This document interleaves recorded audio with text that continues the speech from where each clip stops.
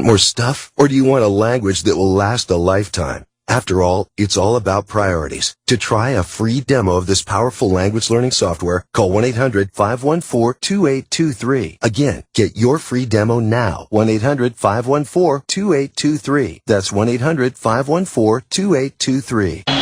Slide in for huge savings during the Dave Smith Annual Grand Slam Savings Sale. The Dave Smith All-Star Team is the Northwest's largest GM dealer. We are ready to give you a great deal on over 2,500 new Dodge, Chryslers, Jeeps, Rams, Chevys, GMCs, Buicks, Cadillacs, and top-quality pre-owned vehicles. Call 800-635-8000 or go online to davesmith.com. Enter to win a brand new Chevy Spark. davesmith.com. In 30 minutes, broadcasting's finest duo will hit the airwaves. And prepare for the incomparable Opie and Anthony Show. Only a show this big could have a pre-show this good. Welcome to the Opie and Anthony pre-show with Sam Roberts. It's Monday. Yeah, it is. You know what that means. Time for another grand week of radio to start here on the Opie and Anthony channel.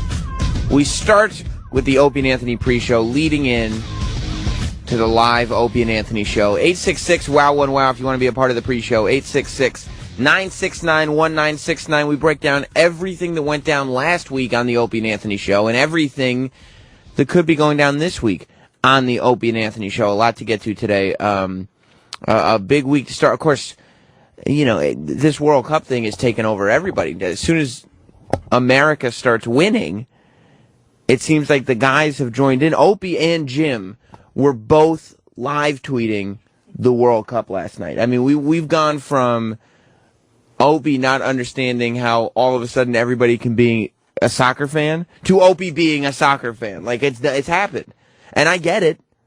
America's actually, because the reason I think that a lot of Americans were disinterested in the World Cup is because we were all told, specifically by America's coach, that America was not going to win any games. But once they started actually performing, it was like, whoa, this is interesting all of a sudden. And America's been taken over by it. So I can't wait to hear what Opie and Jim have to say about actually watching America play in the World Cup yesterday. Well, before we get into everything that's going down today, it was a big show on Thursday because after a week of intrigue and possibilities, it was like an episode of CSI trying to track down the whereabouts of one Eric Nagel, who is more fondly known on the Opie and Anthony show as the Sex Bagel. What do you mean, no? We weren't... He's sitting right next to me. If anybody wants to get a visual of how uncomfortable this is, he's literally 1 foot away from me right now. However, he is known as a sex bagel. Everybody knows that. And we didn't know if he told the staff he was going to Florida. He told Opie and Anthony absolutely nothing. And as it turns out, he was in Italy the whole time. He finally made his grand and triumphant sneaky return to the Opie and Anthony show on Thursday, and this is what it sounded like. Someone else is working here. Oh, he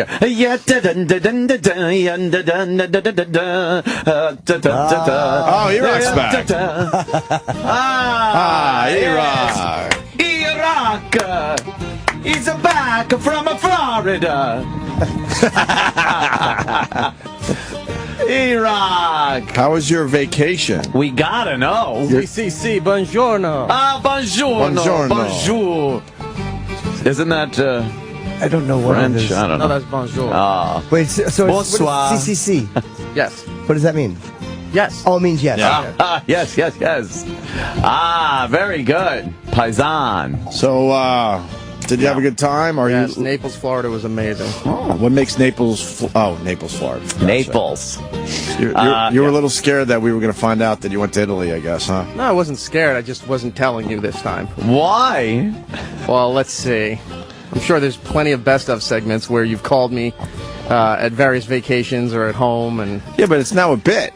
Yeah, we're concerned about it. It's now a bit. We got to continue the bit. No, you don't have to continue. And it's a lot Are you harder, sure?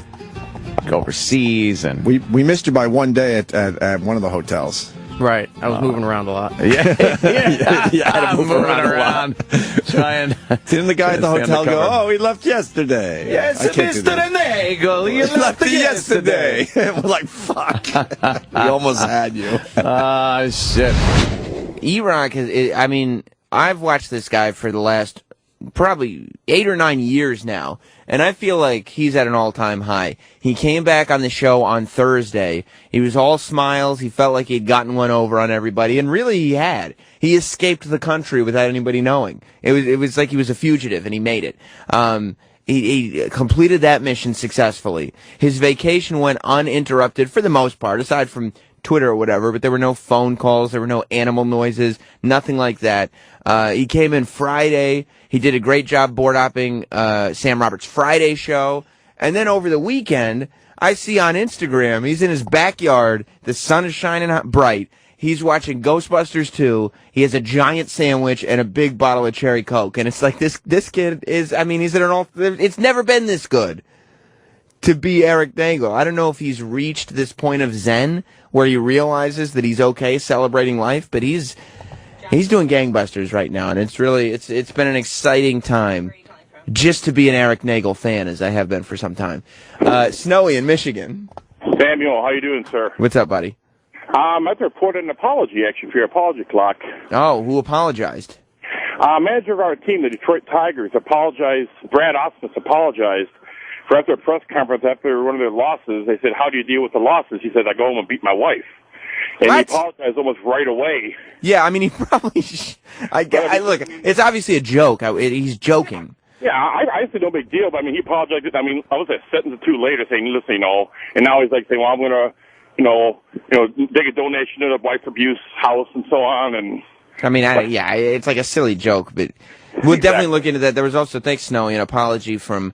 I think the guy who runs T-Mobile, if I'm not mistaken, that we'll get into later on today's Opie and Anthony show. But speaking of staff members, somebody that hasn't been having as easy a time as E-Rock lately has been Mars. For the last 2 weeks or so, the studio that we broadcast at, that Opie and Anthony broadcast out of, we broadcast out of this little broom closet next to the Opie and Anthony studio. But the Opie and Anthony studio has been unpredictable, to say the least. Some days in shambles, some days in fine working order. But Mars has been having a tough time because we generally don't find out if it is to Opie and Anthony's liking until Opie and Anthony are on the air, at which point far too many people know for it to be healthy for Mars's career. But Thursday, they turned the mics on, and for the first time in about 2 weeks, it sounded perfect. It sounded just the way they want. But Mars was talking about the shit sandwiches that he's been eating lately. Let's go to track 1. That sounds good. Sounds better, right? Yeah. Is that you, Mars? Mars, Is that all you? How much shit did you get yesterday? Marcelino. How much shit you get yesterday? My nigga. A whole bunch of shit. A whole bunch of shit. A nice shit sandwich. Yeah. Storm? Was it a shit storm? Shit storm, shit sandwich. Where are we at? Calling out Mr. Greenstein wasn't a good thing for me. Damn. Why? F5 shit storm? Yeah. Then he calls a big Buttocks boss. of God. Big boss called me and said, "What the fuck are you doing?" Damn. So because Greenstein's not on top of it, he has to make it hurt for you. Shit flows downhill, my man. Because he's the guy that's not on top of it, because we've had studio issues for I don't even know how long at this point. Please, Opie. What? No, Mr. Greenstein. Yeah, but that's bullshit. Please. That trickle-down shit is bullshit. He should take responsibility, because we've been telling him about the studio for a very long time, so now he's gonna give you shit through your supervisor? They're well aware now. Is my mic on? Yeah. Oh, yeah. Okay. They're well aware now. Yeah.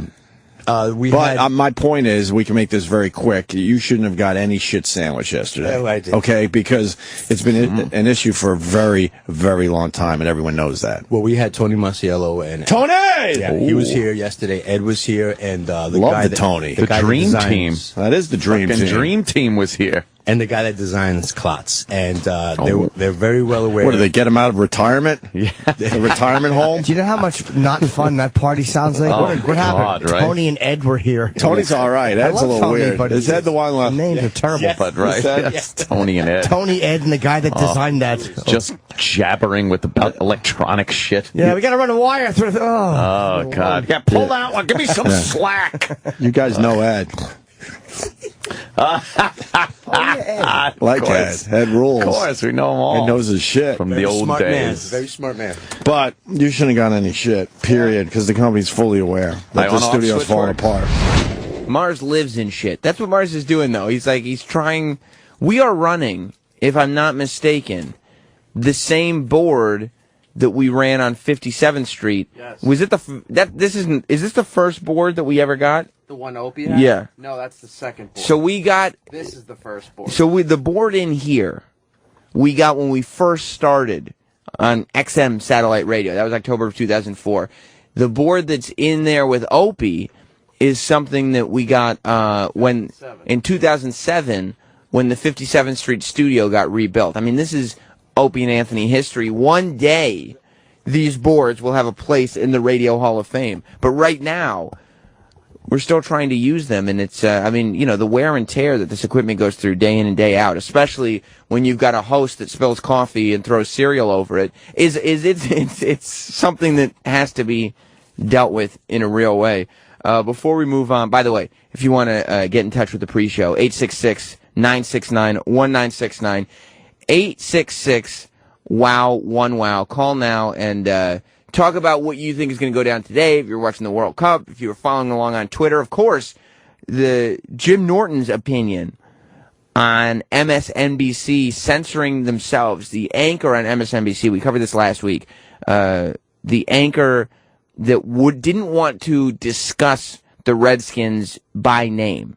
Okay, this anchor goes on and she tells the story of what's happening in the news, but will not mention the Redskins by name. She says a team with a racial slur for a name, and then she gives a warning before she throws to a clip where somebody who I believe is a congressman is saying the name. She actually warned the viewers, there's going to be some offensive language, and all he's saying is the team, the Redskins.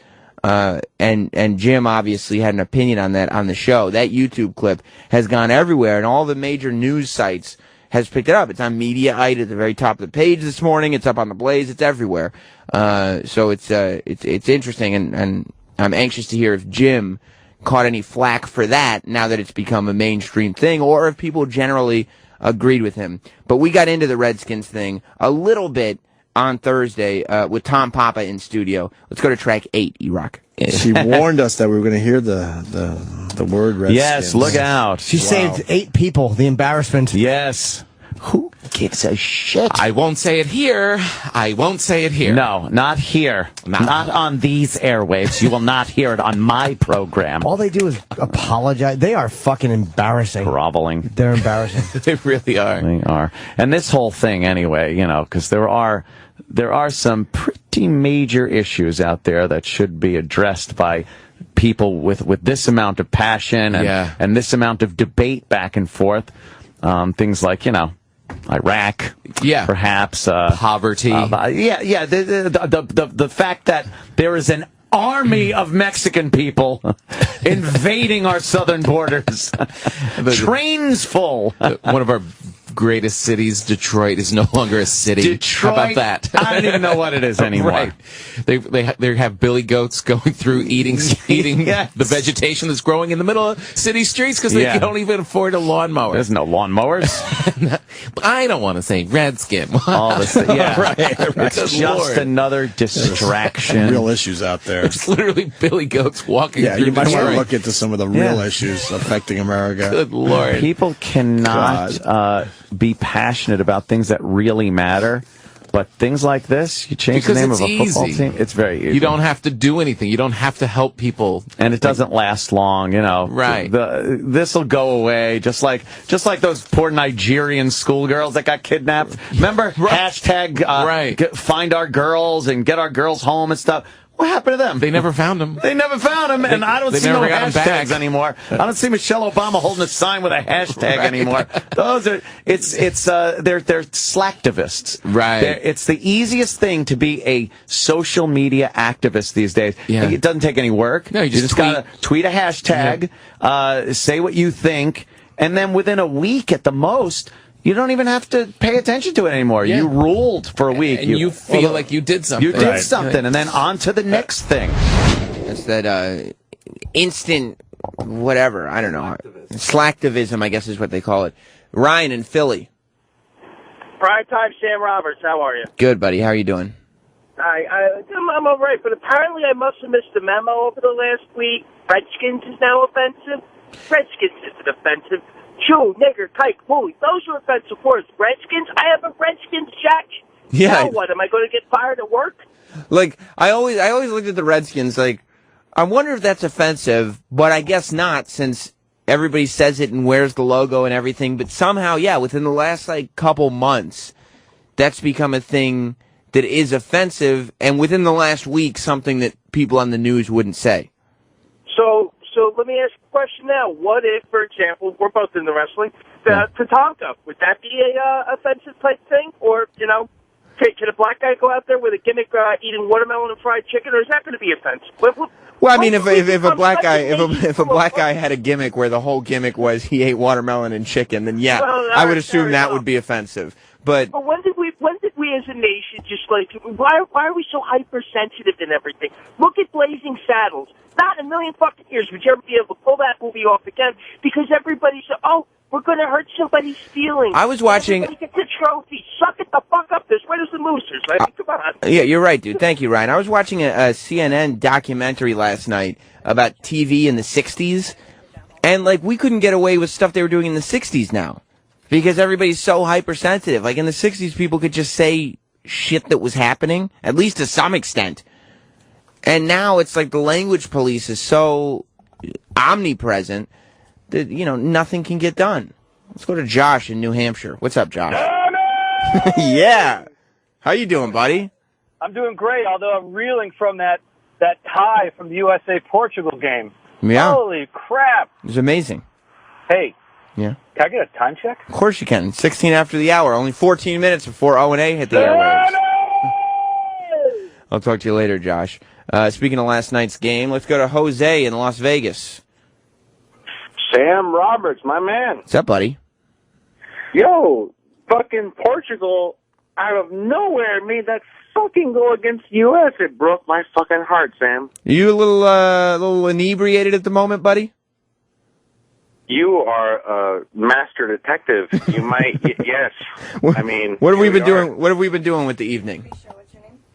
I mean, we had a couple of Coke and Rums and a couple of Guinnesses and stuff. I mean, how can we get over this loss, or not loss, but tie of U.S. and Portugal? I mean, It really was. It was a heartbreaker. It's like the United States of America is never supposed to give up, especially not in the last minute. We were so there. We were so close. It was right there at the cusp, the whim, and then a minute and a half left, and they just made that, what were we supposed to do? What were we supposed to do, Sam? Is there a lady in your life, Jose? Yes, she has gone away from me. No. Yeah, she moved away. So you have to deal with this chick moving away. Now you got U.S. tying up soccer games. What's going on? She moved to Germany. Germany? Flipped. Yes, she flipped the cup. Well, I'm sorry to hear. Right. Jose, Yes, I want you to go ahead and get some rest now. Wake up. I want you to feel refreshed. Get that woman out of your life. Know that there's another game for the United States of America. And let's start what'll be today for us, but tomorrow for you, refreshed and in a new mental place. How do you feel about that? I think I feel really, really worthy of having a new start, my friend. Good for you, buddy. I'll talk to you later. The same here, Robs. Okay, you call me Robs. John in North Carolina. What's Sammy, up, John? how you doing? Good, buddy.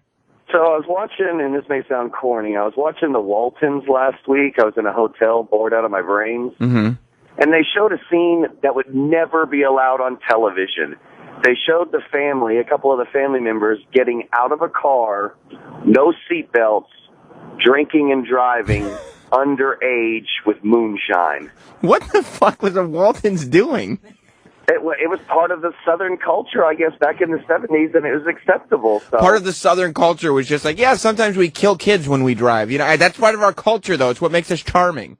Hey, that's the South. It's amazing. Thank you, John. And I think what happens is, like, we realize, like, we take care of the real problems. Like, all right, drinking and driving is actually a terrible thing. So, okay, let's not embrace that anymore. But once we start taking care, and it's like, okay, separating black people from white people is the wrong thing to do. So let's bring them together. Okay, we did that.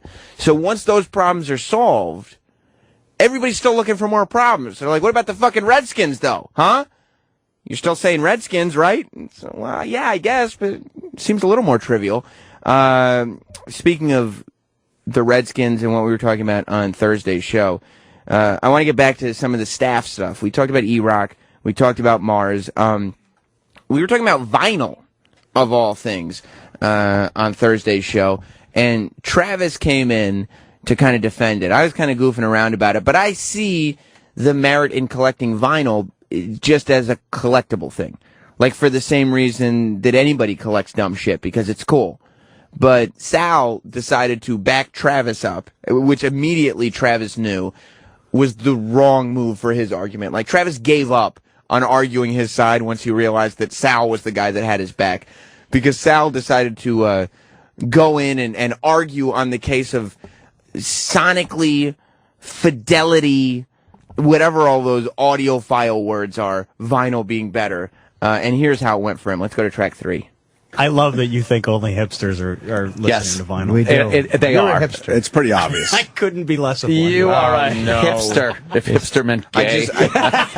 Speaking of, hi, Sal. Look who just came in. Sal thought we were talking about gay stuff. Sal, you like your vinyl? I love vinyl. Of course you do. So I'm fighting for vinyl here. Come on. Oh, man. Why do you like vinyl? If you're a collector, and if you... vinyl's fun to collect. Vinyl is awesome. The only vinyl you should own is the Gimp suit. I love collecting colored vinyl. Like all sorts of, like, they don't call it that anymore. Exactly. I mean, they're just My different house, artists. but I was actually thinking about you guys the other day. Jazz, there you go. This eyes company, shut in bed, curled toes. Exactly. naked in a sleeping 8 bag. fingers in your asshole and cranking your dick with the other 2. Like a velociraptor. I love when Sal tries to get a story out. Oh shit! No one cares. I apologize. I bought a You vinyl. don't love vinyl. You think it's just cool. No, I have like a very hi-fi audio system. If you listen, Who cares? Where'd you buy it? Where'd you buy it at? Oh God, I wish I could. Yeah, was it Buck Yeah. Stereo? Buck Super Stereo World. Yeah. Listen to that bass. He's kicking. That's high fidelity. High fidelity. That's right. The guy came in and installed it. He had brains on his suit. If you listen to vinyl on like those small little bookshelf speakers, they're pieces of shit. But if you listen to it on like in an acoustically treated room, Is it better than YouTube? Treated room. Yeah, like Is it better than headphones? Yeah, it's Give amazing. me some Bose headphones. You can have your room treated acoustically. There you go. I'll just jack off and fucking have Bose headphones on. Hey, look.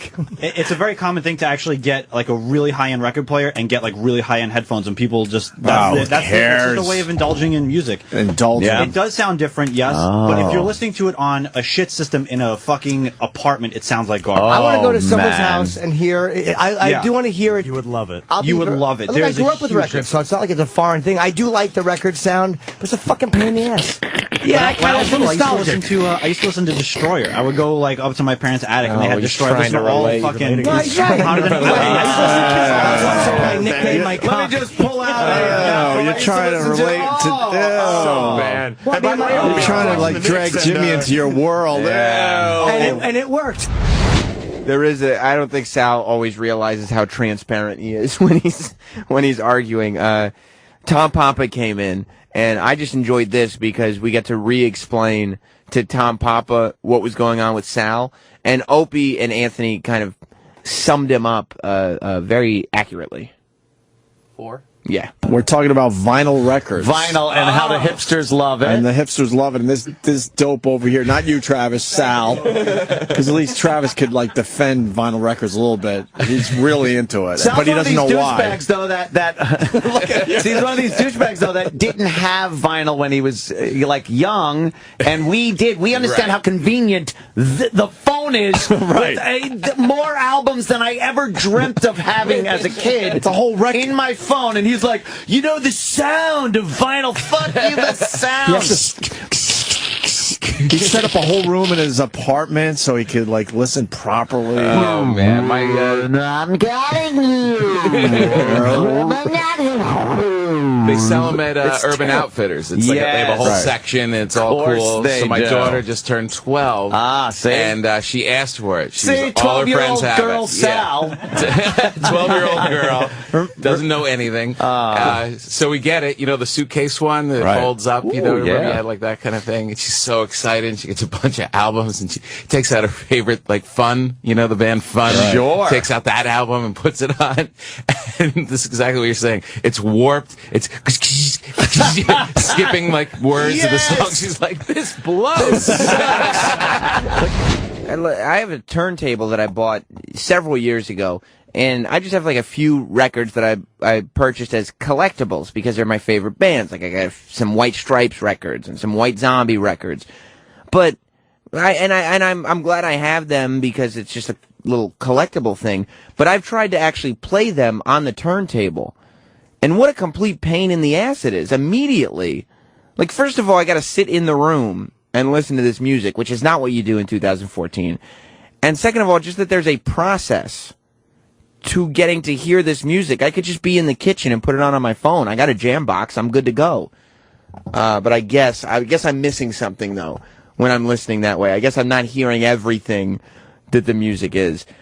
Speaking of Tom Papa being in studio, he was talking about his interest in the World Cup, but it was a little more selfish in terms of what it does to his family life. Let's go to track 7. You're watching the World Cup. Great. I am watching the World Cup. I'm all in on the World Cup. You're there, huh? Yep, I am. I was watching yesterday a little bit. I'm trying to get into it. I really am. If you have... I'm starting to get it, though, because the whole world is watching. That part of it's kind of cool. Yeah. I started doing it just because I live with other people. My wife and daughters, and you know, if I turn on the Yankee game, that's 3 hours that no one's coming in that room, and I'm cool, and I can be by myself because they're girls and they're not interested. Right. Now the World Cup, you're giving me whole days. This is going into weeks of me turning it on in the morning, and it just rolls all day, and they're so disinterested. They don't want to... and I'm sitting there watching Cameroon and Croatia. I don't really care. I was watching that yesterday. Go Cameroon! But after a couple days of pretending to like it, now I like it. Started liking it. Yeah. Wow. Oh, so this is new for you. It's great. I always got into it, but now I think I'm deeper. Right. It's great. You guys don't like it? You don't like it, Jimmy? I don't hate it. I never grabbed it. I don't fully understand it. Why people watch soccer. No. Not really. But I mean, the World Cup, like I said, knowing the whole world is in on this, that part of it is really cool. Yeah. It is really cool, and it's the drama builds up, and then it's very colorful. And I'm just not into the real lack of the scoring, which is why people say, "Oh, you Americans, you need a high-scoring games." Yeah. But I don't know who's saying that, but some old I think villain. there's an undercurrent of pride that we have that our sports, you actually need money to do. Like you need equipment in football, you need a hoop. It's just like that's all these, true. Yeah, all you need is the ball, and we can play. It's like, that's why we're not that into it. Yeah, that's why we're not that, and that's why there's so many countries that are, because you just need that. A lot of the impoverished nations can play because we don't even have a ball. We use a milk carton. It's a goat head.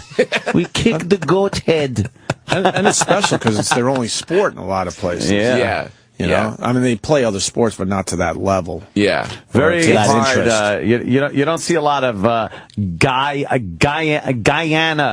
a lot of Ghana ice hockey. Ghana ice hockey, Ghana NFL. Yeah. You don't see that. Ghana baseball, even. I don't know. Trying. It's crazy the amount of interest that this thing has. Like, E-Rock was just showing me a picture on his phone when he was in Italy, not Florida.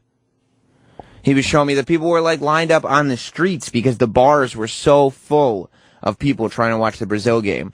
It'll be interesting to see. In that clip, Opie said that he didn't understand why people were watching soccer. I was reading Opie's tweets over the weekend, and it seems to me that Opie now understands it. I want to know what he says about that, because and even Bubba Ray Dudley, Bully Ray, who was on the show last week, was tweeting Opie saying, "Now do you get it? Now do you understand?" Because we learned that soccer was Bully Ray's favorite sport. Jim also, Jim's live tweeting of the game was a little more facetious, but still, the fact that he was live tweeting and watching the whole thing is a big deal. I'm sure we'll get into World Cup. We got a bunch of videos that we have to watch. I wonder if they'll talk about the story of the CEO of American Apparel getting fired. I love stories about that guy. What a creep. What a weirdo. And it's like, he's in trouble because the company was also not doing as well financially as they used to, but of course they weren't. Everybody's got blue t-shirts. Like, how many blue t-shirts are you going to buy? Once you buy one, you're done. We'll get into that and a lot more. Of course, Jim's internet fame because of his MSNBC reaction, and from the UFC, Chris Weidman and Frankie Edgar, both in studio. It's been a while since we had anybody from the UFC in studio, so that's going to be a lot of fun. Chris Weidman and Frankie Edgar in studio on the Opie and Anthony Show later this morning. Good news. You won't have to wait much longer for the greatest duo in the history of radio, because the Opie and Anthony Show starts right now.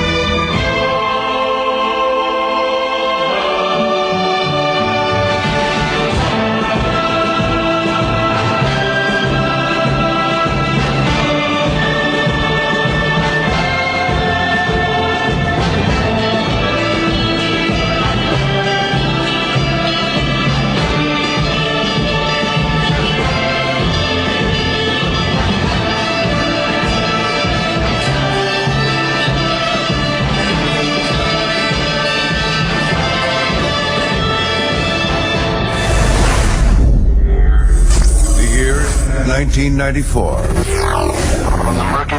From the murky banks of terrestrial radio, a new hope begins to rise. Opie and Anthony are radio shock jocks known for setting up outrageous stunts.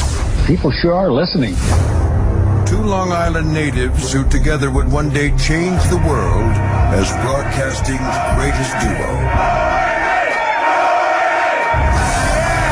Oh my God! It was beautiful! After 20 years, these children of the 80s have arrived. Their hugely popular radio show is not just in New York anymore. Opie and Anthony show. The hottest show there is.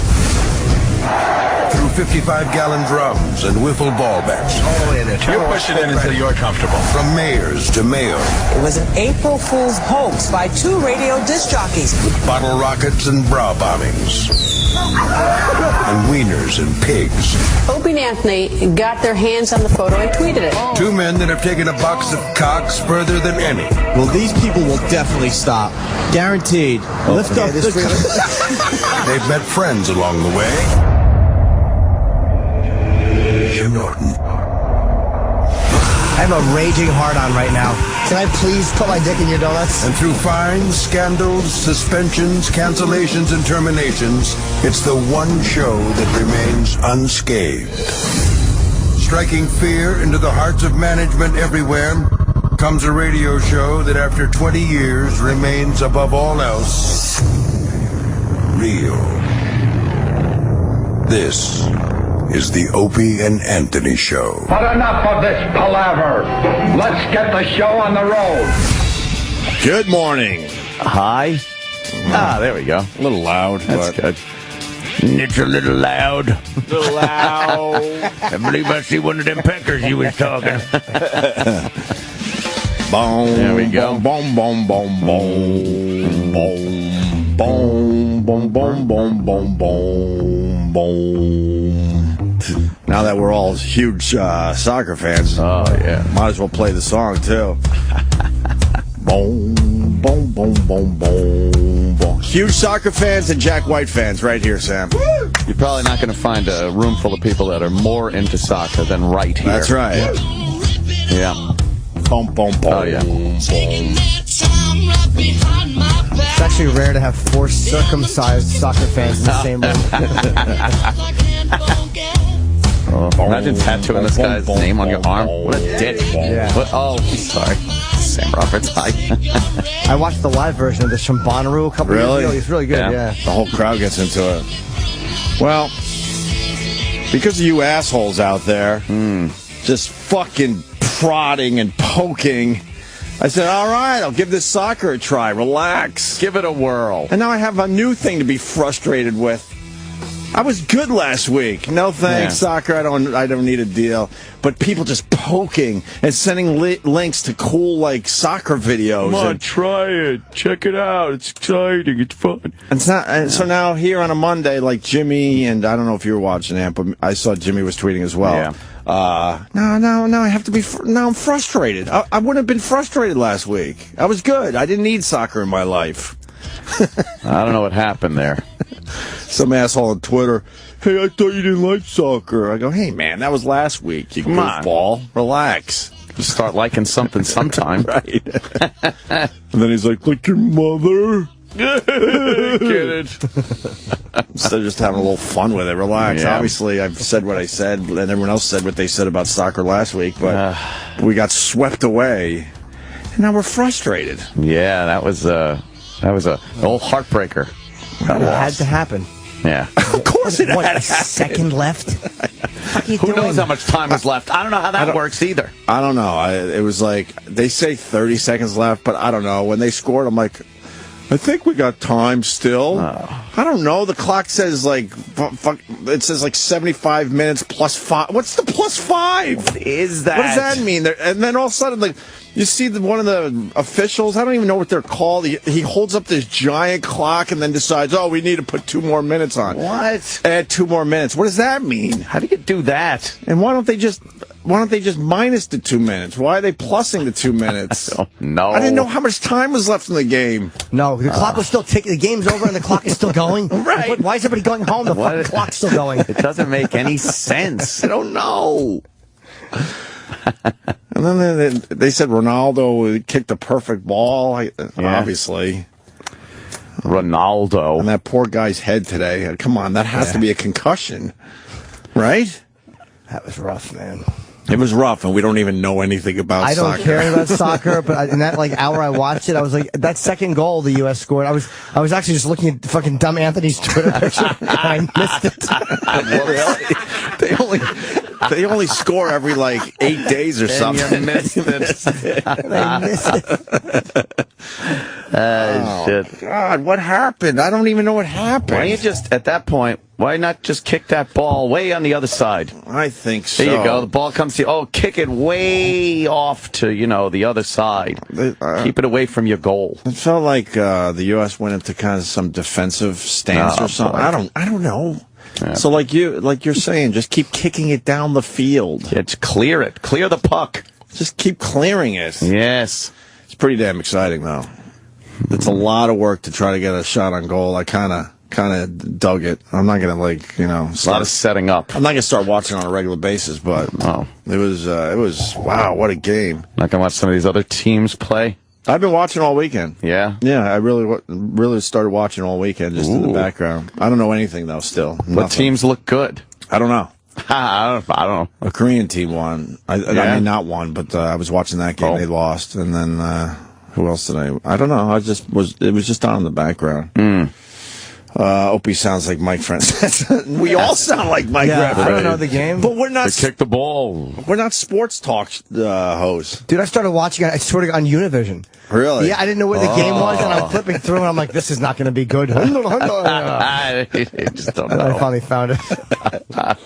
Well, yeah, it was now a new thing to be frustrated by, and now they play Germany, and of course they're going to lose to Germany.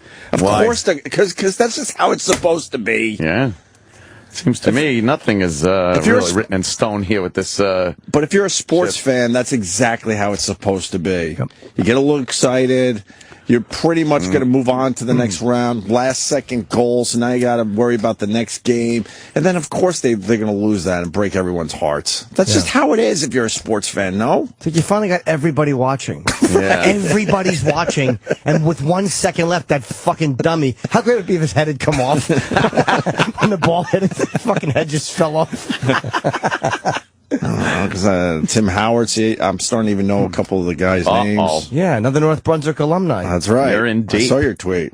And he seemed like he was having a pretty good game, although the first goal, I didn't see the first goal. I heard it was a soft goal or a Bill Buckner type goal or something. What happened with the first goal? Oh, no. Because our pal P. Radovich was texting me. He's the guy that called to say, you guys got to give soccer a try. He's our old pal from the old days. He's like, you're watching, right? I go, yeah, I got it on. And he's like, it's blowing up, man. Soccer's never been bigger. A win today puts it on another level. Yeah, well. And that's why it wasn't supposed to happen. That's why. Tie. What's the last second tie with a fucking head do? What does that do when a guy uses his head to beat your team? Right. Embarrassing. So I just wrote agree, because I don't know what that means. And then he wrote, I was taking garbage out or something, and he wrote, that was the equivalent of a Bill Buckner play. Fucking awful. Worst start imaginable. That was on the first goal. And then it was, wow. He writes, holy fucking Christ. And then he writes, fuck. So you can just imagine what those... Yeah. What that was for. I think the wow and holy Christ was when we took the lead, and of course the fuck is the tie. I was listening to the news on the way in, and they were speaking with some people that are a little more knowledgeable on soccer. Right. And one guy was like, Americans are new to the soccer and have to realize it isn't over until the game is over. With the seconds left, you cannot celebrate. And that is football. It's like, oh yeah, we don't know that it's not over till it's over. Yeah. We've never seen a sport where right at the last second something happens and fucks you. What do you think we're watching here? Right. Gopher races? Right. Come on. We know how sports work. I don't think the U.S. was thinking that at all. Maybe the fans in the stands. Right. Some of those superhero... They love the superhero outfits. They're in the stands with their superhero outfits on. The crowd at these soccer matches just look retarded. Oh, boy, do they. They are dressed up in all kinds of wacky gear. Right. Their country gear, the face paint. Painted my face. Support the team. I got that one. Yeah.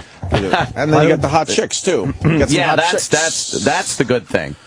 Because you got the soccer babes, the football babes. A lot of Brazilian tits hanging out. Right. Wow. Wait, who's that? Holy shit, is she an attractive My God, sort? man. The last couple of minutes, I thought we had the game in the bag. I was like, game's in the bag. It's over. Stupid Americans. Oh, wow. Wow, soccer girls. Nice. These Brazilian girls are fucking crazy. Yeah, one before that looked like she was smuggling the soccer balls into the game. Someone should check her for soccer balls. That's Australia, right? I think I know some of these flags. Do you know some of these flags? That looks like Brazil. Oh. The one with the silly planet. Yeah, but they have the colors stars. of Australia, though, don't they? Gosh, I don't know. What the hell? Brazil. I knew Jimmy would be frustrated. Only because it was like, we finally watch? Okay, well, you know what? The whole country says, what the heck? It's Sunday, we're home.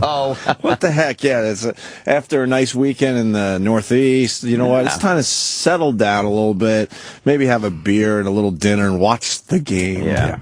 I could have handled a National tie. pastime, soccer. Yeah, let's watch what the rest of the world enjoys.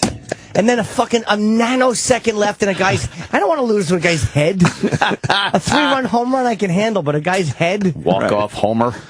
I think that ball was bent, too.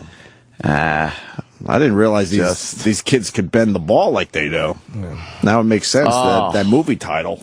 And then they run around. Yay, us.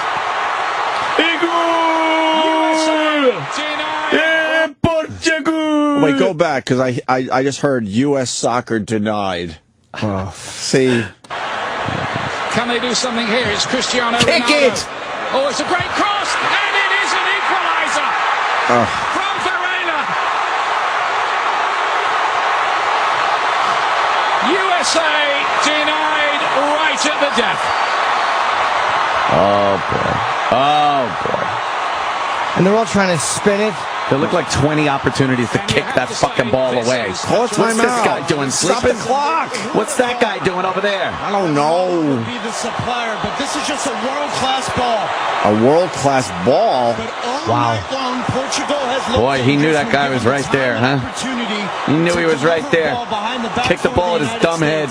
Great finish. Yeah, look, Jimmy, is the game over? The clock's still rolling? Yeah. Can we call a timeout or something? There's a +5 on 95 minutes. Why? I don't know. What? I thought it was 2 45-minute halves. Doesn't that add up to 90? Why don't they count down? I don't know.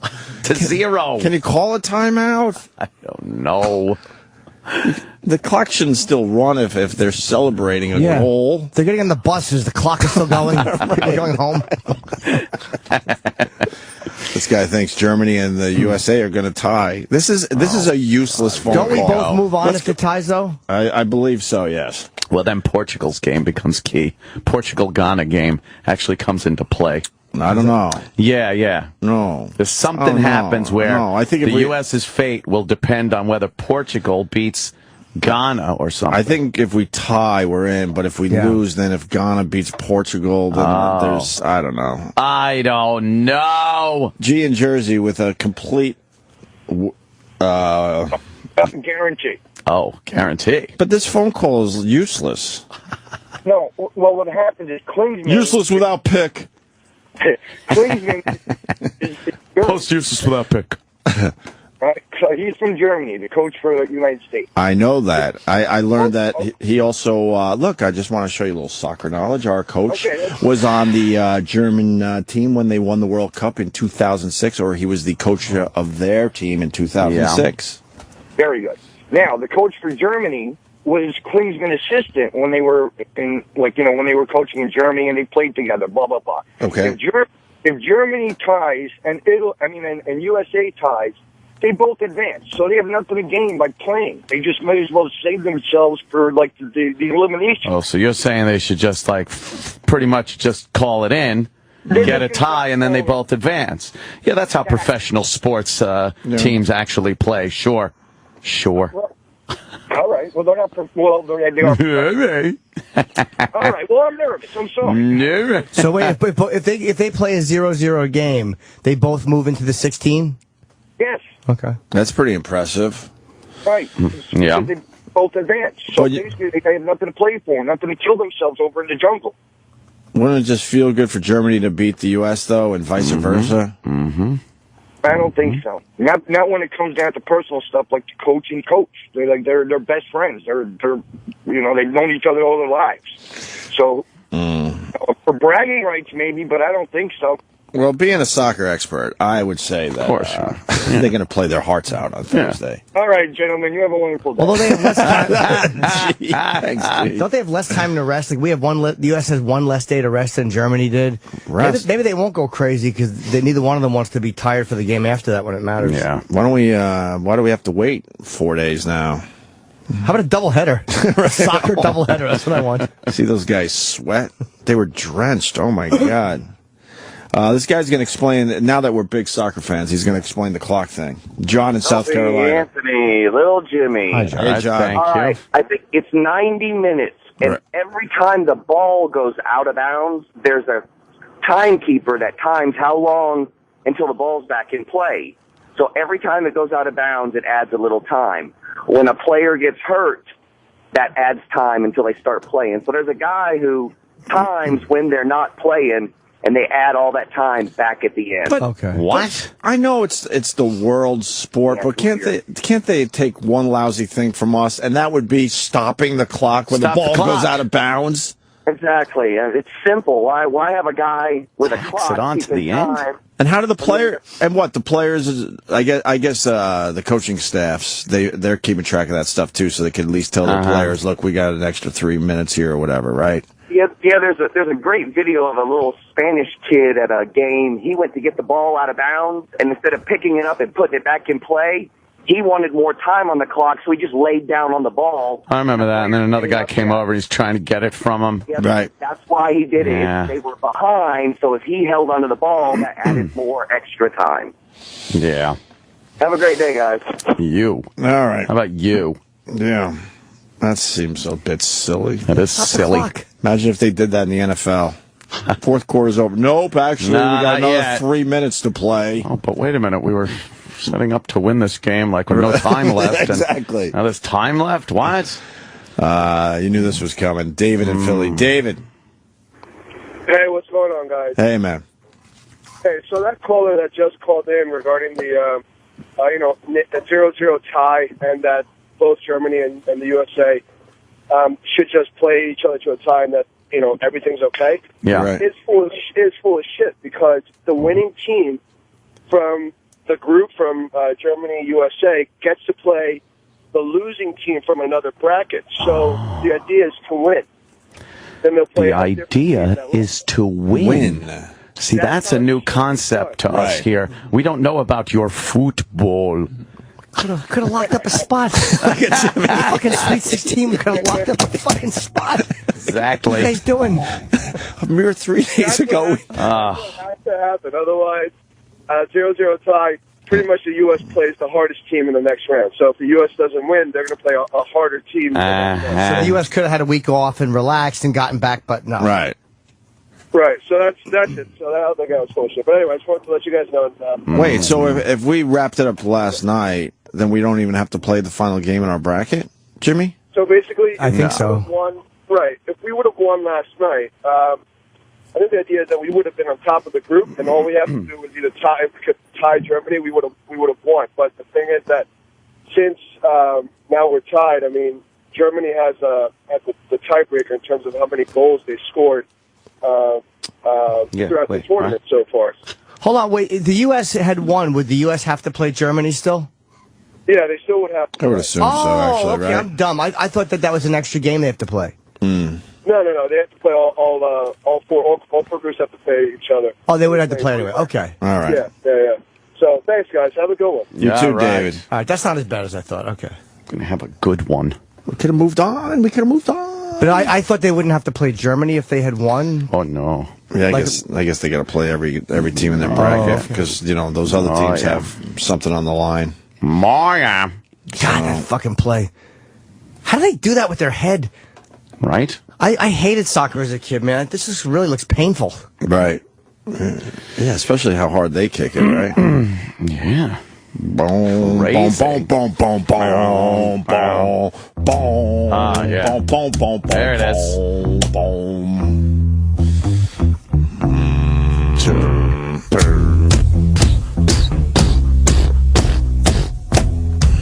That's pretty good. Is this taking the place of the Gary Glitter song, you think? This thing is obviously huge for the World Cup, and it's becoming just huge at every sporting event. This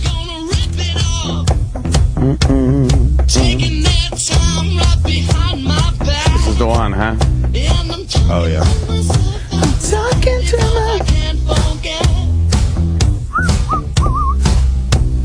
back and forth through my mind behind a cigarette. And a message coming from my eyes says leave it alone. Is this the song they're fucking going with? Fuck yeah. Yeah. The dun dun dun dun dun.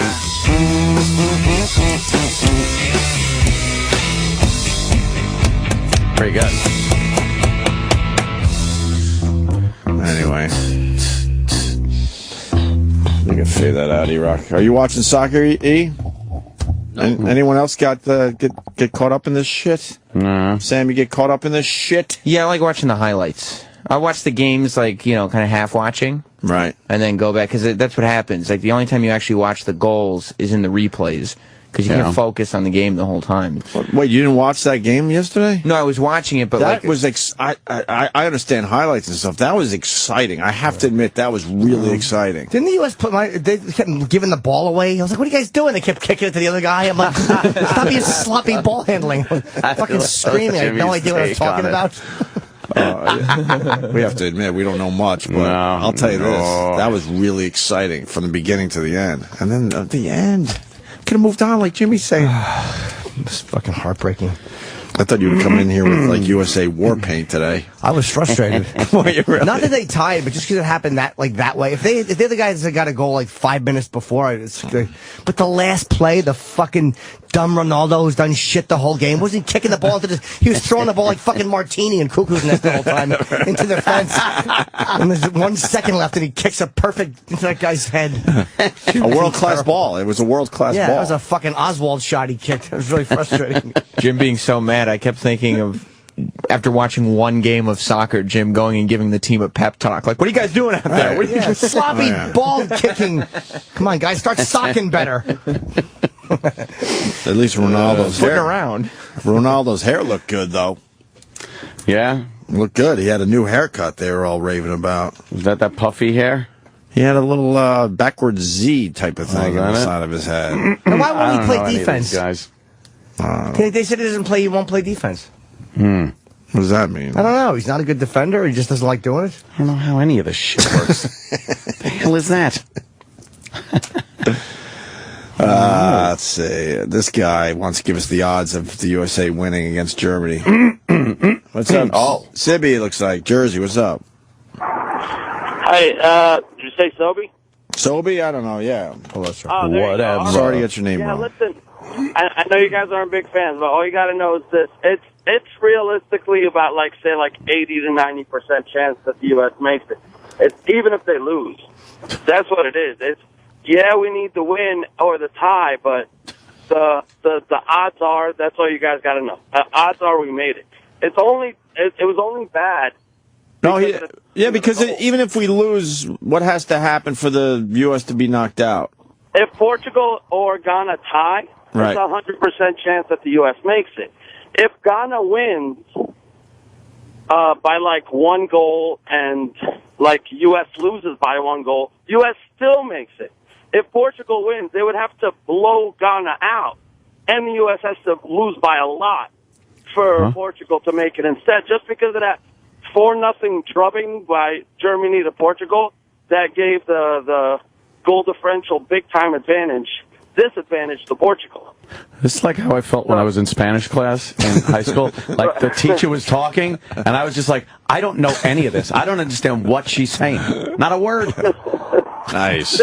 Basically, that second goal, let's say they scored their second goal sometime in the second half. Yeah. Or in the first half, we'd all be high-fiving each other, yes, we got a tie against Portugal. it was just because it was dramatic at the end that it was kind of like, it would have been the icing on the cake, a guarantee, and there was no guarantee. But realistically, to beat Ghana and get a tie against the top 5 team in the world, the U.S. actually did fantastic. The U.S. I know, but it's still how it just ended hurts, no matter what. 1 second left, the guy's head knocks the ball in. There's no way to spin that. Right. You guys said it happens all the time. It's like a 3-pointer with like no time left on the clock, and all of a sudden you're thinking you win it, and never mind. You know? Yeah. Right. But it really wasn't that bad. The U.S. has a really good chance of making. All right, but I think it makes the team a little sad. It sure does. They're a little sad today. And you just hear like USA, and then all of a sudden quiet. Yeah. Like, Bill, please. Portugal's really good. Yeah, they're one of the top Portugal's teams. supposed to be like the top 4 or 5 team in the world. And Ronaldo's, what? Is he really the highest paid athlete in the world? Oh my God, he makes a ton. I think somebody told me yesterday like $54 million a year, and that's not even including endorsements. Wow. Right, yeah, he's by far the highest paid in the world. It's ridiculous. And I think his buyout is $1 billion, which is unrealistic. Obviously, who the hell is going to pay $1 billion to buy him out? How old is he? Basically, I'm sorry? How old is he? I'm not sure. I know he's still young, though. Oh, he is, okay. He's not over the hill yet. He's in his prime right now. All right. All right? Okay. Thank you, buddy. So what All right, happens? take it easy, guys. You. Yeah, I They do heard it every there's- 4 years. What do they do for the other 3 years? They go on their regular teams, I guess, right? Is that it? They have national. I don't know. There's leagues. The Premier League, I think. Oh boy. Manchester United. Manchester United. Yes. I don't know. I really don't know. They go back to their regular teams, I guess. But some of these teams are always together. Is that true? Is that true? I don't know how it works. I really don't know. I'm not going to sit here and try to make believe I do. We know about as much as soccer as everybody in this country. I mean, there's people who know a lot, but I don't know shit about it. Yeah. No, I'm saying that like it's news. Nothing. Yeah, most people don't. Even the ones that were watching going like, well, this is great. They know nothing of the actual sport. Kevin in Boston. Kevin. Good morning, boys. Hey, Hello. Kevin. There's a reason why Ronaldo had that thing shaved into the side of his head last night or yesterday. Was that I guess there's some child in one of his European countries there that had brain surgery, and the scar was shaped in the same shape as the shaving into the side of his head. He shouldn't be making fun of those kids. Wow. So he also paid for the kid's surgery, which I think was like $83,000. So it turns out he's a terrific guy as well. I know. He got busted with a tranny in, I think was it Brazil or something? Ronaldo did? Yeah. So you got to love this guy. He's my idol.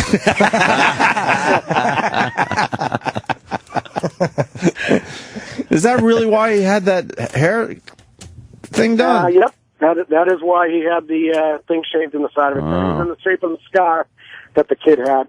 Where's the kid scar? Let's match him up. Yeah, right.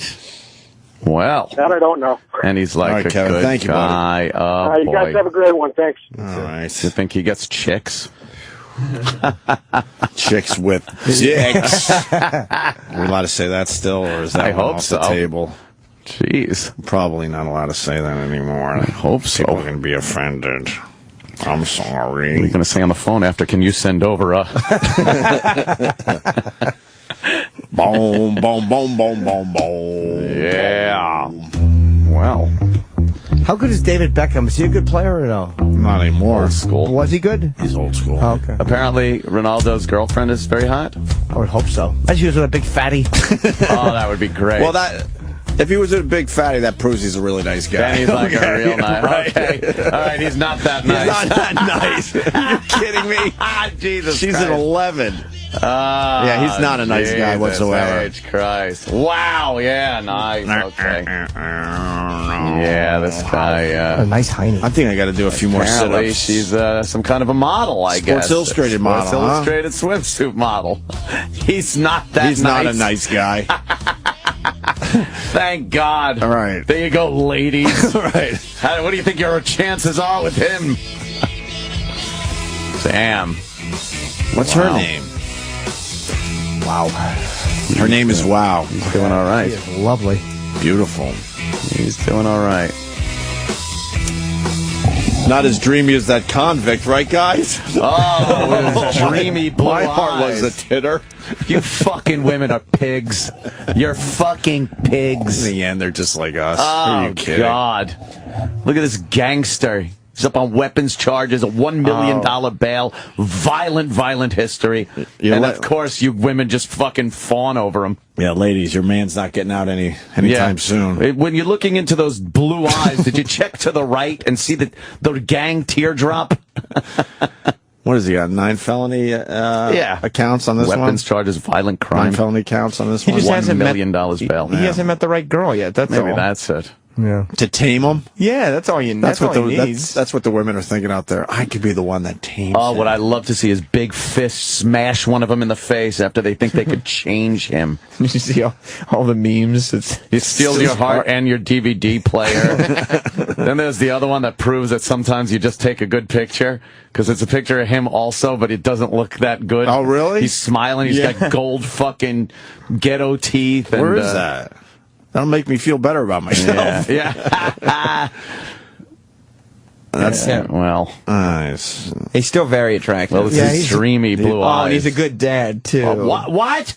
That looks like. Is that his kid? Because that's telling me something bad. Well, that looks like his kid there. Almighty. Look at that. He's his mother's son. He's a wonderful guy. I don't know what's going on there. Yeah, he's a viral star just because of his mugshot, right? Yeah. His face got superimposed on every male model shot you can think of. Yeah. Apparently he's got a temper problem. Oh, is that it? Yeah. What was he arrested? A bit of a temper problem. Weapons charges. What was he trying to do? I guess... I was too busy looking at his eyes. I was lost in his eyes. Lost in his eyes. And if you think the women like those big, dreamy, kissable lips, don't think that somebody on Rikers won't notice them. Well, what was he breaking and entering? What was he trying to do? No, I think all weapons charges right now, and then with all the priors he's had, he's trying to sell guns. Yeah. Oh well. Yeah, the girls love him. They sure do. Ladies are suckers for a pretty face. Richard Ramirez was married before he died. Oh, yeah? The Night Stalker. Yeah. He killed a bunch of old people with a fucking... He bit an old lady to death with a lamp, and some women went, I have to fuck that guy. That's astounding. I know. Yeah. Well, Godspeed. $1 million bail. Maybe some rich woman will get him out and settle down. Well, he's married. Oh, well, yeah. His wife's not happy with all the attention he's getting. Yeah. She's more worried about the attention he's getting online than what he's in jail what he for. has to deal with now. So good luck to you. Boy, they keep showing that goal over and over again, huh? Oh, yeah. It's the big story. I'm wrong, I think. Somebody says wrong Ronaldo. Brazil Ronaldo was with the transsexual, which is the older Ronaldo. Oh. I guess. Something tells me Ronaldo's probably a pretty popular name in the soccer circles. Oh, so this guy wasn't with a trans. Yeah, so wrong guy. Gotcha. I want to help you understand why this game is so great. I think we understood really that by yesterday's game. We've pawed through the minutia. Kevin in Jersey. Hi. Hey, go ahead, Kevin. Well, I just want to go to a couple of points that you have gone to, Opie. I love that you're kind of the forefront of the soccer love on the show. What am I? Wait, what? Saying he's kind of crediting you with the soccer love on the show. He's saying that you're the forefront of it. How am I not at all? Why is because hockey is just, think of hockey as arena football and soccer as football. That's the real way you need it. By the way, I don't feel like soccer is like hockey anymore. No. I don't really feel that. Okay. I really don't.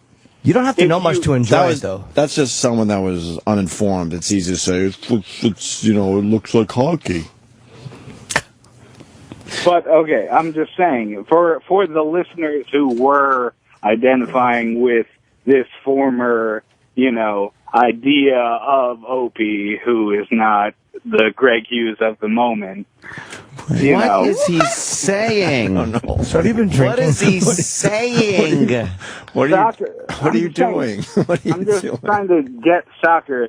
I think you guys are I don't think you. falling into I think a perspective.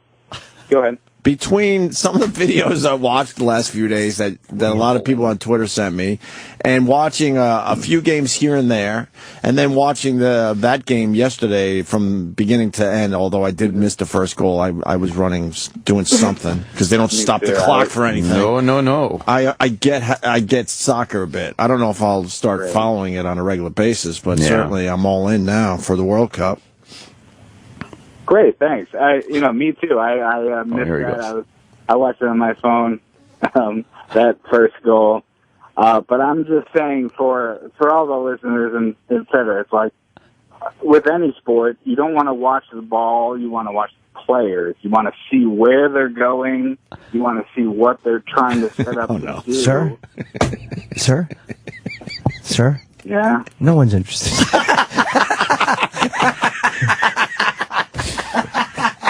That was Jimmy. I'm certainly interested in everything you have to say, Kevin. Okay. Thank you. Wow. After yesterday's game, I don't think you have to explain what makes soccer exciting.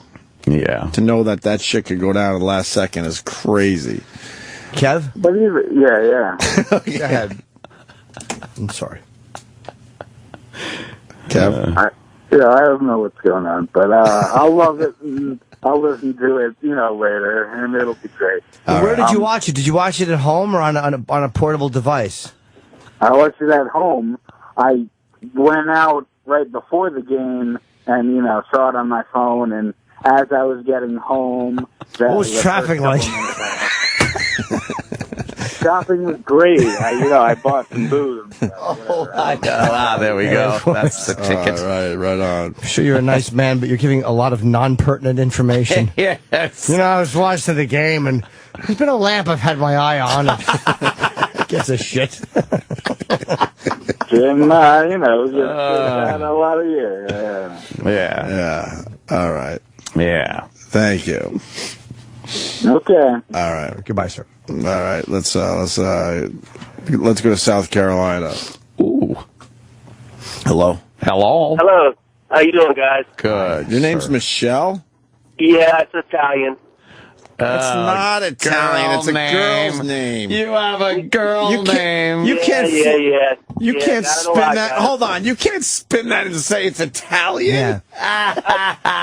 Hey, Michelle. Yeah, Michelle Corleone. Oh, that's right. Oh God. What do you call yourself, Mitch? Michele.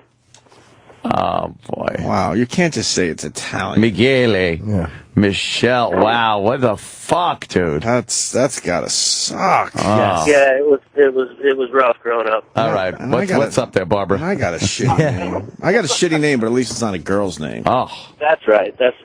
Now these guys, they play for two different. They'll play for their national team once every 4 years, and then they play for their club team, whatever professional team, like you said, Serie A in Italy or the English Premier League. There's several different pro teams they can play for. A lot of them play in the MLS as well. So they do play for two different squads. Their national team once every 4 years, and then whatever club team that's paying them their big contract, they'll play for them for the between the World Cups. But these guys get together every so often to practice with their national teams. So these guys don't play with each other year round. So that's the difficulty of fielding a 23-man roster is you got to pick the best, 23 players that have citizenship in that country. So, there's a lot to it behind the scenes part of putting the national team together. Right. These are words that go together well. So it's like basically an all-star game. Yeah, it's basically an all-star game. That's right, Jimmy. It's like an all-star game, basically. Sure. All right. But these guys, some of these players, have played. There's one fellow there on the U.S. squad that's played in 4 World Cups. So that's quite an extensive, World Cup. As long as he's played for 4 different World Cups. Sure. Hey, dude, you're from South Carolina? Yes, sir. Do you have a brother named Cindy? No, I don't. Oh, okay. Just asking. All right, guys, check it out. All right. See you, Bets. Just pissing off everybody today. Hey, man, you're called up with a... Yeah, he could have said any name. Right. If he doesn't want to deal with that, just say Mitch. He's been dealing with that his whole life. Oh, How many times has he said it's Italian? There it is. See, this is nothing about an Italian guy. This song about a chick. Yeah. Wow, that's cruel. Sometimes you got to leave those family traditions back in the old country and realize where you are. Right. Step it up. Call him Mitch. All right. Yeah. Well, that's it, I guess. We're in as far as soccer goes. That's our soccer. But I don't want to be. wrap-up. I don't want to be frustrated by a new thing. I got enough things I'm frustrated by. I don't need to fucking have to deal with this now. With soccer. With soccer, right? Fuck. What time is the German game? Because Brazil's on the same clock that we are, so at least the games aren't going to be, I don't think, at 4 in the morning. Oh, yeah. It'll be whatever. I don't know yet. I have no idea. I'll be watching. Yeah, I think I'll watch that too. Does Roland have his World Cup gear yet? For the high fives in the subway? I would assume so. He would get I bet, a lot of high fives in the subway with the USA official USA jersey. World Cup. He could go to that fucking Lexington station and start fucking molesting people, apparently. Between the hours of 8 and 10. Between 8 and 10. Oh, there's hours that it happens? Oh, yeah. Let's get to that story after the break. Yeah, those are the biggest, those are the peak hours for molestation on the platform. Yeah. Wow. Yeah, it's crowded. Yeah, we'll get into that next and some other things, and we'll talk more soccer, certainly. Mm-hmm. See, that'll keep the people tuned in. It's all about soccer these days. Opie and Anthony will be right back. You got me right where you want it. On Sirius XM. I'm Deion Summers, the man that picks the music on The Heat. Also, I'm on the air every weekday afternoon. The channel's called The Heat, so it's really built for those hot records, for those hot moments. It's what's hot now in hip-hop and R&B. What I do is go and find, those summer bangers, like Pharrell, Beyonce, but every summer there's just that one song that just comes out of nowhere and just rules every cookout. Simply put, The Heat is all about the summer. So come, experience The Heat, Channel 47 and on the Sirius XM app. Cloud may be just another overused buzzword, but the cloud is an effective computing environment that can save your business time and money. Barracuda Networks is no stranger to the cloud. In fact, all of our security and storage solutions connect to the cloud for continuous updates and off-site redundancy. Barracuda's cloud also plays host to our email security, web security, file sharing, and e-signing services. We even offer solutions on Amazon's AWS and Microsoft's Azure public cloud platforms. To try any of our cloud-connected solutions free, visit barracuda.com/cloud. Material 4X work gloves from Mechanics Wear aren't just tough, they're 4 times as tough. Material 4X gloves last 4 times longer than other work gloves and outperform leather, hands down. Whether you're on the job site or in the garage, don't just protect your hands, enhance them with Material 4X work gloves. Work faster, safer, and cleaner with Mechanics Wear, the tool that fits like a glove. Available at Lowe's, AutoZone, Advance Auto, O'Reilly Auto Parts, and Napa Auto Parts stores nationwide, or online at mechanics.com. Guys, when that special moment's there, anxiety or aging can cause frustrating issues. That's why millions of men depend on the little blue pill to keep their passion going strong. And now, getting the generic form of that same amazing blue pill is easy, with the convenience of ordering right from your home, without the high cost of pharmacy prices. Don't pay up to $15 per tablet when you can get 60 full-potency tablets for just over $2 per tablet, delivered discreetly right to your door. But wait, order now and we'll give you an additional 8 tablets free. Our highly trained customer support staff will give you all the clinical facts and answer any questions you may have. And with our complete money-back guarantee, your satisfaction is guaranteed. Join the thousands of men who are paying less for the tablets their relationships need and enjoy our completely private, discreet home delivery service. For this limited-time bonus tablet offer, call 800-461-8944. 800-461-8944. 800-461-8944. These statements have not been evaluated by the FDA. This product is not intended to diagnose, treat, cure, or prevent any disease. When it comes to choosing a trucking company, choose the one that invests in its drivers and their quality of life. Trans Am Trucking equips its Kenworth trucks with refrigerators, APUs for in-cab climate control, power to charge your cell phone, run your TV and microwave, automatic transmissions, voice navigation, in-cab fifth wheel release, and no-touch freight. At Trans Am Trucking, their drivers earn a living and enjoy life on the road. Call Trans Am Trucking at 800-370-9609 or visit transamtruck.com. To make your life on the road more livable, choose Trans Am Trucking. If you want a better body, you change it. Work out, eat right. But what if you want a better brain? You change it with Lumosity.com. Designed by neuroscientists, Lumosity.com's online games give your brain a fun and challenging workout. It only takes a few minutes each day to help improve your memory, attention, speed, and more. So get the brain you've always wanted. Visit Lumosity.com and start training today. That's Lumosity.com. A public smoking announcement from new Zoom e-cigs. Do you struggle with Go Smoke Outsitis? For the act of smoking, men and women are being forced out of their homes into the elements by the people they love the most. It doesn't have to be this way. With Zoom e-cigs, there's no smoke, no smell, just flavor so bold you won't believe it's an e-cig. Together, we can welcome smokers back to the great indoors. Flavor beats fire at ZoomEcigs.com. I'm Deion Summers, the man that picks the music on the Heat. Also, I'm on the air every weekday afternoon. The channel's called The Heat, so it's really built for those hot records, for those hot moments. It's what's hot now in hip-hop and R&B. What I do is go and find, like, those summer bangers, like Pharrell, Beyonce. Look, every summer there's just that one song that just comes out of nowhere and just rules every cookout. Simply put, The Heat is all about the summer. So come experience The Heat, Channel 47 and on the Sirius XM app. Have you ever wondered how you could make a difference in someone's life? What if you could help hundreds or even thousands of children? You might think it impossible, but it's within your reach. Right now, today, students in the U.S. rank 32nd in world math skills. It's time for our children to catch up. And you can help. Become an owner of one of the world's fastest growing franchises, Mathnasium. Mathnasium is the leading math-only learning center in the U.S. Its only purpose is to make our kids better at math. Imagine helping hundreds, even thousands of students in your community improve in school and raise their self-esteem, all while doing something you truly love. Call us at 855-389-MATH for a complete package of information. That's 855-389-6284 to learn how you can make a difference, doing something you truly love. 855-389-6284. 855-389-MATH. I'm Victor Calisi, Commissioner of the Mayor's Office for People with Disability. And I'm Bill Bratton, Commissioner of the New York City Police Department. MOPD works to assure that people with disabilities can enjoy the rich opportunities our city has to offer. This includes the freedom to travel throughout New York City, a right most of us take for granted.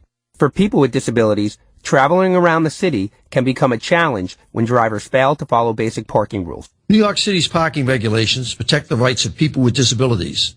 When you violate parking regulations, you not only violate the law, you violate the rights of others. Parking spaces designated for people with disabilities ensure equal access to goods and services.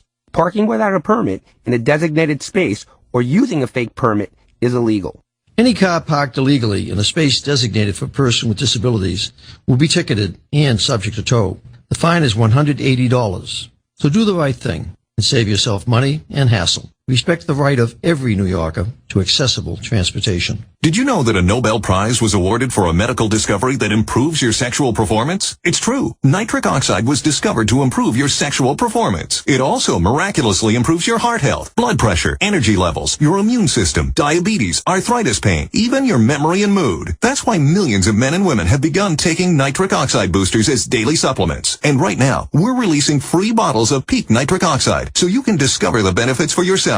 Be one of the first 100 callers at 1-800-939-5768. After extensive research and clinical tests, nitric oxide has been described as the miracle molecule of the 21st century. Taken once a day, you'll not only begin feeling years younger, but we'll also send you free test strips to prove it works. Discover how to get your free bottle of Peak Nitric Oxide and free test strips at 1-800-939-5768. Be one of the first 100 callers. 1-800-939-5768. These statements have not been evaluated evaluated by the FDA. This product is not intended to diagnose, treat, cure, or prevent any disease. Hi, I'm Chuck Woolery. Here's something surprising about mouthwash. The burn doesn't mean it's working, and neither does the cool sensation. The fact is, if you want real long-lasting fresh breath, you need an activated mouthwash. Smart Mouth mouthwash has 2 solutions you combine right before rinsing, activating the power to eliminate bad breath for a full 12 hours. That means fresh, clean breath all day with just 1 rinse of Smart Mouth. Rinse at night to prevent morning breath. It works. Get Smart Mouth today in the green and white boxes at stores everywhere. Opie and Anthony have been excelling at this for 20 years. Need proof? Listen to this 20th anniversary Opie and Anthony radio gem. All right, let's welcome Steve the Whistler onto the Opie and Anthony show. And I'm whistling a little to welcome him. Now, I found out Jimmy Norton, Opie, doesn't know how to whistle. No, maybe Steve could teach little Jimmy Norton how to whistle. You got a whistler hat, do you? I saw that with a little musical note on it. Oh, you're warmed up there, Steve? Yeah? I was whistling out there in the lobby, yeah. Now, is this the music for it? I have a question, though. Yes, Jimmy? Would all the whistlers laugh if a stroke victim entered? You are. I'm sorry, what was that? Oh, let's play... You're a horrible man. Let's play Jimmy Steve's music. Let's hear the music.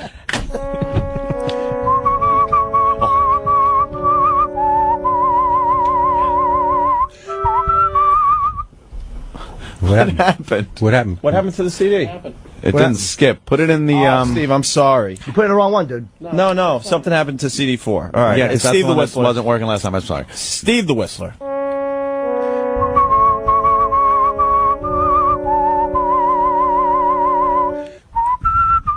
What?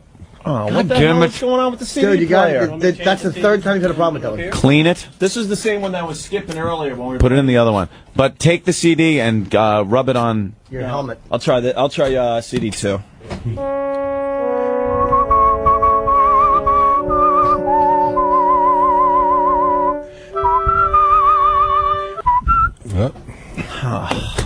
Turn it off and turn it on. And can you turn it off from the back there? I'm doing it. I'm holding the button down. I'm holding the button. Track 4, right? Steve, I'm sorry. It's okay. Here we go. Steve the Whistler. I'm holding it down.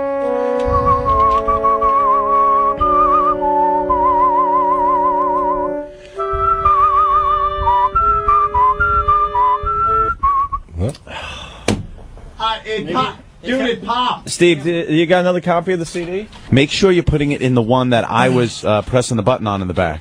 Let's try this. Oh, God. Track A, not B. This is embarrassing, and this is not the way to run a goddamn a radio station. I'm sorry, Steve.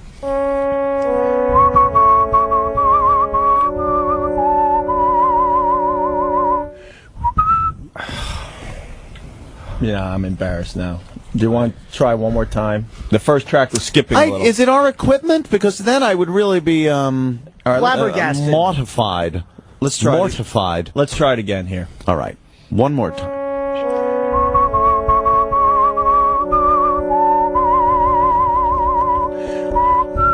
That's not going. Stuck. Oh, Jesus. Dude. Nice tone, Right. though, right? Yeah, that was. I apologize. All right. Oh, God. Well, Steve, I think we're going to have to just take your word for it. Can I have this CD? Try 9. No. Look, I'm going to... I'll check the button in the back.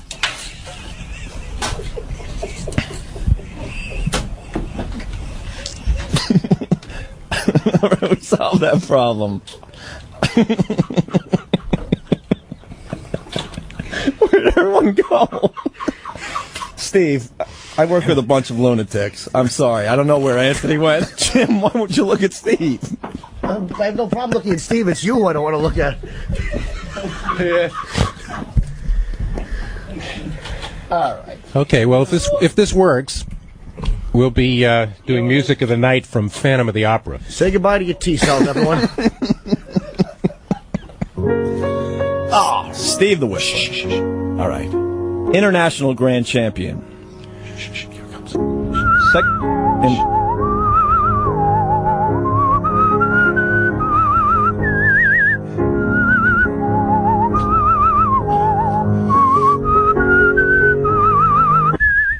Whoops.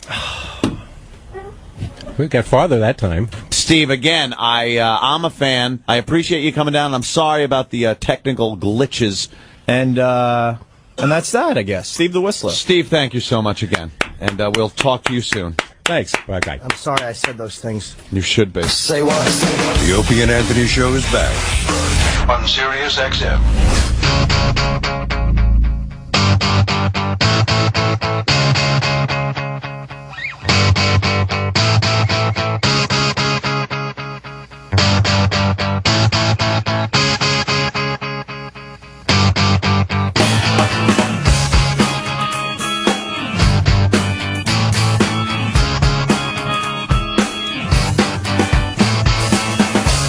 This morning with a bad hangover, and my penis was missing again.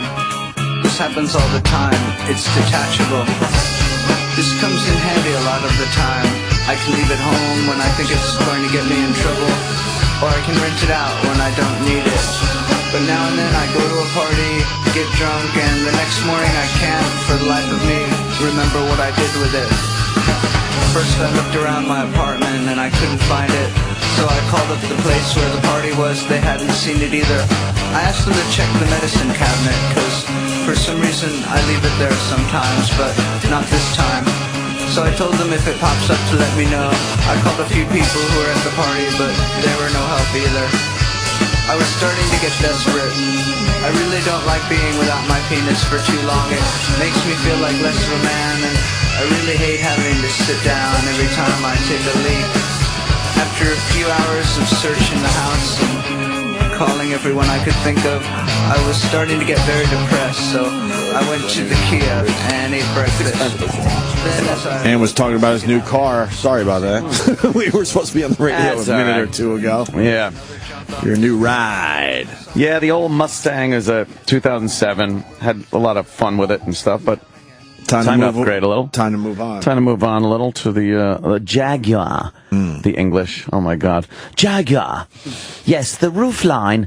A beautiful roofline. It's molded out of aluminium. What? The hell word is that? Did they really say that? Aluminium. Wow. That's how they say that. You could word, get the Roadster or the Coupe. Coupe? Isn't it a coupe? That's what we call it here in the States. Right. The people that like the football call it a coupe. I don't know. As long as you don't have a toupee. Yes. He lost his toupee driving the coupe. Yeah. Very psyched. So you pick it up today? Pick it up today, and it's going to be nice weather, so probably go for a little cruiser-rooney. For a little cruiser-rooney with it. You pop it over 100 right away? Nah. I'll stand on it a little for some short bursts. Just to feel it out? But yeah, it's 550 horsepower, supercharged. Jeez. And it just looks really great, too. Right. Active exhaust, where you could just pretty much hit a switch and it bypasses any of that pesky muffler shit you might have to deal with. It just sounds like a monster coming down the street. Does it have good airbags? Yeah. Yes, it's got the side airbags, good. front, Good. all that fun shit. Tough guy. What's at least a topaz? Can you bubble wrap that thing, please? Yes. Nice. Yeah, it should be fun. Pick it up today. Pick it up today. That's about 20, 30 large, huh? Perhaps. Yeah, it's pretty expensive. I got a new purchase, too, over the weekend. I saw. I was reading the Twitter. My new NutriBullet. You got the new NutriBullet. I told them to send me one, by the way. You demanded. Yes, I did. And they did. I said, I need another NutriBullet, because I'm going to be elsewhere this summer from time to time. So I don't want to be dragging my NutriBullet around. So you send me another one, I said. And they did. Yes, they did. Good one. And then I pushed it because they have like all those superfoods. Yeah. There's like the chia seeds and the G-berry, G-O-G-I, the gold. What that is? I don't know. They're superfoods. Ah. And I kind of hinted like maybe you should send me some of those, and then they pushed me toward a website where I could. Oh God! Oh, here's where you can purchase some of that. Right. Oh no! Look at this. I go, where can I get all the supplements individually? You know, the chia seeds and the and the cocoa nibs and all this shit. And they go, we sell in the Nutri-Living store here. How about sending over a box? But you can also find in local health food stores. Great. And I just had to write, thanks, I'll check it out. Thanks for nothing. I pushed it a little too far. No, I think you were right to ask for that. Absolutely. I've sold them, we have, I should say. Oh, the NutriBullet. We have sold them thousands of NutriBullets. Yes, Kenny. And they're not even advertisers. No. GH, I can't believe you brought up the NutriBullet because you know what I learned over the weekend? What? They have a dessert bullet. Why are you breathing heavy? Oh, he's so excited. What's a that dessert? would make a great gift for someone, GH. So it earmuffs right now. What's a dessert bullet? It makes you put fresh fruit in there. Right. And it makes like frozen ice cream type of thing. But can't you just do that in your regular NutriBullet? Right. No, this is the dessert bullet. Don't you understand? It's the worst. We're not giving them free advertising. No, but it would make a great gift for someone.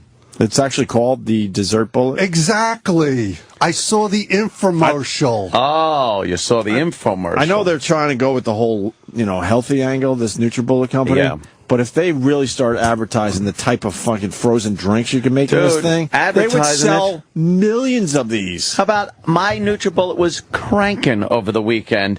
Took a whole bunch of bananas, right? You peel them, and then you throw them in the freezer. Throw those fuckers in the freezer and leave them there till they're solid. Right. Then some strawberries, some of those bananas, a little bit of ice, some Arumski in there.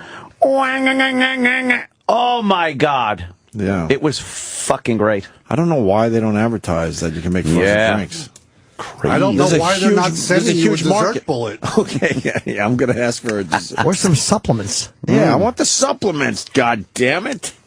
They're superfoods. Superfoods. Yeah, they make you a little more virile, they say. Oh. One of them makes you a little more virile. Well. Another one makes you sleep well. Oh, don't mix those up. Thank you, Kenny. You're welcome, GA. Do you have a NutriBullet? No. All right, I'm going to have them send you one. No, don't make a fuss over me. He's fucking hilarious. Did you watch soccer yesterday? Negative. Why? Everyone else was caught up in soccer fever. I'm a leader. I'm not a follower. What were you doing? I don't know. I don't know. Yeah, you couldn't avoid the soccer. It was on every TV. How did you avoid the World Cup yesterday? I went to the gymnasium yesterday. Didn't they have it on? I concentrate on my workouts. He doesn't know what's going on anywhere around him. Yeah, That's you too bad. focus. Yeah, Intensity. focus. And then I went to the grocery store. The grocery store? Did you get groceries? Yeah, a whole basket full. Oh, really? What did you get? Yeah, this, that, and the other thing. Speaking of groceries, why don't you let us alone? Oh, that Jim Norton. Jesus, Kenny. And Jim, yes. On my Facebook page, I posted your Vice show coming soon. It got a big reaction. Oh, good. People are excited. Yes. When is it coming? I don't know. They haven't announced a date. I don't think they have, actually. And I noticed one more thing over the weekend, GH. What's that? A new fucking T-shirt for you. Wow. Yes. Yeah. I'm a T-shirt Pre-order, mogul. people. Right. You sure notice a lot. Yeah. Well, For you someone have no that doesn't. friends. You got nothing to do. We hung out last weekend a little bit. I did visit your beach house. And we listened to you for 2 straight hours. How come I can't come to the beach house? I want to go. You're allowed to go. I wanna go to the beach Everyone's house. allowed to go. Wow. I haven't been invited to the beach house. I invited myself. Thank you. I do need everyone to know that. He goes, hi, I'm nearby. Can I stop in? Nearby? Yeah, what are you doing for dinner? He said, what are you doing? He wasn't even nearby. That's No. what's creepy. He was well over an hour. The wrong way. What are you doing out there? No, I had a piece of work to do. Oh, okay. So I was an hour away, which is the closest I've been. You're ever going to be, right? Yeah. But it's an hour the wrong way. Like, I would go to your house more often, Anthony, but I'm far away. Yeah, well, you know where it is, and you're cordially invited. Thank you, but there's a lot of debauchery. I can't stay up all night long and watch the sunrise. Well, yeah, that was a hell of a weekend. I totally lost Saturday. Saturday's gone. What, this weekend? This past weekend? I had a big party Friday night. Right. And it went into Saturday to like noon Saturday. Oh, then I went to bed, and I woke up, and it was Sunday morning. And I'm like, even the Saturday morning that I was awake just seemed like Friday night still. So it was like Saturday just disappeared. Oh, my God. Like, how do you do that? Well, how do you do that? You invite a bunch of people over. Right. You have beverages, barbecue, poker. Right. And then the pool is cranking. And then before you know it, the sun starts coming up. And you're like, oh, let's cook some breakfast. And then 4 members of the wonderful Nassau County Police Department come into the backyard and tell you to turn your music down. All those neighbors gotta hate me. I never remember to turn the music down, Jim. I know. I've been there on many uncomfortable occasions. It's 4 o'clock in the morning and Love Is a Battlefield is playing. It's still fucking turn this down. Embarrassing. It's embarrassing. Who do you think called this time? I don't even know anymore. I'm surrounded. I don't care, though. What, they all now hate you? Because you only had one that hated you at first. No, they just don't really talk to me or anything. Really? Yeah, they never acknowledge, but I don't care. I'm in my own little world over there. Right. And then, because Friday afternoon, the pool guys showed up to clean the pool. And, I got people in there. So he was like, okay, I'll come back tomorrow. Do you know he came back and we were all still in the pool on Saturday? Oh, my God. He comes back, he's like, what? It's like, yeah, we're still having fun. Your house is like the fucking Boogie Nights house.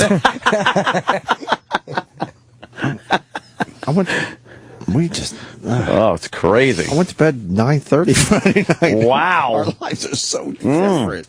9:30. How's this still working? I did one more thing over the weekend. Yeah. Oh, what'd you do? I promoted a video by Sam Roberts on my Facebook page. Wow. What video? Sam picks tough targets. That's not what the video is called. That was my comment. It's Sam Roberts Soda Wars. Oh. What's Soda Wars? He just talks in circles.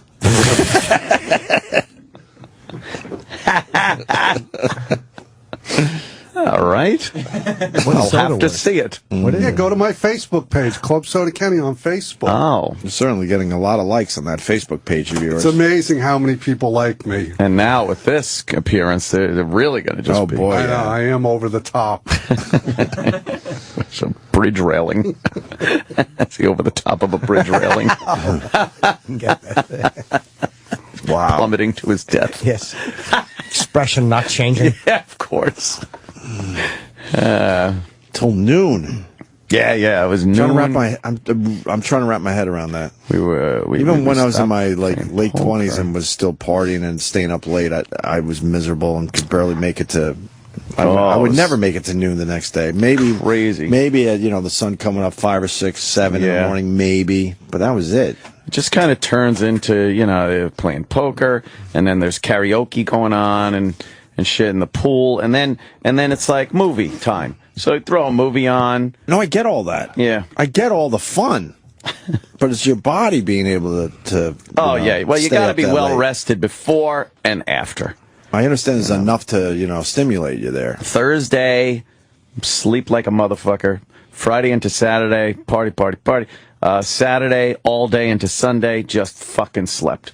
And then woke up Sunday pretty early, about 8 o'clock and out by the pool all Sunday. Was everybody gone nice. on Sunday morning? Yeah. Wow. Yeah, everyone was gone. Out by the pool. It's fucking wonderful. When do people realize the party's over and they finally leave your house? They, this is the dance scene. This was so good. Mark Wahlberg. Like, you crashed at noon, right? Yeah. But I would imagine more people hung around. No, I think my brother might have been crashed out on the couch, and like Joe Curry or something was crashed out on the couch. But then after that, people realized when to ooze out. Right. I usually, if I'm upstairs, at some point, I'll wake up, I'll take my phone, and I'll check the security cameras, see that everybody left, and then I'm able to lock the door and set the alarm from my phone. So it's kind of nice. Know everyone's gone. Get the hell out! Get out! Yeah, it was good for you. It was fun. The big 4th of July party on the 5th. It's a biggie. So your day off, though. Huh? You can't do that. It's a day off. Oh. I mean, your day after. Yes. No, I got to be good on the 4th. Why? Got to be good boy. Because I got to host a party on the 5th. So I can't, be fucking up on the 4th. Why didn't you have the party on the 4th? A lot of people couldn't make it on the 4th. Why? I don't know. Family stuff, right? Yeah, it was shit. Oh, I see what you're saying. Dawn's birthday also. Her big 50 birthday party. So she doesn't want people to know that. She says it on fucking she does. Twitter all the time. Girls don't like announcing that stuff. She don't give a shit. Good for her. Yeah, so we got that going on. Good. Oh, yeah. So that's going to be a real big one. Right. Oh, boy. Prep the cops for that one. Were the cops cool to you? Yeah, they were cool. They just came back. It's like, yeah, you got to turn that down. It's like, oh, okay. Someone call you, think? Oh, yeah. I got to get a picture from the security camera of the cops in the backyard. What song was that? It was broad daylight. We're cooking breakfast on the grill. But what time was it? It was probably 8 a.m.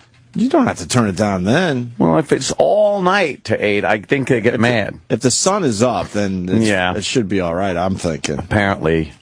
Maybe they called earlier and the cops didn't get there until 8. Drove around, still heard the music, and we're like, Don't you hear kids playing at 8 in the morning? You should call the cops on the kids. Get them back. That'd be great. Tell them kids to shut up. Tell those At kids it with this noise. To turn it down. Yeah, so it was fun. Fun weekend. Sounds it. Good for you. Mm-hmm. Where's the groping story? Sam Roberts. That is... I just started reading pure about New it. York, this story. What is it, Grand Central Station? Does this happen in other cities? I don't know. I would assume so. I don't know. I would assume so. The opening sentence, Grand Central, more like sex crimes central. It's not, they weren't even trying. That's lame. It should have been more like Grab Central. Right. There you go. There you go. Nearly half of all subway sex crimes reported along Lexington Ave line in Manhattan. That's a horny line. And what's going on there? I don't have this story in front of me. I guess a bunch of homeless and decrepit people are going against women and grinding on them or grabbing their ass or tits. Crowded subway train, right? Yeah. And you just do a little rub? Between 8 and 10 a.m. is the peak. That's their peak time. Well, that's the rush hour. Yeah. Obviously. And a lot of these women, I heard one woman being interviewed on the news, and she said she doesn't even go to the platform until, like, the last possible minute. She's just, like, cowering in a corner somewhere. And then, then she's got to get on the train anyway. Right. Perverts. Hear this guy. There's more sex crimes here, misdemeanor crimes such as forcible touching. Basically, you're bumping and grinding than anywhere else in the system. The reason is overcrowding. Perverts take advantage of the extreme overcrowding here on platforms and on trains approaching the station. Crimes that happen on trains are reported as having happened at the next station. Trains here on the Lexington Avenue line, the most crowded in the system. Someone groped me and then someone else caught it. So it said something and then they got into a physical fight. One guy that was groping was choking the other guy, like, don't tell her anything, and pushed them against the wall, and then they started like swinging at each other until the police came. I think it's pretty disgusting, and I would personally never do anything like that. And if I was to see something like that, I would definitely say something. Guy doing it. Police say these sex offenders work almost like pickpockets. They'll get on and off a train as it goes up and down the line at different platforms as they look for victims. The number of such crimes is probably much higher than reported because in the crowding, many of these sickos just simply melt away. I know the answer to that, by the way. The solution is ladies should come in, they should put a frying pans in their heinies. And this way, if a guy goes to grab it, he goes clong. He goes tong. You think girls would be comfortable though with frying pans? That is down true. their In the hiney? summer heat, nobody wants a frying pan over a frying pan. Frying pan. Looking for a good frying pan. I don't understand. That version of the story was really boring. Yeah, he was like, wah, wah, wah, wah, They made wah. that story really boring. I want to hear some sexual fucking contact. Right. I want to hear what's happening down there at the What Lex. exactly is happening? Are penises being rubbed Yeah, on yeah. butt cracks? What do we got going on? Is there fluid? Flood? By the way, the best way to do that, if you're the pervert and start rubbing your dick on the girl's ass and she turns around, you just go, hey, come on, lady, quit groping my dick. She's groping my dick, this lady. You think that would work? No. But then it's your word against hers. She's rubbing her hiney all over my penis, trying to go to work. Just shitting your pants. If I was rubbing it on a girl's ass and she turns around, I'd be like, oh, you want it in the pussy? Attaboy. You know. Put her on the defensive. Yes. Come on, Sam, find some sexiness, please. Some testimonials would be nice. Well, What do you this think chick- the increase is? Yeah, let's hear the testimonials. She says she's been flashed and groped on the subway several times. Oh, she's got big tits. This chick says sex crimes happen all the time. All the time? In that Right now in subway here? station. Oh. All right. That was it, huh? Yeah. They don't know how to really boost this story. It's too bad. Gotta a make little it more. Gotta make it titillating. Yes. It needs a little titillation. Absolutely. People. Details. Work on it. You know, instead of saying, groped, you say, he rubbed his turgid penis on my buttocks. What are the police doing? Anything? What are they saying? Upping the number of cops down there? Well, now It's got to be we'll an have answer. to. It's got to be an answer from the cops. Yeah, we're gonna, send get a few more people down there. We're gonna be looking out. Some undercover, some plainclothesmen are gonna be down there. Yeah, that never works for like a week. And then they'll be back rubbing their dirty dicks on, on the women. Their dirty homeless dicks. Being a woman on the train must suck. It's just so primal at that point. You're all mushed together. Bunch of sweat and pheromones in the air. Yeah. What kind of crimes are they? Just like touching? Yeah, mainly groping and rubbing. Let's say public lewdness and flashing. That's 1,050 cases. So that's just not touching. That's flashing. And flashing, too, yeah. All right. All right. How often does that work? Like, when you flash your dick, I would love to ask guys, like, can we do a numbers breakdown? How many guys pull their dicks out and girls go, oh, that's great. Yeah, I'm nice. so happy you did that. Yes. It probably never happened. Please come home with me. Yeah. Zero. Does that ever translate into sex? Zero. What is the flasher looking for? Just the shocked look on her face? Yeah, it must be. Her maybe being slightly titillated by it? What Disgust. What are you going for? Disgust, You're so he definitely can not- feel shame. I think it's a thing like that. I think, he wants people to be disgusted. I don't think you're actually going for physical contact with the person. Not in that case. Yeah. Not in the flasher, but... They also say that, like, maybe it's a secret thing where they want the woman to like it, because they say that every time a woman points it out and says nobody likes that's bad, they stop. Like on that, remember that video we saw? Yeah. Of the guy getting shamed on the bus? Yeah, like, once they get shamed, they stop, so... Yeah, it's like, oh, well, you didn't tell me. Right. And tell me I shouldn't be jerking off in front of you. Let's say hi to Snowy, a regular to the show from Michigan. Snowy. Morning, gentlemen. Oh, my God. Fucking loud. Every phone call, you have to adjust it. Oh, sorry. Another issue. No, it has nothing to do with you. It's another issue the studio has. Wonderful studio problems again, huh? Yeah. So what do you got, Snowy? My understanding from in Japan, women get, Hand can be used like a knife. women getting abused like with trains and everything in Japan is almost like standard fare, from what I understand. Yeah. Yeah, this is a huge problem in Japan. We've done the stories over the years, but then those perverts, they set up like scenarios where they have like I thought Can you see if this is true or I'm just fucking making this up? They had like a fake subway car, and if it's your Jimmy's, are you nodding your head? I'm nodding my head, yes. You've seen this. So I've heard of it, yeah. They have a fake subway car and platform, so if that's your perversion, Come on. there's girls that are into it and guys are into it, and then they squeeze in and Where is do this rubbing. thing? I don't know. I saw this video, I think, years ago. That's why I'm not sure if I got it all right. But It's in Tokyo. it is in Tokyo. You found it. Oh, What makes it even worse? Ah, snowy. Yeah. What? Wait, on top of a mountain or something? Fuck. Go ahead, Sly. Weather. Again. I'll try to Funny. slow it down a little bit. But my understanding is women that don't report it. And it's almost in Japan, women, it's almost, they're ashamed to even mention it when they get, Well, whatever. Very dishonorable. Well, Japan's a weird place. They also push you into subway cars with sticks. Yeah, they push the people in. There are people that work at the subway stations that have to literally push, push them in. We did that story too. They just push you in, and I thought they had some kind of a stick or something that could haul people into the doors. The claustrophobia. How do you get off? My stop. This is my stop. Yeah. Right. I bet they're all polite. All right, Snowy. What is this? Oh boy. This is them getting pushed in. China or Japan? Japanese. Japanese. Watch. They just shove people, and their whole jobs is to just Holy shit! Look at them. They all Come leaning. on. Now they're leaning to push even more This is people in. crazy. And look at this. They're just shoving them in. Can you post this video? How is so that a thing? Look all the way down. Every door that's open, they're just trying to shove as many people in as possible. But like good for a fire if that happens. Wow. Look at these guys. They work for the Get in. subway.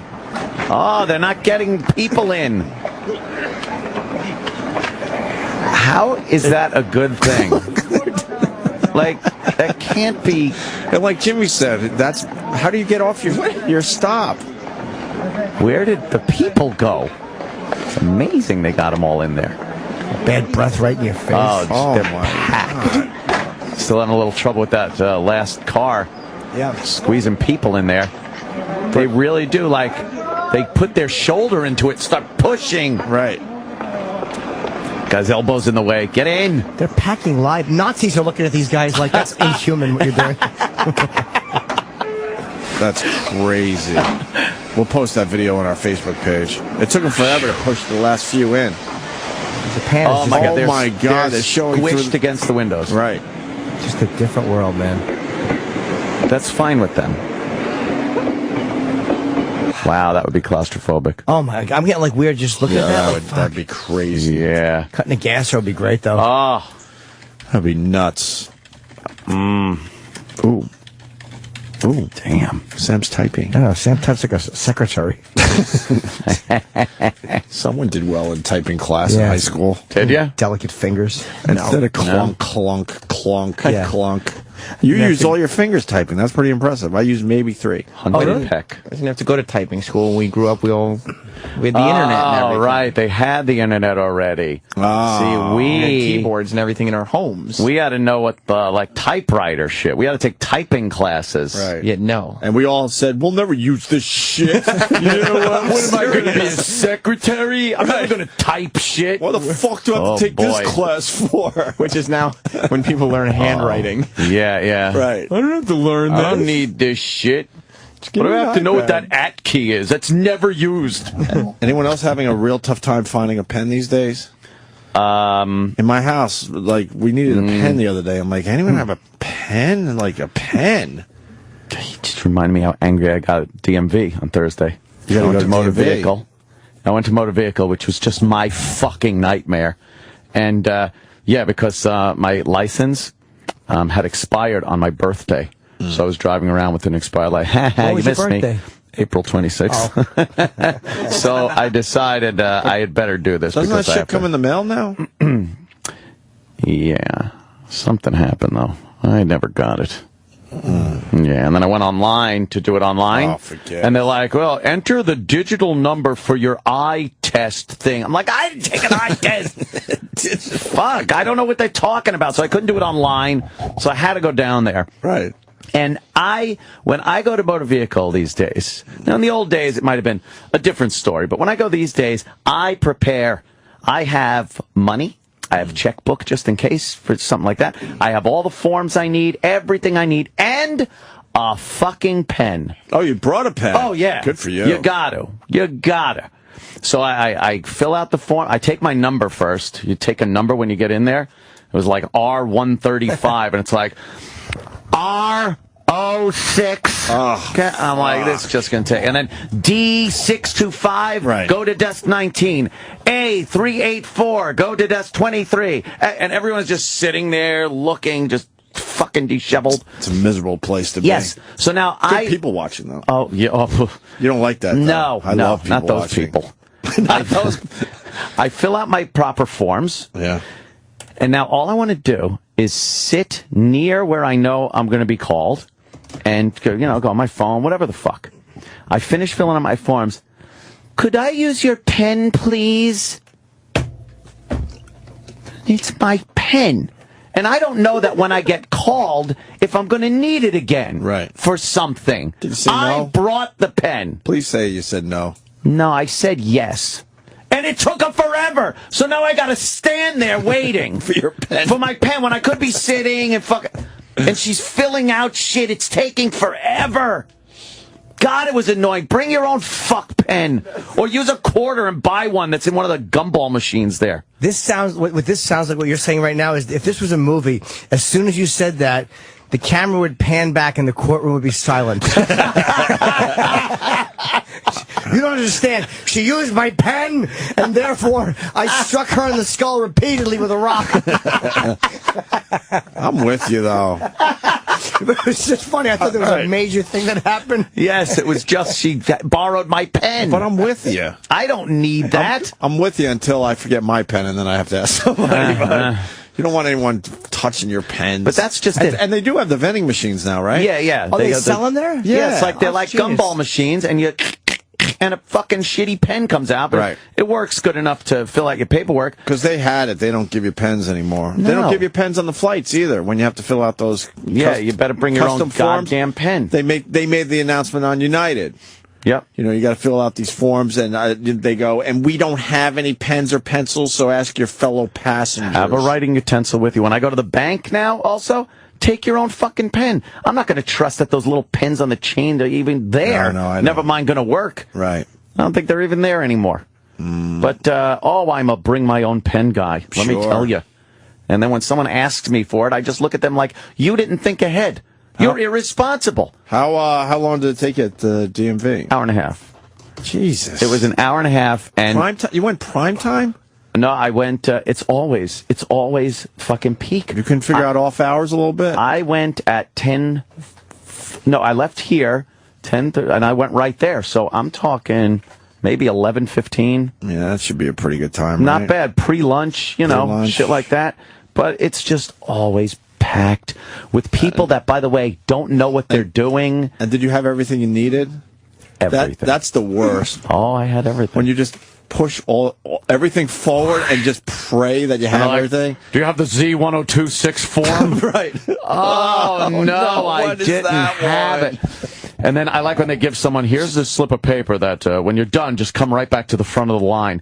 It makes them the most hated person in motor vehicle. It's like, oh, I'm next.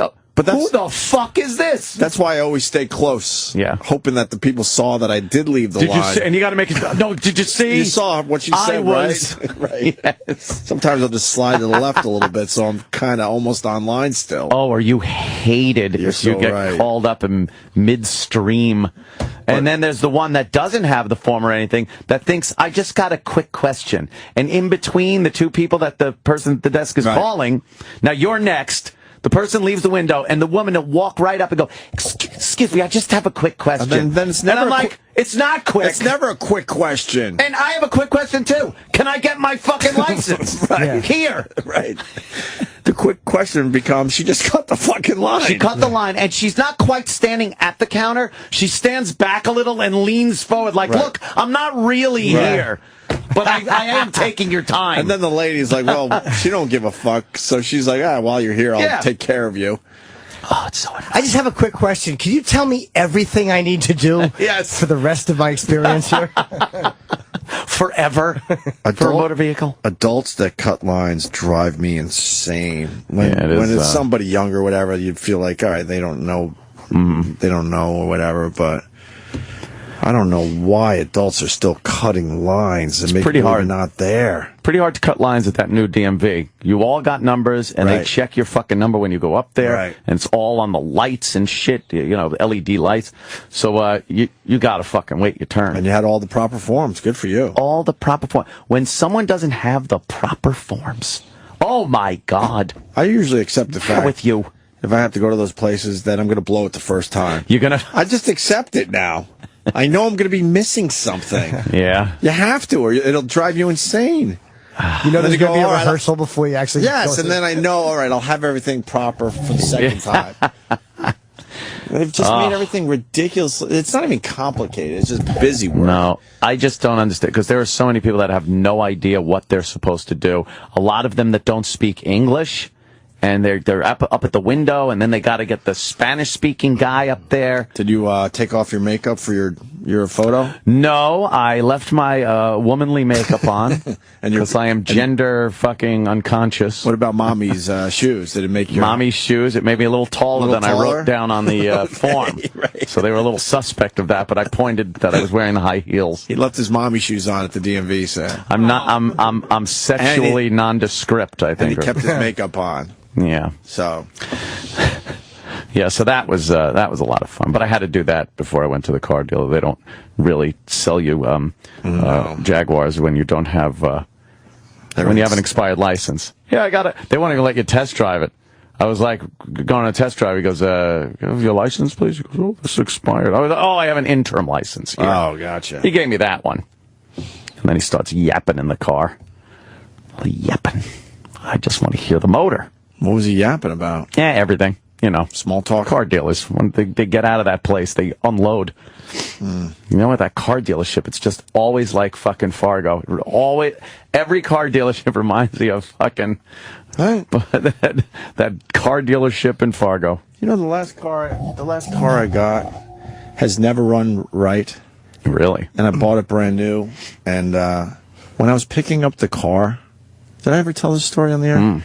He was showing me all the features in my brand new car, and also he's like, "And here's your CD player, whatever, DVD and all that." And he pushes like open just to show how the thing opens up, and a Mariah Carey Greatest Hits CD popped out, and I should have went, "Whose fucking car is this?" Oh boy! But I didn't.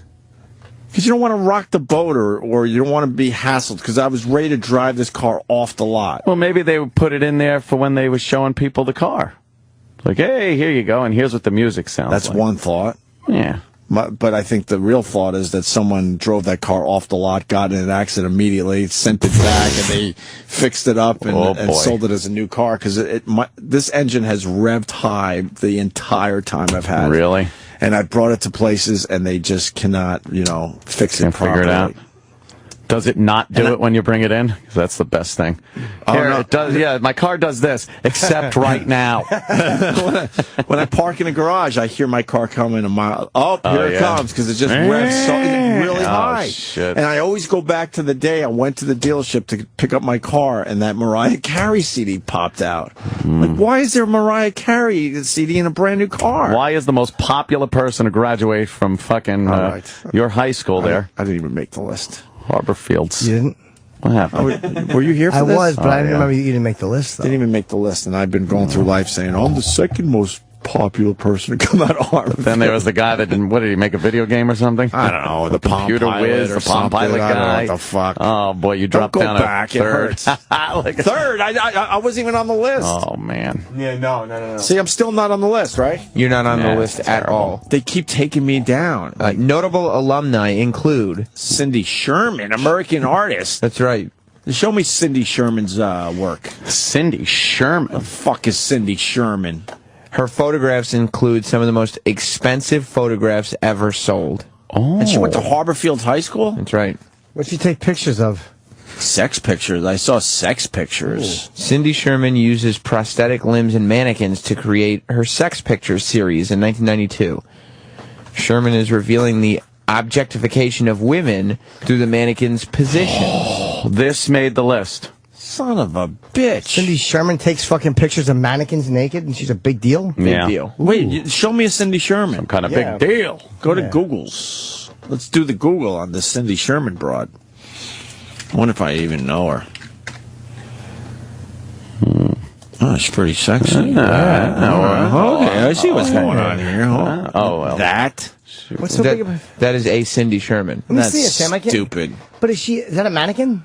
No, that's a person. Where's the mannequin shit? There was one of the things that she did. She doesn't just take photos of mannequins. That's a boring photo. Yeah, these are stupid pictures. Oh, give me a break. I don't jealous. Oh, someone's a little jelly. Oh, boy. Not so notable. Well. Her pictures are dumb. They really are. Thank you for backing me up, Jimmy. Did you That's a start nice shot. photography class? They're all right. Wait, did we talk about the woman who fucking died, the maid, and her photo? And they say she was a photographic genius. Oh yeah, the boxes they found of her stuff. Yeah. She was fucking good. And I saw her stuff, and you could appreciate her. Yeah. What is that?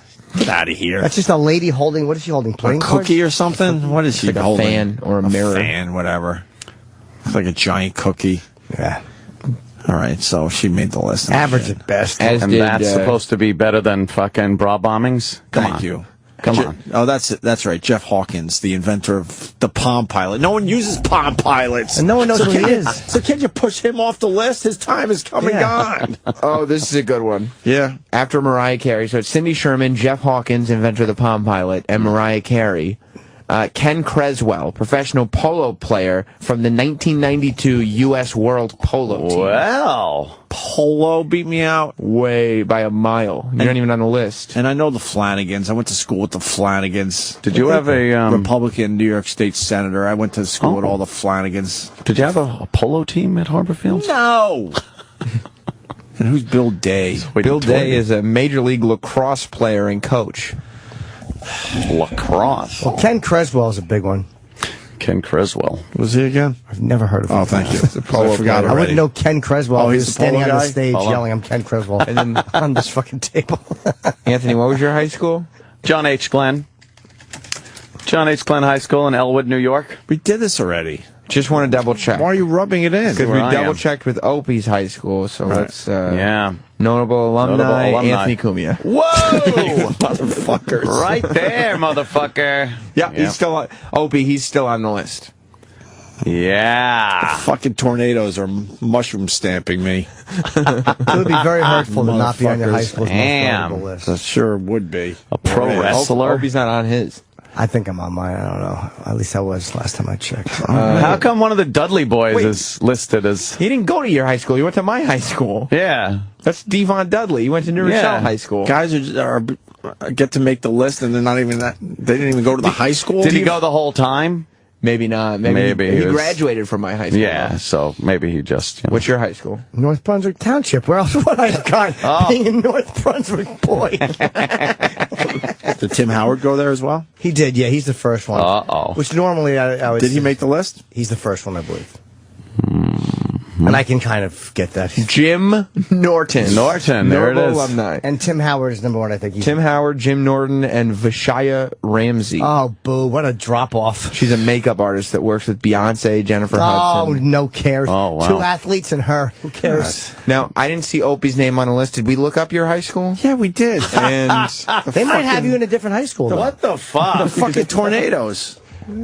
Fuck the tornadoes. That's what I say. because I saw Mariah Thank God I never Carey. went back to homecoming. Go fuck yourselves. You should go back to a reunion. Jeez. Oh, yeah, there you go. I did see Mariah Carey's name on the list, and you did say that you went to the same high school as her, but I did not see your name on the Well, list. Opie said he was second to Mariah Carey, so... All right, let me That's a check tough- the that's list. a- Did you check the second person? That Palm Pilot guy's a rough one to compete with. Jeff Hawkins, he's on everybody's lips these days.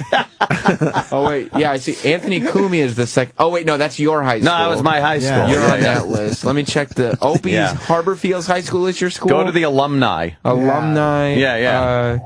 Under Cindy Sherman is Jeff Hawkins. Oh, right, I remember that. Then Yeah. Mariah Carey. So, yeah, actually... Is there a link for more? Let me see. Did you miss the arrow? Maybe you just didn't expand the whole category. I'll accept 9 or 10 at this point. Photo not available. Maybe they only know me by my real name, Greg Hughes. You're All right, shunned. Here's what I'm going to do. I'm going to do a search of the entire page for Greg. Even with 1 G, it's nowhere to be found. Oh, wow. 1 or 2 G's. Let's go 2 G's. That's a big 0 of 0. How about Opie? Again. You got to do Opie. You're right. OPIE. Oh, there you go. You're right. Start with O. Oh, a lot of O's. 224 O's. All right, good. Yeah, the P. Okay, there's 5 OPs. Goes down to... boy, okay, I. I'm going to add in an I. Yes. We're back to 0. Oh, jeez. 0 mentions. All right, go with my last name. No one has an opinion? Let's go with my last name. H. 113 H's. Good. U. 2 HUs. G. You only need 1. And we have 0. 0 references. It's all right. You're 2 letters in, though. It's not bad. It's not even a record. Jeez. It's not even a record that I went there. A lot of people don't even make it 1 letter in. You're 2 letters in. That's nothing to sneeze at. Yeah, you are nowhere even close to notable What did I do to alumni. them? I mean, you're an alumni. You're just not at all notable. There's way too many alumni to put on a list, like the Wikipedia. It would literally, I mean, the bandwidth would be ridiculous. Yeah, that's true. You'll get on there, I'm sure. Well, my high school had a lot of stars. That's why. There you go. A lot of stars went to my high school. For instance, Ken Harvard Creswell. High School and Beverly Hills High School. Creswell. The Palm Pilot guy. Yeah. Big. That's Jeff Hawkins. Ken Creswell was a lacrosse player. No. Polo. Ken Creswell sorry. played polo. Sorry, Polo. and there Water was polo Cindy Sherman. or the horse polo? Looks like horse polo, Opie. Horse polo? Yeah. No one watches that. You'd be surprised who goes out and watches that. Oh, really? Oh, yeah. He's watching horse polo now? There was some shit pictures from years back that made it online. Him sitting at the polo matches. Oh, my God, really? Yeah. Probably a big Creswell fan. Big Creswell fan. Who isn't? Between him and Jeff Hawkins? Yeah. Can we get back to the Japanese subways? Oh. Yeah, I didn't forget. Yeah. Nice. The one where they set up the fake one. I have an article about that, not a video. Oh, what does it say in the article, though? You can rent this thing. It's like a train. But isn't it fun for a pervert, though, if they know that it's okay? Hell no. I don't know. Let's see what they say. They probably have some eyewitness accounts. Oh, hell no. Some Yelp reviews, probably.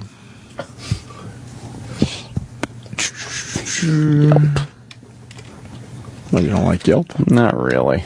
Because you know half of them are fake reviews? I'm not a Yelp guy. Japanese men in Tokyo can visit fake crowded subways in order to grope and touch ladies, or they can be in a specially designed car to fulfill their dream. Oh, of getting from point A to point B. Yeah, exactly. Open car. Yeah, you want to be able to... That's your dream car. You can actually sit there and read the paper and no one bothers you. There's no one jerking off in front of you. It's called image rooms. Image rooms, right. And it's like the legendary jungle room at the Comac Motor Inn? I think something like that. The mirror room? Yeah, it's like sexual fantasy rooms. Ah. You ever go to the Comac Motor Inn? No. I never made it there. Honestly, never made it there. It was always a legendary place that you went to, like, fuck. Right. Like, oh, where you going? Comac Motor Inn? Oh, shit. Or, like, you know, you would throw parties there, too, in high school. Really? Yeah. I always just knew it as a fuck room. Like, if you were going there with your chick, you were going to fuck. And every time you drove by, you just kind of giggled. There it is. Oh, I know what's going on in there right now. Look out. Oh, they updated, huh? What are some of the rooms in the Comac Motor Inn? Bed. Safari room. The safari room. What do we got? What kind of rooms we got at the Comac Motor Inn? The Fuck Palace. Right next to the White Castle. Yeah. I've been to that White Castle. Oh, yeah. This is like an all-glass room. See, everything's mirrored. There's a mirrored ceiling above the bed. There you go. Mirrors next to the bed. Imagine having to squeegee those mirrors off. And like, jizz. The bathtub is in the bedroom. Of course it is. There's no separation. Right. It's like beautiful Mount Airy Lodge. That mirror shit is overrated. Oh, come on. You have one, maybe. You could get a little peek or whatever. But Get a peek at when the it's right all angle. over the place, get the fuck out of here. Where the pillows are positioned where it looks like, you know, you've cut off some of your fat. Right.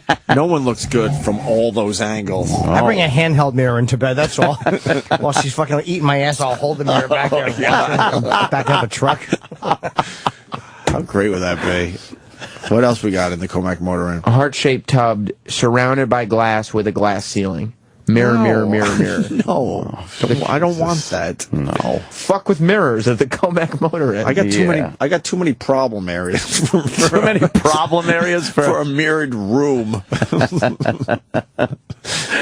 No. What else they got? They got the. Looks like a shag room. That's It's all animal printed. There's a big zebra print wall. Right. There's a shag carpet. Right. There's a bathtub in the bedroom. Just looks still. awful. Yeah, It looks so cheesy, like hunting lodge. Right. What else? Oh, This is. well. Oh, this is another shag room. It looks like They That's a can't. double entendre shag room. Yeah, I got they it. can't even take a picture and make those places, those rooms look good. No. Hey, look at that. Apparently, there's a handicapped. Yeah, what is that? It's a Heart-shaped heart-shaped bathtub. bathtub with God, a handicapped rail around it. Oh, that's good. How romantic. Just lower your fucking turnip root legs into that nice bubbly water. Eating a prostitute's ass in a fucking bed buggy bed. Should come with a toaster to throw in. End it all. They like cheesy too, guys. Oh, yeah. They like cheesy as well. You never want to use handrails, though, in a fuck motel. No. Wait a minute. I'm almost in.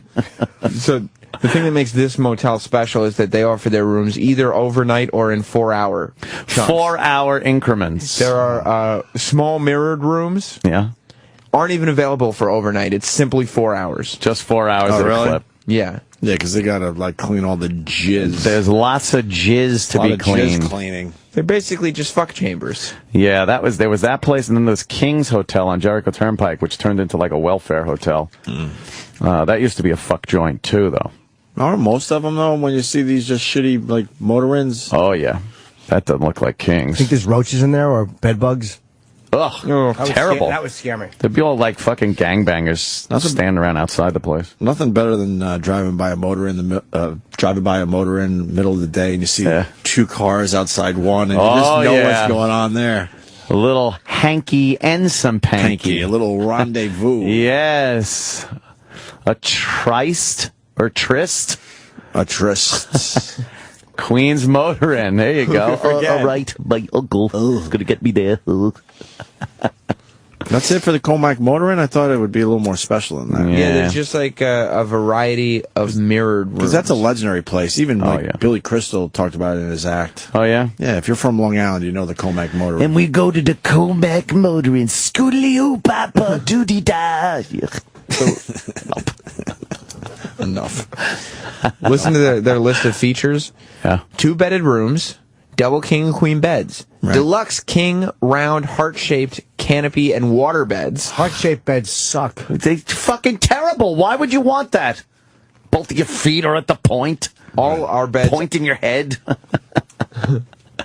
All of our beds are triple sheeted. Oh yeah, which means they just put one clean sheet over the dirty sheet that was there before. Yeah, triple sheeted. They just peel back the first layer and then put on a new first layer. It's gross. In case the person before you was a squirter. Yes. God, they just peel off layers.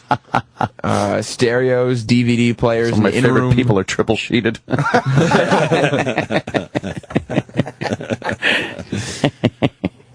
Oh, look at this. We have expanded our library of X-rated films. Oh, good. God. Perfect. In what way did they expand it? Just a whole bunch more. What kind of garbage night is this? Well, you can get 4 hours in the superior king bed with sunken, heart-shaped tub for 2 and steam bath with a jacuzzi for 2 at $95 for 4 hours. Oh, that jacuzzi must be great when you fire that fucker up. Oh, God. Imagine what comes flying out of the jets. Spits out some biological waste. Hair and mayonnaise. Fucking awful. Dusty just jizz. Dusty jizz. Oh, God. There's a caption. Prices are deemed reliable, but not guaranteed. Prices may change without notice. Why? So if they have some guy who's he's like, I need a fucking room. Oh, like, I'm yeah, about they're to like, get laid. yeah, this guy's going to be spraying all over. Yeah, if you walk in there $400. calm, you're going to get some good rates. Yeah. But if you come in there frothing at the mouth, they can double charge you. Spray the room like an alley cat. Yeah, well, you know what? I'll keep my record of never going there intact. Yeah, if the guy at the desk looks out the window and he sees a girl putting her lipstick on in the fucking mirror, double the rate, you're finished. Yeah. If there's some fat pig actually opening her luggage. All right, 95. Like they're staying there. Yeah, this is good, Comac. There's a $10 discount coupon on 2-hour short stays, Sunday through Thursday. That's nice. Wouldn't you go there just for the goof, though? Nah, it's too... Go there for the goof. You're still out that cheesy. way. It's gross. too cheesy. Yeah, and it's gross. Yeah, it's you go just across gross. Didn't they have like a flea market or something across the street down there? That was the old Long Island Arena. Yeah. That was down a little east, but yeah, by the movie theater. All that, I guess, huh? Oh, yeah. There's only Wi-Fi available only in these rooms, and there's 4 rooms. There's a short selection of rooms available with Wi-Fi. No, I think it's... Oh, it's 101 through 115? I think so. But still, okay, so there's... But what is happening in the other rooms where They don't get Wi-Fi. I think they're, what, soundproof? Yeah, the murder rooms. Yeah, right. They have to soundproof some room. Too far away from what? It's just a basic... Instead of getting I think they need like repeaters or something to keep the Wi-Fi That's not going. expensive. Probably not. No. Yeah, but they're just like, fuck it. These are fuck rooms, not They're fuck Wi-Fi rooms. What are you going to be? You renting a room for 2 hours. What are you doing? Your taxes? Yeah. Hey, where's the printer? We have to print the boarding passes. Do you guys put out a good buffet in the morning? Yeah, what do you got? Continental breakfast? Yeah. It's the clothing left behind, so you go out to the breakfast. It's a sock, 3 used rubbers, and a fucking Dodgers hat.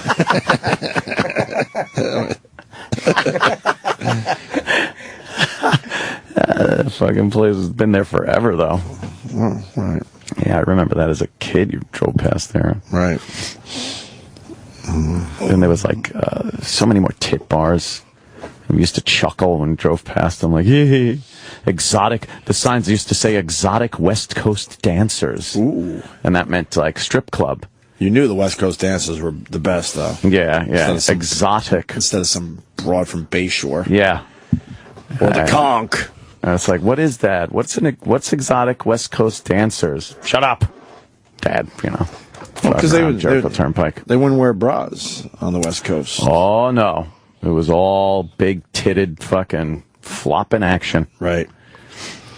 How bummed out you'd be if you drive by. You see your mom coming out of the fucking motor inn. Two black guys. God, I hope she just got a job there and they were cleaning the room. Oh, no. Oh, no. God. Oh, Dad's going to be upset.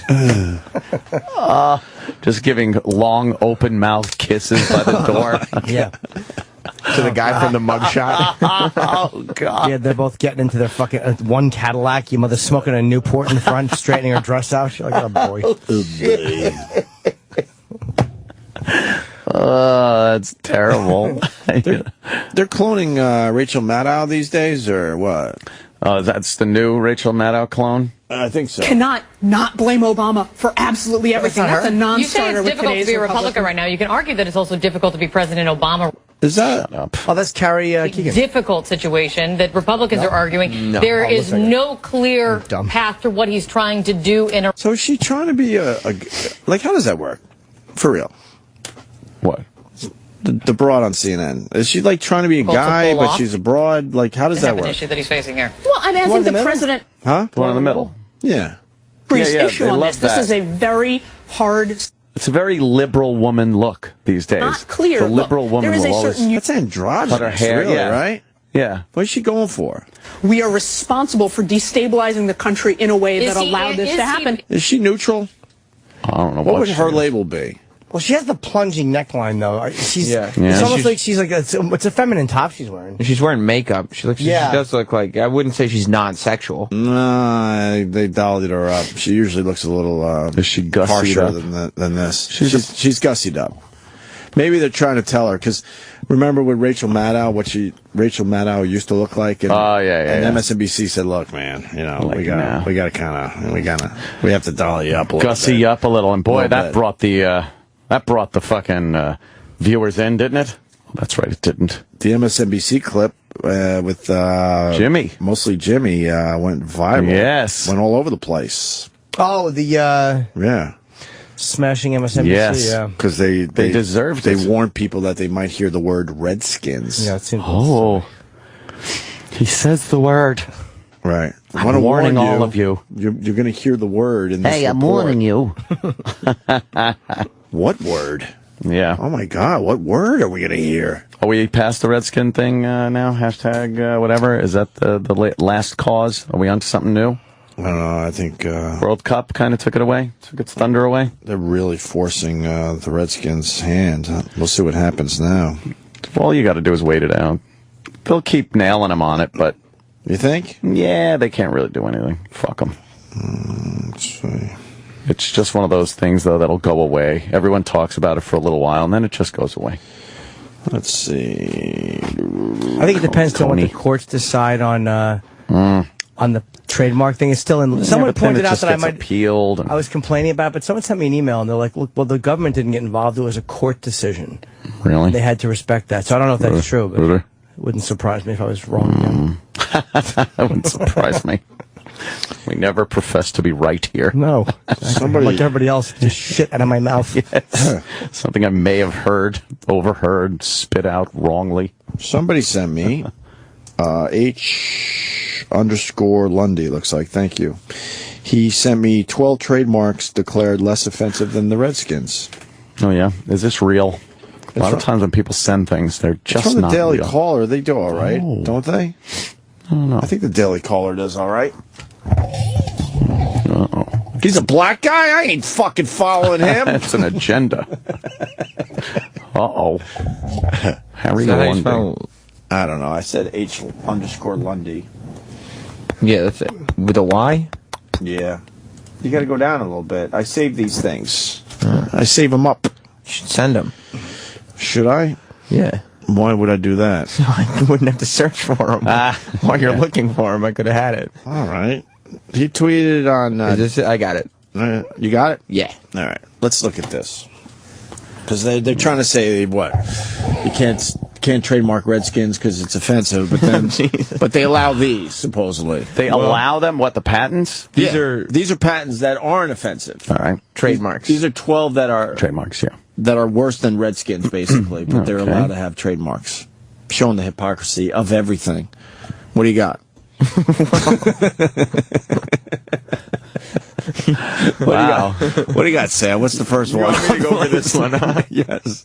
This is a pending trademark. Oh. Pending. So they haven't said no. Right. Okay. They want to. It's a line of apparel for dancers, Right. Namely, t-shirts, sweatshirts, pants, leggings, shorts, and jackets. Right. Huh?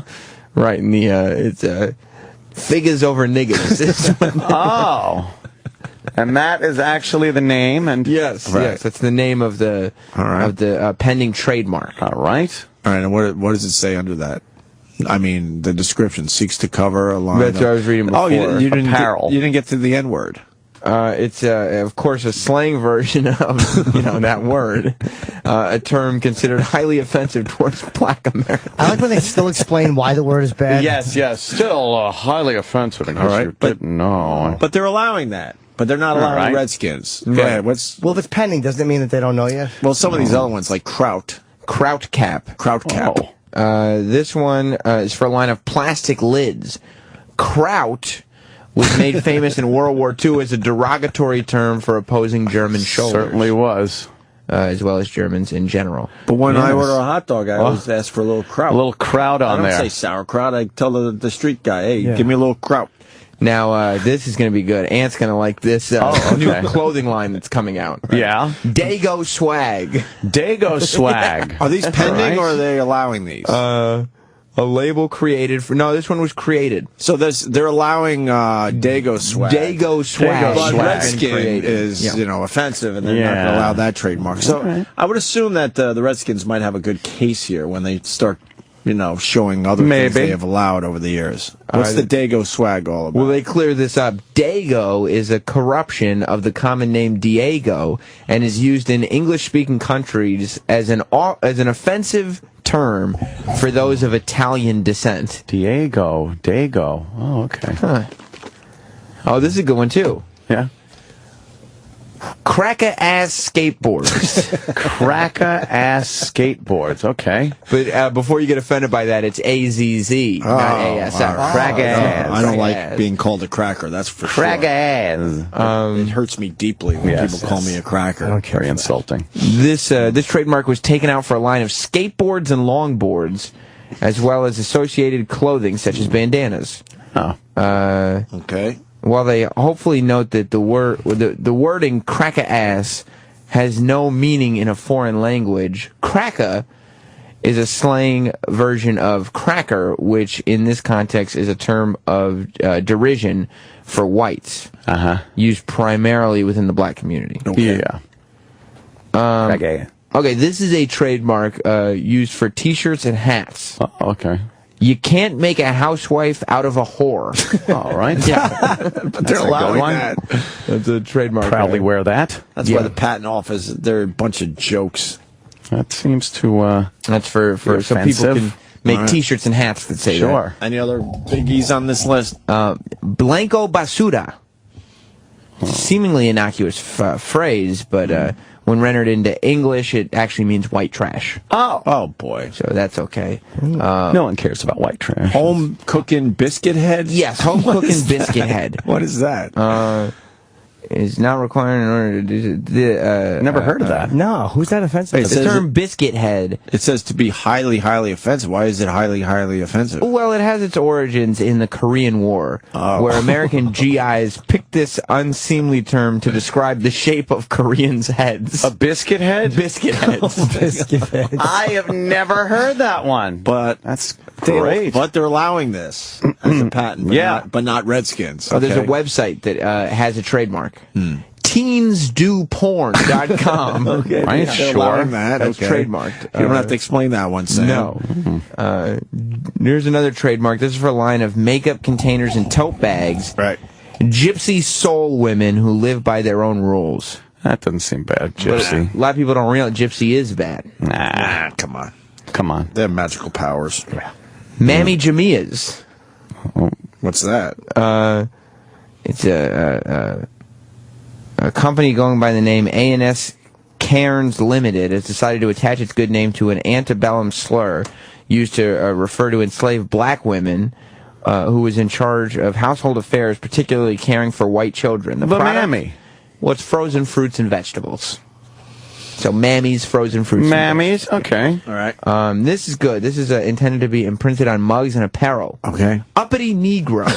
Oh, the trademark. Well, that would be a nice gift. Yeah. Right. And imagine serving a really four-course dinner with your uppity Negro glasses and cups. Upset people would be.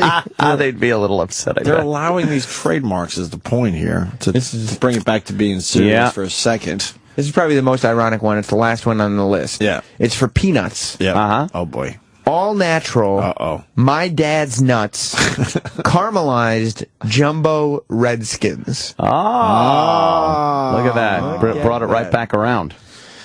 Well, those are all accepted.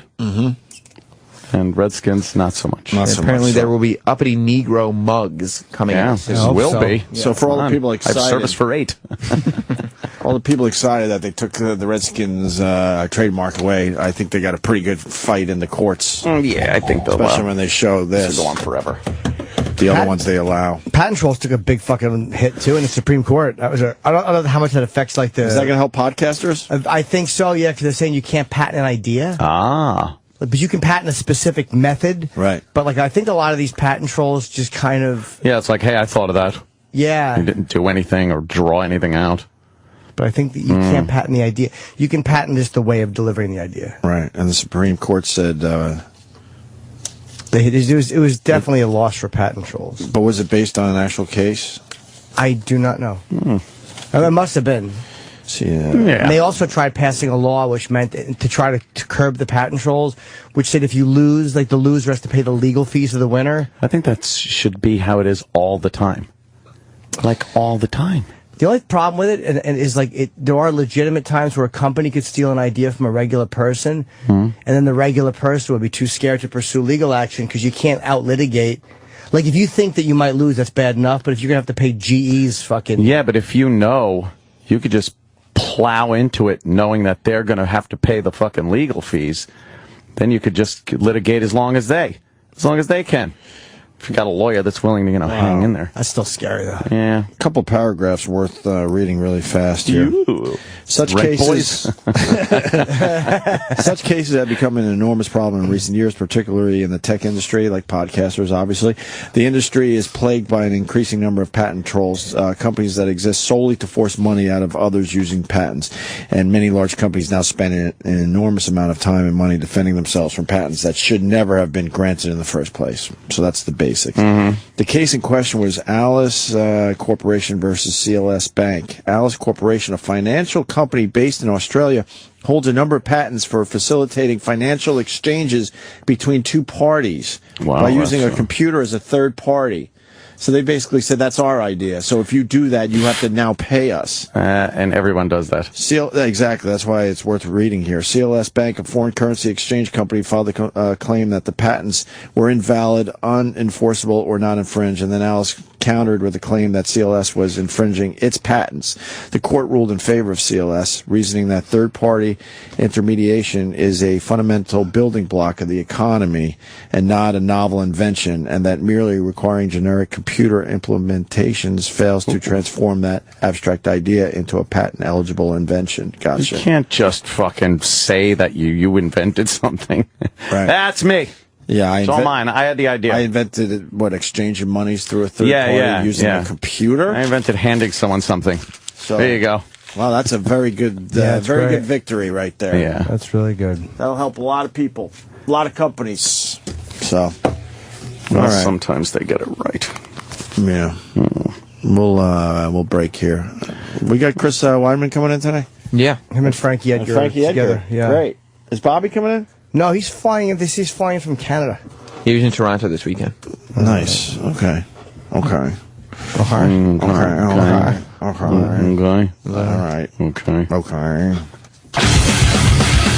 The Opie and Anthony Show will be right back on Sirius XM.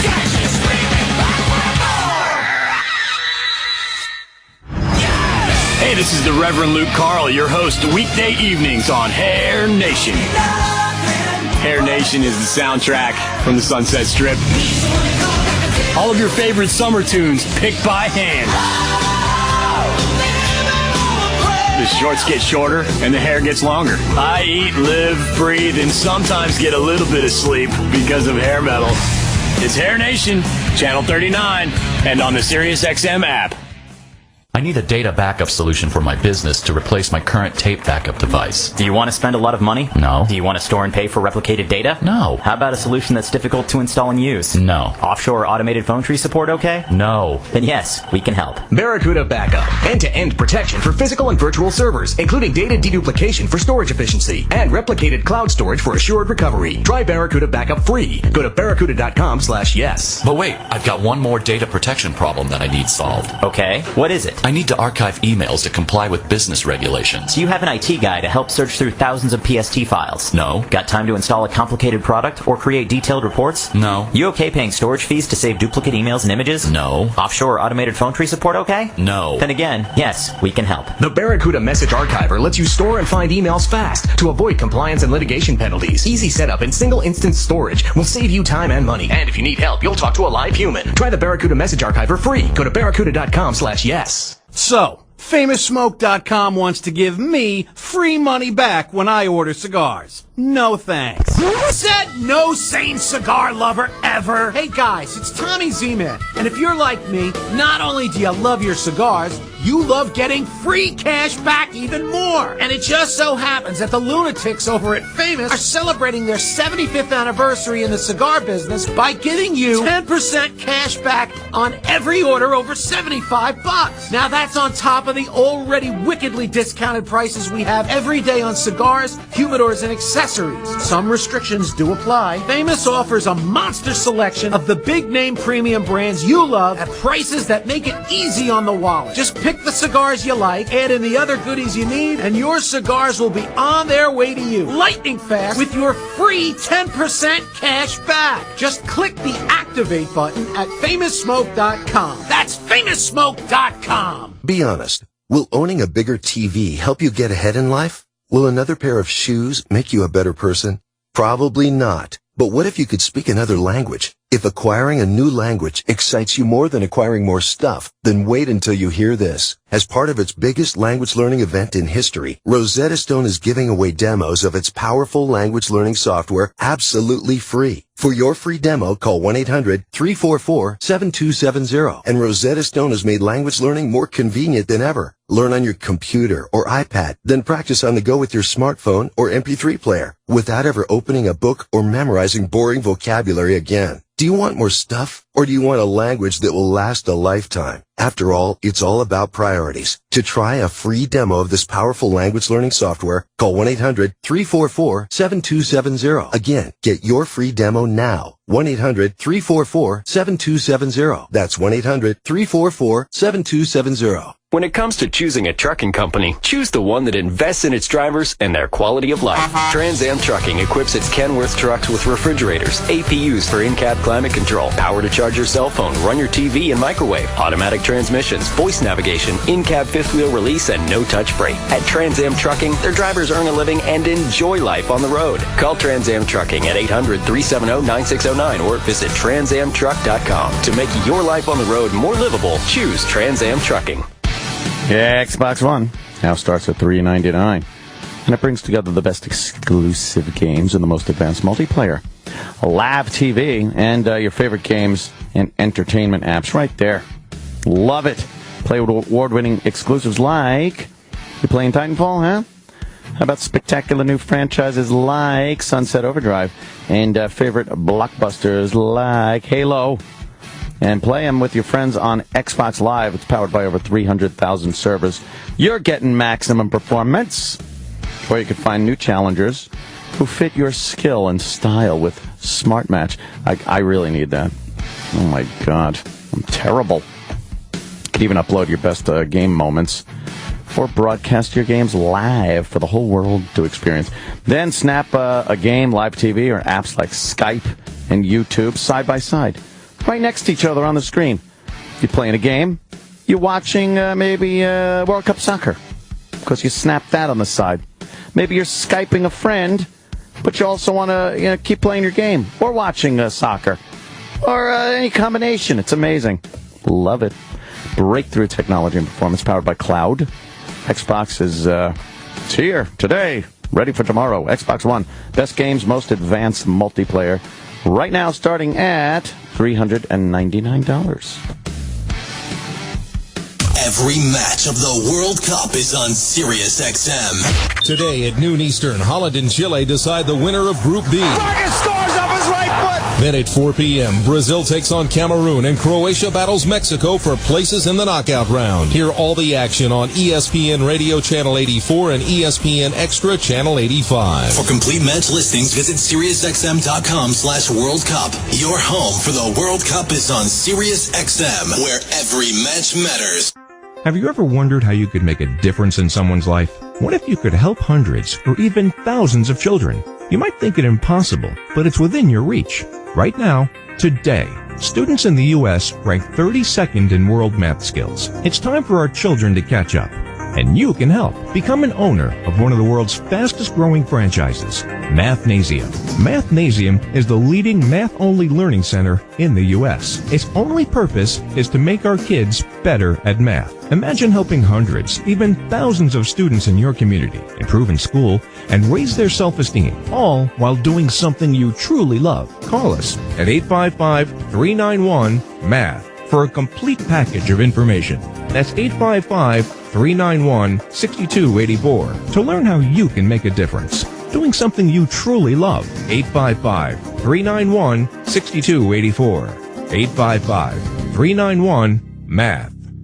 Calling all makeup lovers. Bare Minerals just won its 9th Glammy Award for Best Prestige Foundation. And to celebrate, we're offering risk-free trials of Bare Minerals makeup to all women nationwide. That's right. Every woman who calls right now can get a full-size, risk-free trial of Bare Minerals makeup, plus a free 5-piece makeup set. For yours, call 1-800-506-3981. This is an exclusive radio-only offer you don't want to miss.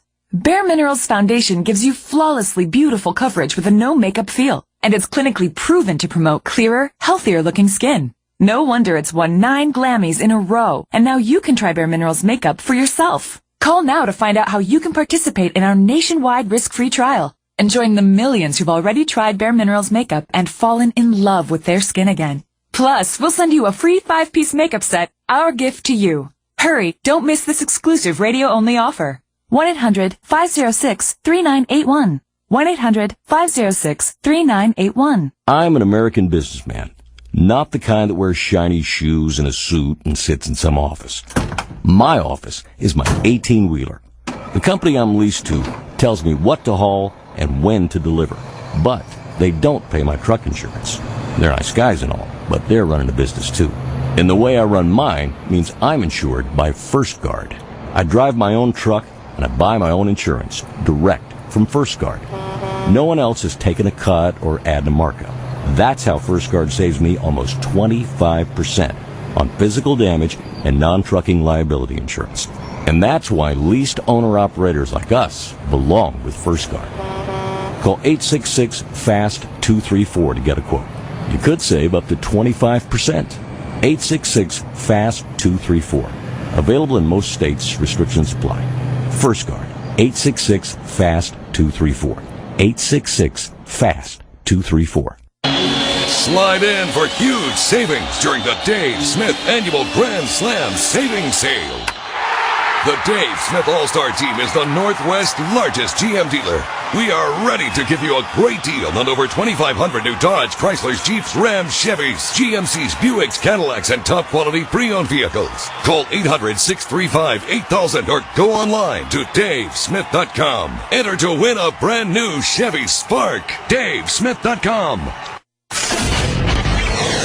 The Opie and Anthony Channel.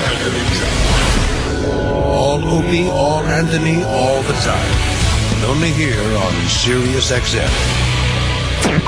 Once again, the Greg Opie Hughes Literature Society presents another informative book review. What did you say, keep it by the what? And I forgot. What did you say, keep it by the shitter. Oh.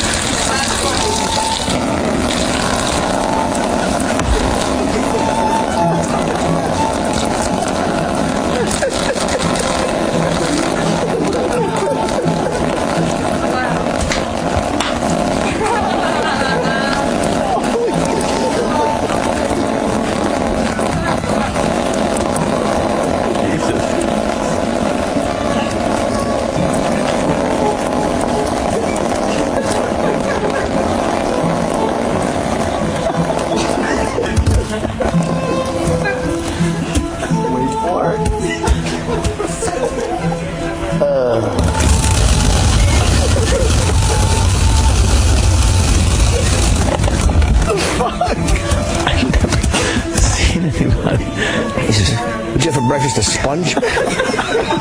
Stay tuned for more book reviews courtesy of the Greg Opie Hughes Literature Society and your friends at the Opie and Anthony Show. Clean the bowl with your sock. Opie and Anthony are back. Nice feature. Nice. Nice.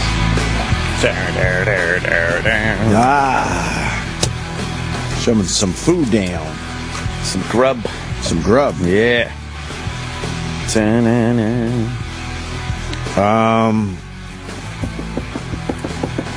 Over-the-top Ireland anti-speeding ad. We've seen all those, I thought.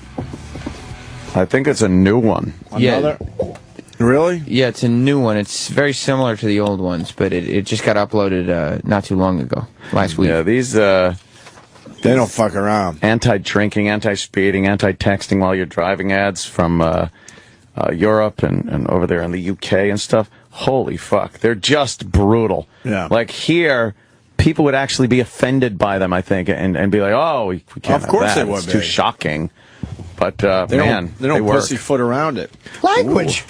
Thank you. That's how bad your shoes would smell. I'd constantly be fucking my shoe. Yeah. Don't you think most people that drink and drive don't give a fuck, and they're not going to pay attention to any of this? So what are you trying to get some of the fringe people to maybe think twice? I don't know. I think even people that drink and drive, they're never thinking like, I'm going to drink, drive, and kill someone. I don't give a shit.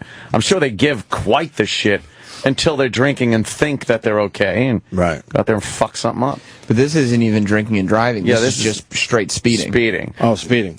Now, speeders, I don't think really give it much thought about the inherent danger in the speeding. They think they're in control of the vehicle. Of course they are. Right. Yeah, of course I am. They are. What? I don't know if I want to see this. Bad. The little kids, you know it's going to be bad. No, Is it shocking? Push play, man. She's got a smile. Forget it. Let me sing it, Sam. Turn it. Oh, there's adorable kids, and that little music starts with the voice, and you know it's going to end very badly. Yeah. No. Oh, no.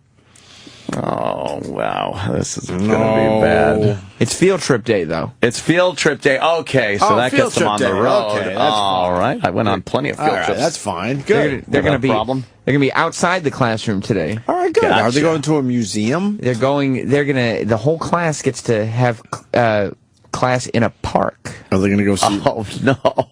In a park? No. Yeah, outside. Oh, that's nice. No. In a park. Boy, In a someone park. going to speed up the Oh, fucking... is this going to be bad? Yeah. I can't watch. What's going to happen? Our field trip was to go see Danny Kaye. Danny Kaye and the Music Man? Yes. I don't even know if it was the Music Man. Was it the Fantastics? I don't know. Longest running show on Broadway? Like, we're in the city to see this shit. I remember being...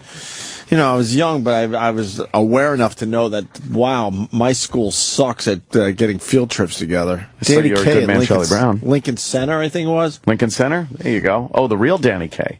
Yeah. Well. Oh, when did he die? No, I don't know, but... When did Danny Kaye die?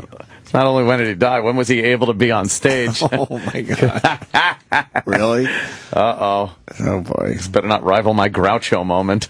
Child of the 80s, baby. Let's do this. He died in March of '87. Oh, there you go. Okay, cool. All right. After a long, long, long illness. Danny Kaye. That was our shitty field trip. We never had a good one. You're not going to be jealous of this field trip. Museum of Natural History was great. Yeah. I went to that on field trips a couple of times, and it was always fun. Okay. T-Rex, big blue whale. We didn't do that. Needed the money. All right, let's see these poor kids where they go. They go to the park. Oh no. Reminds me of childhood memories where everything was as fresh. He's got his favorite car, which I'm sure we'll see laying on a bloody street. All right. Oh. There's some guy on his way out the door rushing. And look at that. His car looks just like the little boy's toy car. Oh, how convenient. They're on a He's probably going field to wind trip. up in his pocket as well. Oh, they got butterfly nets and magnifying glasses. They're out in nature. They're out in nature. Oh, they're doing Ring Around the Rosie around Big Tree. Oh, They're look all how... spinning around the street. Oh, This guy's spun out of this control. kid. Oh, no. Holy fuck! Oh my God! Oh my God! A classroom of our children. What the fuck? That made me laugh so hard at the headache. That was if you speed. What the fuck is wrong with other cars? That car just spun over and it flattened every flattens the children. The car lost it on a turn and started rolling end over end into the park and rolled right over the children, and it flattened the kids. Oh, they're listening to this drippy version of this Sweet child of mine.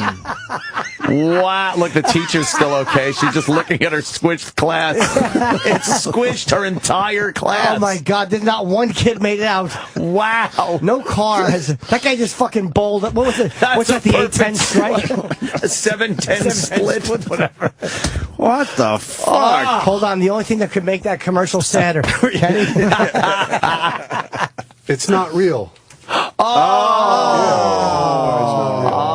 Like CGI or something? I thought. Oh, I thought they just actually killed a bunch of kids. For a good cause. To save others. Can we see that again where he flips over the wall? Wow, that's brutal. Isn't there a better way to get your message across? I don't know. Fuck. Oh, it's fantastic. Oh, wow. How is about brutal. How about the PSA being don't put a fucking turn on a road right near the park? Right. Yeah. You dummies. Well, how about only have parties with kids behind bigger walls? Bigger walls. That's what the message there is. Oh, boy, is that bad. That's brutal.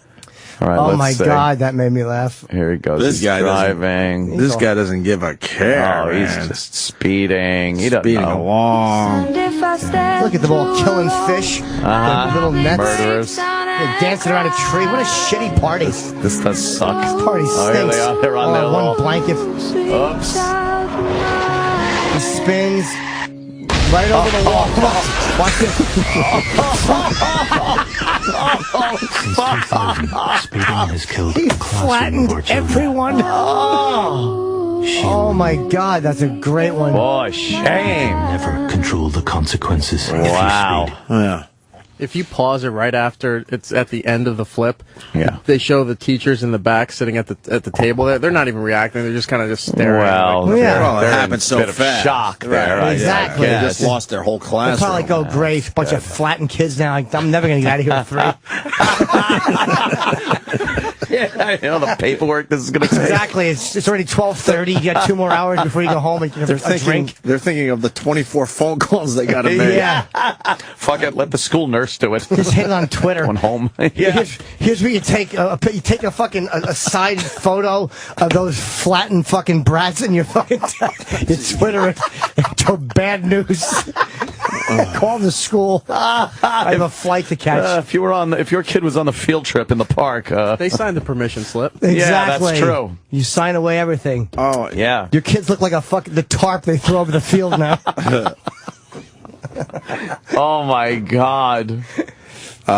You realize they're using Guns N' Roses, right? Yeah. Oh my God. Why? Oh, is that where I Really? heard that song? Well, Jesus. you know, 'cause That's helpful. they were the epitome of good decisions, of course. Guns N' Yeah, Roses. yeah, yeah. There you go. Someone suggested Poison. we should do that with the Benny Hill music. Mm-hmm. We got the Benny Hill music to add to that. GH? Yes. That commercial not effective. No, the New Zealand one was chilling. That one was creepy. brutal. That one stopped, right? Slow motion or something? Yeah. And For the guy split gets second. out and he's like, look, I got my kid in the car. He's like, sorry. Can't do anything. Yeah, that was a chilling Going one. too fast. That one was brutal. that was But this one's almost cartoony. It's too funny. It's too set up with the sad, slow Yes, stuff. yes, Right. the sappy music. Yeah, and the kids all doing the cutest kid things you could. Oh, Yeah. look, he's holding a little net to catch a fishy. Not one of them were picking their nose or their assholes. Right. Shitting their pants. You know who's happy that happened? The fucking fish in the net. It's like, good, cock. That's what you get for pulling me out. I'm fucking gasping for air. Yes, Caddy. GH, that reminds me of a video you posted on your Twitter, Opie Radio. Oh. Which video? Some people were lucky they didn't get hit by a car. Oh, I just retweeted someone's tweet. Yeah, but it's on your Twitter, Opie Radio. So Wow. embarrassing. Isn't it like, Some say it's fake. Some say it's old. I love that people go, that's old. It's new to me and others. Yeah. What the fuck? Yeah, I haven't seen everything on the internet. Everything on the internet Right. yet. And it's entertaining. there you go. Where was it? It was pretty sick. It was just a retweet. No, I don't know where it is. There it is. Look at this. Oh, I actually saw that on. How could that be fake?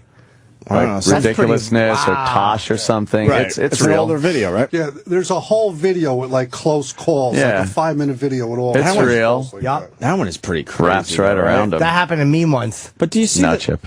do you see the hatchback goes up and around her too? Yeah, It that's- opens up in the middle of the crash and Over her head. That's and fucked lifts up. up and over her head without Wow. getting her. wow, Yeah. yeah. Could have decapitated her. That one's real, right? Because then after I posted it, people say it's fake, and then I'm like, is it fake? Real enough.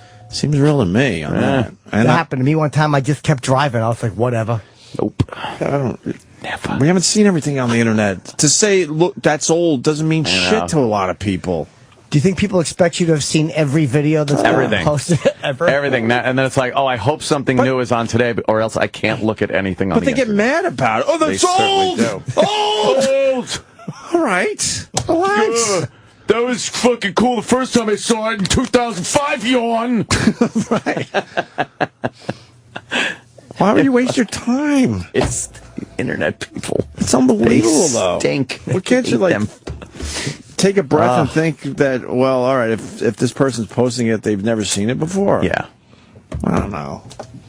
Apparently, you're not allowed. Not allowed to post something that's old. Fake and gay. So fake. That's one of my favorites. Fake and gay.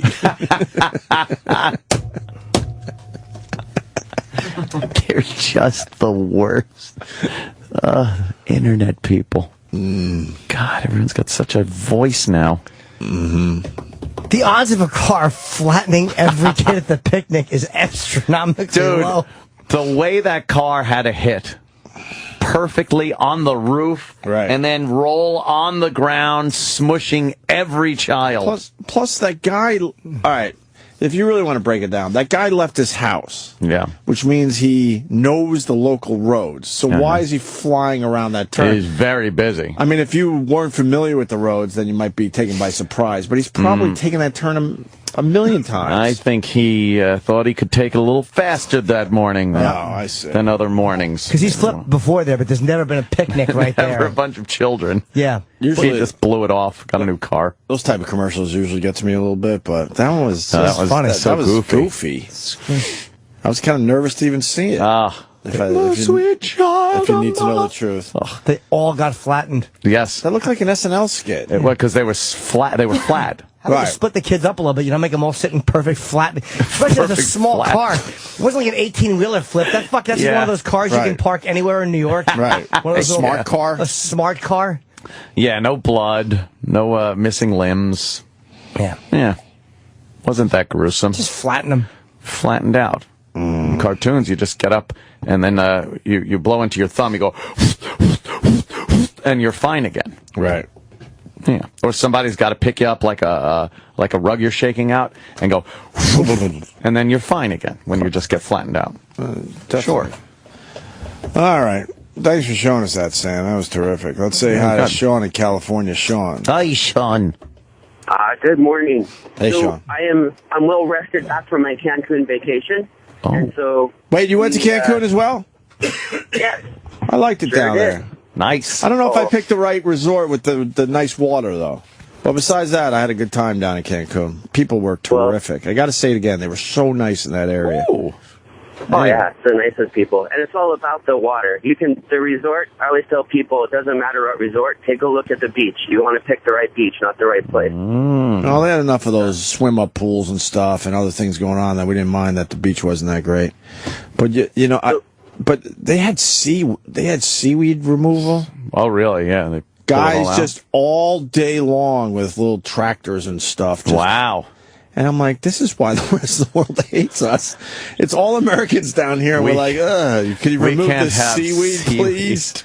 Just piling it up at the end of the beach, just piles and piles. And then I watch this every morning because, early riser. And then the truck backs up into the beach and they pile all the seaweed in and they just take it somewhere else. Wonder where they take it. They dump it off at the local, in the local playground. They make the kids eat it. Right. That was yeah. Oh, whatever. Yeah. Anyway, go ahead, Sean. Pretty cool. So we frequently go there, and typically we just fly Virgin out of SFO, and that's San Francisco. Right. Whoa, I like the lingo. Mr. Aviation. Nice. I thought it was Santa Fe. So no problems. But this year there's 15 of us, so we decided let's do United because we're coming from all different parts of the country. And so we're down there at the terminal, and they load us up on the plane, and everyone's on the plane ready to take off. And the announcement, you know what? We don't have a pilot at the moment. Oh, but those are important. We're going to get you one. So hang tight, and we'll have a pilot on soon. I've heard that before, where they're like, the pilot's not here yet or something. Yeah. But you do wonder what the fuck is he doing? He's taking his last test before the pilot's license. And where's the pilot that they're going to get? Like, why doesn't he have a flight somewhere? And there might be a pilot that assumed he's not flying anymore. Right. And he might be having a few shooters. A few belts. A few belts. Yeah, I don't like when they say, the pilot's not here yet. That's just like, what, did he get in a huge domestic issue? Yeah, he's all pissed off. Anyway, go ahead. We don't have a pilot. We're going to just wake one up who's on an hour and a half sleep and drag him in here to fly you to Cancun. Hope he doesn't fall asleep. Boy. Continue, Sean. Yeah, so go ahead and load us. Have us wait. But don't worry. The pilot's coming from L.A. We found one. So we wait. We wait. All right. And then the bitch gets back on. Small delay. Pilot is delayed in Phoenix. And what the fuck, United? You can't bring a pilot from L.A. on a nonstop flight with like your own shitty planes, or just ask Southwest or somebody to bring one up. So they do a one-stop freaking flight for the pilot. Now he's stuck in Phoenix. So now we sit there even longer. Now hours have gone by. They load us on the plane. For this call? No pilot. Yeah. Hours have gone by. It feels like it. I don't know. Yes. How long do you want him sitting on the plane, sir? Yeah, we're stuck on the plane with you right now. Yes, real time. How many hours were you stuck in the plane? 2 hours. A little over 2 Without hours. moving, right? I don't understand why they can't figure that shit out where they could get everyone off the plane into a comfortable area for a while. Why do we have to sit on the plane because you guys don't have shit figured out? In first class, I don't really mind it.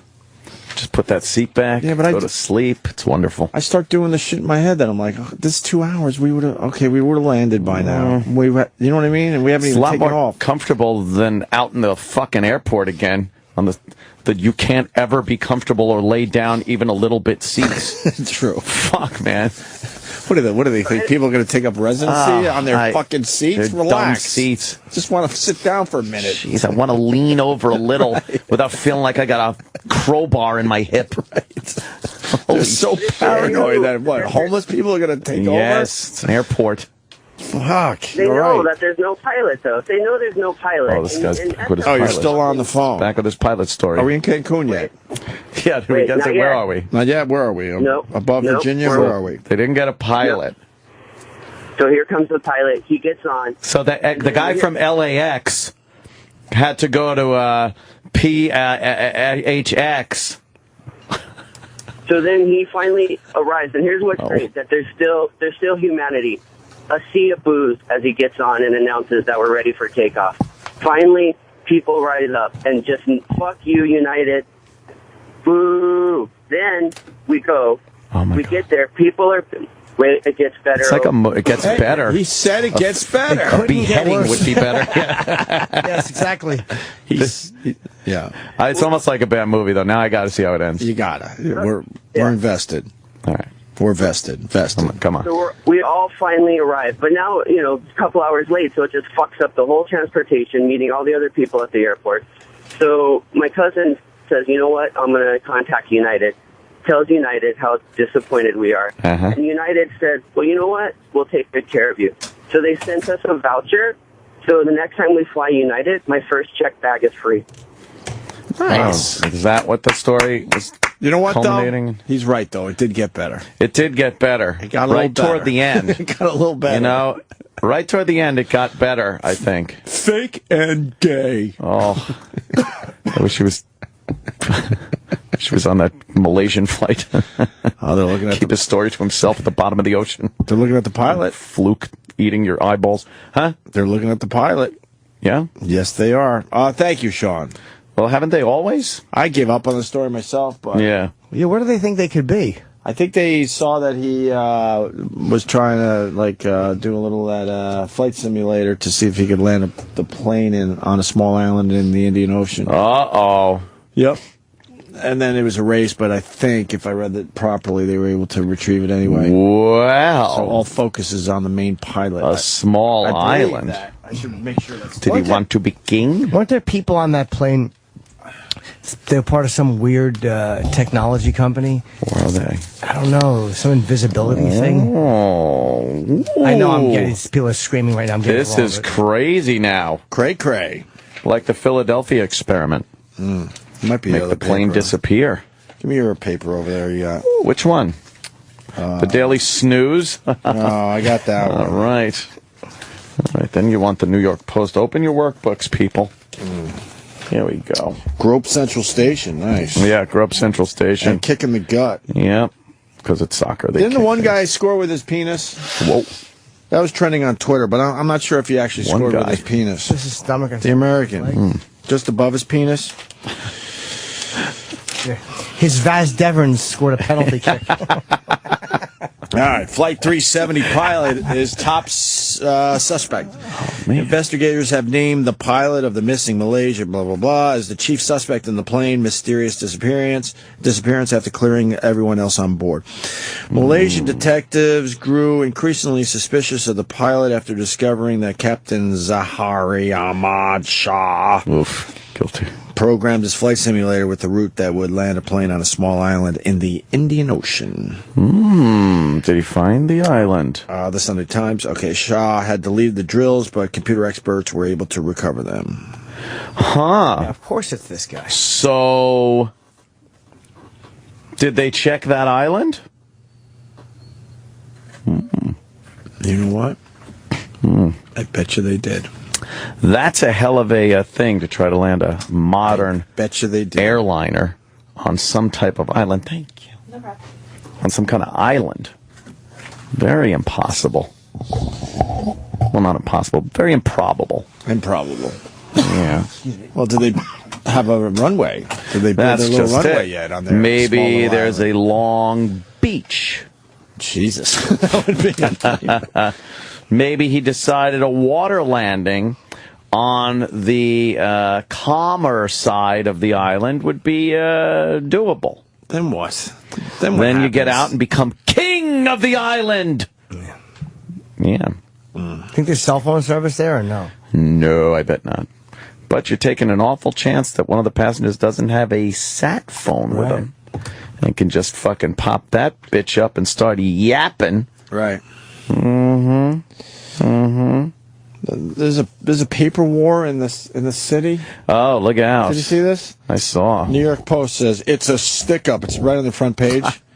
Daily News hikes prices 66% to $1.25. Oh my God! And then they have on their front page it just says just $1. Just $1, worth every fucking penny. They're making a big deal that the competition is up. You know, that's never will cost you a quarter more. That's front page news for the newspaper because it, involves it says, them. Buck the News, buy the Post. There you go. I just buy either one or both. Both or I don't give a fuck. Same dumb stories in each one. They're both nonsense and full of lies. Yes, lies. Lies, I tell you. All right. To Bluesio. What was that? You didn't see that? I saw the picture, but I didn't see it on the cover. Is that what they were going? Hold on, before you do anything. Oh, God. Did you see the daughter? I don't know if you get in trouble for saying this, but I don't give a fuck. What? She has armpit hair. Does she? What did you get in trouble for? Can't get in trouble for that. I don't know. Is it a feminist thing? That fucking they should figures. be allowed to fucking grow. I don't. This family is so weird. You should be allowed to grow your armpit hair, but it's fucking disgusting on women. Period. Where's her armpit hair? And tell you the truth, I trim mine down all the time too. I think it's fucking disgusting. Nice. There you go. Let me see. Let's see. Zoom that fucker. What are they dressed as? I'm frightened. This is the Coney Island thing. It's the Mermaid Parade, I believe. Mermaid? That starts off summer. Oh, man. I've never been, but they get really wacky. Is that pit down hair? there. Yeah. It's not a shadow. You're right. The shadow's there. Oh, my God. Because they're all so fucking, why should I have to? Yeah, okay. You don't have to do anything, but that's disgusting. I don't know, man. God. That's going to keep some suitors away, I believe. And then look, the kid's still got his big afro. Oh, he can never cut it again now. Don't worry about it. Yeah. And what's he, a pirate? Yeah, I don't know. They get a merman and a mermaid, and I think they were like the main ones down there, right? The king and queen or whatever they're called. Mm-hmm. Yeah, and De Blasio, yeah. Grand Marshal or something. Dressed as a pirate. Arr! What an odd family. They're just odd. It's a bit strange. He's making out with his former lesbian wife. As the unshaven, armpitted daughter looks on, painted blue. I don't know. All right. Remember, you guys were trying to figure out how we could get into the next round with the World Cup. Now that we're all huge soccer fans, right? Now we're all huge soccer fans. Win or tie against Germany on Thursday, U.S. moves on. A loss to Germany combined with a draw in the Portugal-Ghana game will get us in. Draw, okay. A loss to Germany, but winning tiebreaker over Portugal-Ghana winner. Ooh. Note, if U.S. is tied with Ghana after goal differentials and goal scored tiebreakers, U.S. gets in via head-to-head victory over Ghana. You know? Did I clear that up for you? Yeah, actually. All right, good. It's pretty clear right now. They actually have a pretty good chance, odds-wise, of getting in. That's what that guy was saying. Yeah, that guy was saying it. We, I think, called him an asshole. Yeah, whoa, that's a good one. What's that? Yeah, it's that plane that hit the end of the runway and kind of... Yeah. Patrick in Jersey. Patrick. Hope, I think you're full of shit about growing up poor. Why? Ooh. You went to high school with fucking polo players, lacrosse players, and Wonder Bread is the cheapest shit you could buy. You always talk about the Pepperidge Farm bread. That's the most expensive shit in the store. Dude, if you want me to break this down for you, first of all, I did go to Harvard Fields High School, and there were a lot of rich kids, which I fucking... That's why I threw chocolate-covered strawberries at that kid, because it reminded me of growing up. We were one of the poor families in a really nice high school.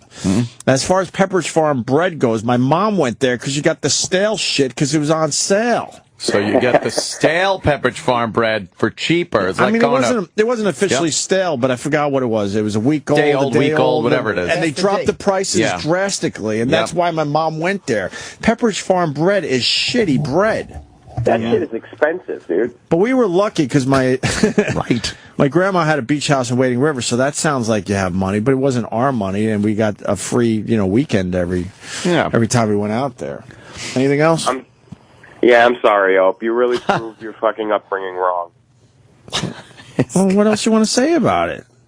No, I love you guys. All right. I'm just explaining some things. We didn't have snowshoes. We did the plastic bags and the sneakers. That call was an audio tweet. that was a audio response, like a tweet. Fake and gay. Fake and gay. Oh, real poor. Pepperidge Farm bread. You know how expensive that. You know, it was a special treat when my grandmother would come over sometimes and bring cheese bread. And the smell of cheese bread in the toaster oven. Ooh. A little butter on some cheese bread. Yeah? Right. Fucking rule. Old Granny brought some cheese bread over, It was a special treat when she would bring cheese bread. We had... Do I have to explain this? We had 7 kids. My dad did buy our house for cash way back in the day. Ooh. And my dad was doing really well in business. And then, maybe having a crazy wife might have got to his head and he didn't work as hard anymore. That'll breed a little resentment. So, we did have a big house, but we had a lot of people in there always. My dad, when he died 10 years ago, soon, actually, the 10th anniversary coming up soon. Jeez. He literally had no money in the bank, less than $1,000. What else can I tell you? Tenants. As soon as one of us left, that room was taken over by tenants. Rented out. To try to, pay the bills. Not one of those houses where they keep the room. Oh, God, no, man. This is Greg's room. I came home Look at the banners he put up. And I came home for my first summer from Tennessee. Somebody living in your room. I only left a couple months ago. I had to sleep in another room, or I don't remember anymore. I mean, we're talking so many years ago, but I know I didn't go and sleep in my room. Right. It wasn't your room anymore. It was in someone else's room at that point. You'd been evicted. Yeah, because my wife's seen my house where I grew up in. She's like, you told me you grew up poor. It was a nice, big fucking house. My dad was in real estate, did really well.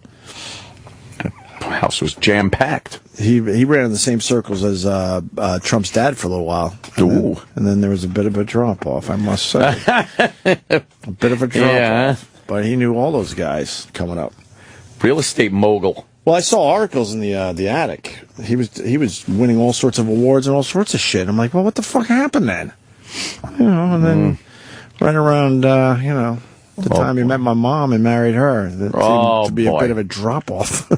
Oh, boy. I think he had to stay home so she wouldn't kill us.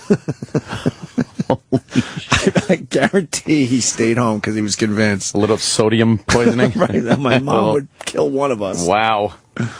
And then when I was 16 years old, this guy got me going, which is fine, by the way. When I was 16 years old, he stopped leaving the house for work. I remember that. That was it. Damn. And then he became an entrepreneur. And what does that entail? He was into gold doubloons and stuff. Whatever was hot, silver. And also Bill Devane. Button making. Got into button making for a while. It was always something. Always something, huh? He had those elixirs even. Ah, the elixirs. Stuff that was going to help you stay healthy. Grow hair on your head. I couldn't keep track with him. He had so many schemes and things going on. That's when we had the church. Right. We became a church to save money on taxes for a while. Became a minister. But every once in a while he would hit, and then all of a sudden we would have like money for not even a year though, like a little few while, months, and where we'd have a really good Christmas or something, but then we'd go back to struggling. So, damn. Usually people live poor or rich, or the rich live poor. I don't understand that. Oh, yeah, we can do this. How's the chili, by the way? It's pretty goddamn good. Dan in Pennsylvania. Boys. Hey. Opie, I tweeted you, but on Twitter, nobody. You probably didn't see it. Who are you? Who the fuck are you? I'm some piece of shit. Rage of the Hebrew on Twitter. I have like 9 followers or some shit. Rage of the Hebrew? What are you, Jewish? Well, dude. I very much am. Well, you're going to double your followers by just mentioning your name. I called the other day. I told that story about the moldy condom with Tom Papa. But anyway, where's your when did you tweet? You tweet today? Yeah, like a couple of minutes ago, I tweeted you an article about the strangest genitals in the animal kingdom. Oh. Wait, what's your Twitter again? Rage of the Hebrew. Rage of the Hebrew. I'm going to follow you, but I can't find you. Rage of the Hebrew. Seem like a nice guy. Yeah, I try. What do you do for a living? I went to college for computers, but right now I work for a big printing company doing bullshit work. It sucks. Rage of Sounds nice. I have to go to the bathroom. Oh, yeah. Yeah.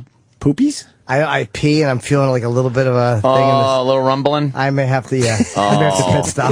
I've been having to piss for 15 minutes, but I'm like, I gotta piss. Yeah. Did we just come back? No, I don't think so. Hour, 40 minutes. I don't care. I was just fucking. I'll be right back. Oh, I know you. Jim. Go pee. Oh, I blocked you years ago. Did you? No, I'm just kidding. Yeah, some people, though, they do that. Unblock me. No. Never. No reprieves. I unblocked someone, and they went right back to fucking the hating. I'm like, I thought we were good now. I am a scorpion. That's all I know. All right. Yeah, I'm following you now, brother. So what do you got? Wait, I love you boys. Anyway, I tweeted you this article. I thought you guys might like it. It's just fun. I fucking love science about the strangest genitals in the animal kingdom. Ew. Wow. Trying to eat over here. You guys did that thing about the weird sea creatures. I think you'd probably like this kind of shit, too. Strangest genitals. Yeah, we're going to go with it. Thank you, sir. That's all I got punching out, boys. All right. Can we see that, Sam? That was disgusting. I don't know what that was. Oh, that was the armpit hair. De Blasio's daughter's armpit hair. I thought that was a strange genital. Let's say hi to John in Tom's River. John. Hi, John. Hey, what's up? I got a great idea. Here's what we do. Sam, get on this. Instead of having the apology meter, let's have the meter on Opie, how many times he can go without complaining during a day. Oh, shit. My headphones don't work. My microphone don't work. My TV doesn't work. I'll say Holy this. I'll say this much. I think it's gotten better. I think it's He's like the biggest baby in the world. I had Petrid's Farm bread. What do you say? What? Oh, that wasn't complaining. Was complaining that at Pepperidge Farm bread? That's was that complaining, guys? No. That's more relating just fucking growing up. No. What a half a sissy you are. A half of what? Sissy. He's Oh, not sissy. He's not really listening to you. Oh. He has his agenda. Oh, I see that. Yeah. No, I listen. I'm a very good listener. Which hater are you on Twitter? I don't hate. I love. I love to listen to you cry. All right. I'll try even harder because I am attempting to hate less. Sam, try to get the meter going. He got it. We all understand your point, sir. Don't worry. All righty. Thank you. Have a nice day. The four-headed penis. What is that on? What is this, Sam? Is it a porcupine? Well, it's like the platypus. Is this the number one weird penis? No, it's not a countdown per Oh, se. should be. Can we make a countdown? I mean, I could apply numbers to the penises. All right. Is this number one? This is number 10. Number 10. Because we can't start with number 1. Right. Okay. What is it? It's a echidna. It's a echidna. They're monotremes or egg-laying mammals.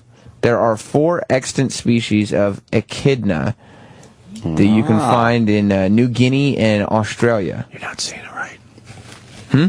You're not saying the word right. Oh, no. What is the word? I don't know how to say it either. But I know that's not it. No.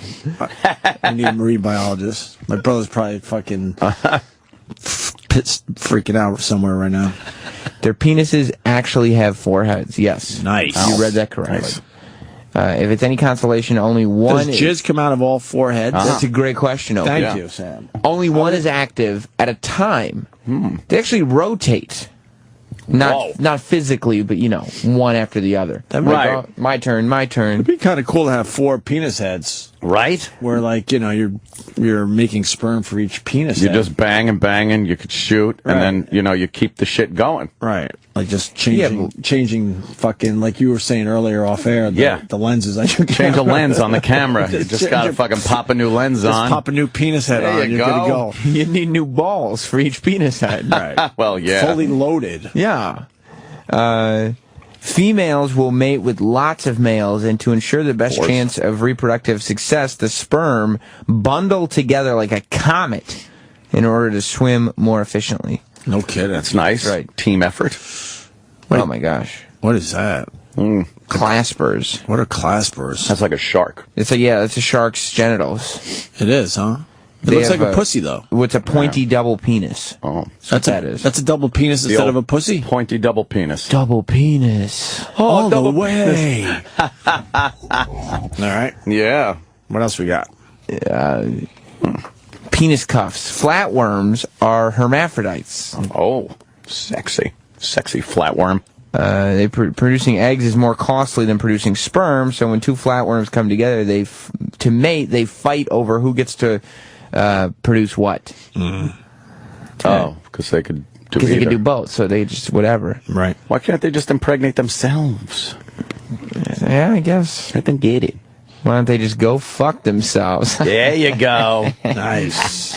During the penis crusade, the flatworms will fence, sometimes quite violently, in an attempt to impregnate the other without getting pregnant themselves. Wow. That's a hell of a reality show. But you'd rather dump a load than get pregnant, right? Exactly. Yeah. Oh, hell yeah. I get it. It must suck getting pregnant. Oh, God. That'd be the worst. We blow and go. That's it. You're stuck with it. 9 months. Yeah. Have a field day. You figure it out. Oh, that's gotta suck. Ugh. Go ahead. Yes, Sam. What is that, snake? Well, that's a hemipene. What the hell is that? It's a snake or a lizard. That's what that is. That's the hemipenis. What does that mean? Individual males have 2 hemipenes, which they alternate between when mating with females. Some are even embellished with sharp spines to stop the male from slipping out of the females. Yeah, you bitch, you take it. That's right. Fucking take Cloaca. Take that shit. My spiny dick. Can you imagine that if your dick had like grappling hooks on the side? Perfect. And you just clung into a vagina? Yep. Like, yeah, it's not coming out. Now move. Yeah, you can't be, taken in for rape. No, that's for sure. Just say my claspers got caught. My claspers. It was an accident. And they got caught in there. She said no, but my claspers were already there. I was trying to pull out. Right. That's a barnacle's dick hanging off that bird. A barnacle dick? What does that mean? Barnacles have the largest penises in the animal kingdom. They can be up to 40 times the length of their body. That's crazy. What do you mean? Barnacle. A barnacle. Wait, the bird is sitting on a barnacle penis? It's I guess the bird has the barnacle in its claws and it's flying. Oh, it's going to go eat it. And the barnacle's dick is hanging down. Damn. No. Yeah, dude. I've seen barnacles. I've never seen a barnacle penis before. They got it all clamped up together. Oh. You'd think they need a long penis because they're stuck on the bottom of a ship, let's say. Yeah. And let's say they don't want to fuck the people, the little barnacles around them. Right. Barnacles don't get up and move. Right. So his penis has to go way over to where some hot barnacle is. But how do you know it's a hot barnacle? I don't know. And then can you really don't know. Wow. 40 feet away, can you just pinch the tip and then it'll eventually come? Yes. That's cool. Slide it in there. That's cool. A hot barnacle like 40 feet away puts her mouth on your 40 times bigger fucking barnacle penis. This guy's going to fix your pronunciations. Nick in Detroit. Yeah, hey guys, what's going on this morning? Hey. It's the word is echina, Sam, you idiot. I know. But I didn't know how to say it either. Nobody did. I just knew you were saying it wrong. It's echina. I knew that much. Echina, and the better part, and I don't know what's number one on your list, but you got to look up the videos for duck penis. Duck penis? Duck penis? How about we don't? Ducks just have penises. Yeah, you go jerk off to ducks at home, buddy. Are we done with the penises? Duck. Bizarre penises? Well, there's a type of octopus that his dick comes off. It's like a tentacle. And so not only does he just pump and dump, but he leaves his dick behind. He's like, whatever, you take care of that. That's some fucked up repugnant shit. Can he reattach it? I think he gets a new one. Does it grow? Yeah. Imagine, having a good date, and you tell the chick, here, take my penis home with you. Yep. And my dick. Here's my that later. dick. That's dope. I don't think there's much pleasure in that. That's it. That's number one, is the detachable penis. Detachable. Could you look up duck penis? Yeah. Don't they just have penises? Like regular? It's probably like, some wacky looking fucking thing. It's a duck. They're always fucked up. It's a bird, so who knows? Whoa. Fuck, get out of here. That thing looks like a phone cord. Yeah, but that's the same picture as the barnacle that we just It's an old school phone cord. Yeah, look at it. That's a duck penis, huh? It's kind of corkscrewy. Yeah. Like almost worm-like. Look at this picture of this dog fucking this duck. That dog's really getting that duck. That's nice. Deep dick in a duck. Yeah. Must be great to be a dog. You could get away with fucking you can everything. hump anything. Yeah. Yeah, but because of that, they're not going to take you in. People try to cut your balls off everywhere you go. Well, that's a good point. You gotta. Bob Barker made a career out of going on TV and telling people to neuter their dogs. If you keep fucking shit, you'll get your balls cut off. That's exactly right. That was terrific, Sam. That's a good one. Thanks. We got to step aside. We got Chris Weidman and Frankie Edgar from the UFC coming in today. Ooh. What are they promoting? Fighting. Of course. Anything else? I guess we'll ask him. Kicking. Pinning. Punching. Right. Tapping. Oh, and E-Rock's got some Oreos. What do you got, E-Rock? I brought these in for you. It's the Reese's Peanut Butter Cup Oreos. But I hate peanut butter. Well, I have 4 other kinds if you'd like to. What other kinds? Wait, bring them in real fast. Yeah, let's see what we got. Why would you wait until the guest is coming in to do that? Yeah, bring him in right now. Yes, quick. Are you? Is he back to the consumer now that he's back from Yes, he European is. vacation? Okay. Yes, he is. As a matter of fact, I saw the Italian version. Yeah, I and did the see Mamma one. Mia. the consumer put up a photo of the Fruity Pebbles beer. Yeah. And I didn't realize, but like half an hour later, I was at home with Jess, and a commercial came on for it. Whoa. And Jess goes, "Oh my God, that's the beer the consumer reviewed." She got all excited. Yeah. Jimmy, you picked a bad time to come back. Oh, in. shit. Oh, no. All right, those are the Reese's. Oreos. What other kind are there? Got birthday cake. Oh, I might have to I don't try like that. the I don't know. Oh, I'm complaining. What's Banana this one? But I don't like birthday cake on banana my split, shit. birthday cake. watermelon. no. What other kind of Oreo we got? And we got some soft milk chocolate cookies. Oh, those are good. And blueberry cobbler. The cobbler. Oh, these are open. Yeah, they were reviewed. And These are the consumer cookies. Whoa! These are from the photo. Wait, which ones you got again? Famous. Watermelon, birthday cake, banana split, and Reese's peanut butter cup. I would go banana split. You gotta try birthday cake, right, Ant? And the Reese's. Try birthday cake. You can tell which one's got good reviews because there's 2 of them left. The banana split is not a full pack. Very nice Oreo cookie aroma to this, but there is this hint of cream in here, which I guess is the birthday cake. I'm seeing some sprinkles and things we'd normally see on a festive birthday cake. Let me take a little bite of this here.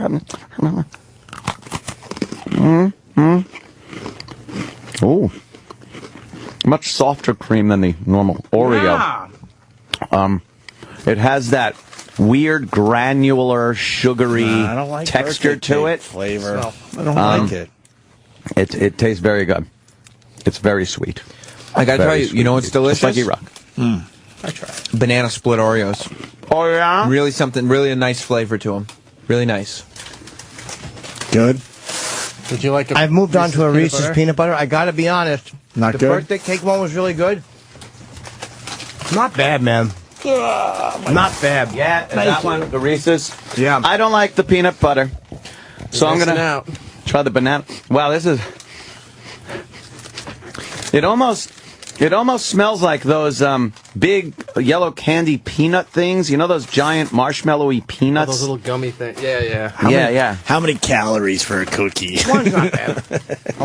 Let's try banana split one. I like And it banana tastes split like better one than of birthday cake. The banana split filling tastes like those big dumb circus peanuts. You know the candy ones? Mm-hmm. Yuck. But it's not that good. But look, they're using the vanilla wafers. It's I'm not a that fan good. of banana split. The birthday cake was pretty good. I can't even finish that one. It's shit. How? I don't know what You're happened. spilling it. You're spilling it. I will drink my. Sometimes I'll say that. Let's make like a banana and split. Is your thing leaking?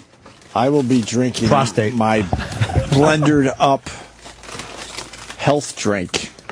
You need a new one if that leaks. What happened? Well, I'm not even going to tell you what company I use for my blendered up health drink. It's not blended, it's blendered. Yeah. Did you drop it? Is that what happened? No, I was drink. You can't put the lid back on after you drink it. What is that? Looks like someone shit. fucking strained a tampon out. Well, it's, in other words, delicious. it's blueberries. Ooh. It's pineapple. Oh. It's flax seeds and a lot of spinach. I tell people don't give me any of that. Flack. See. Oof. Oh, this is just like eating Oreo cookies. You like them? Oh, you didn't have the Oreos, did you? I did not. I did not. The birthday cake one was good, That and was the good. peanut butter one was good. That banana, as soon as you said it tastes like the circus peanuts, I fucking hate those They're things. terrible. Yeah, oh, I hate those fucking things. Big And it did. It tasted rubbery like that. peanuts. Yeah, those things Sweet are rubbery awful. peanuts. Oh, those Sweet things? rubbery. Yeah, Oh, those okay. giant Yeah, rubbery all right, ones. Terrible. They taste like insoles. That's what the inside of that cookie tastes like. That sounds horrible. Yeah, really awful. I was thinking actual peanuts or something. No. I know what you're talking about now. Yes. I think those peanut things are trying to be banana-y. I'm not sure. I don't know what flavor they're supposed to be. They always suck, though. All right, we'll take a break. We're going to get Chris Weidman and Frankie Edgar in next. Stay there. Fake and gay. More Opie and Anthony in a minute. Actually, maybe more than one.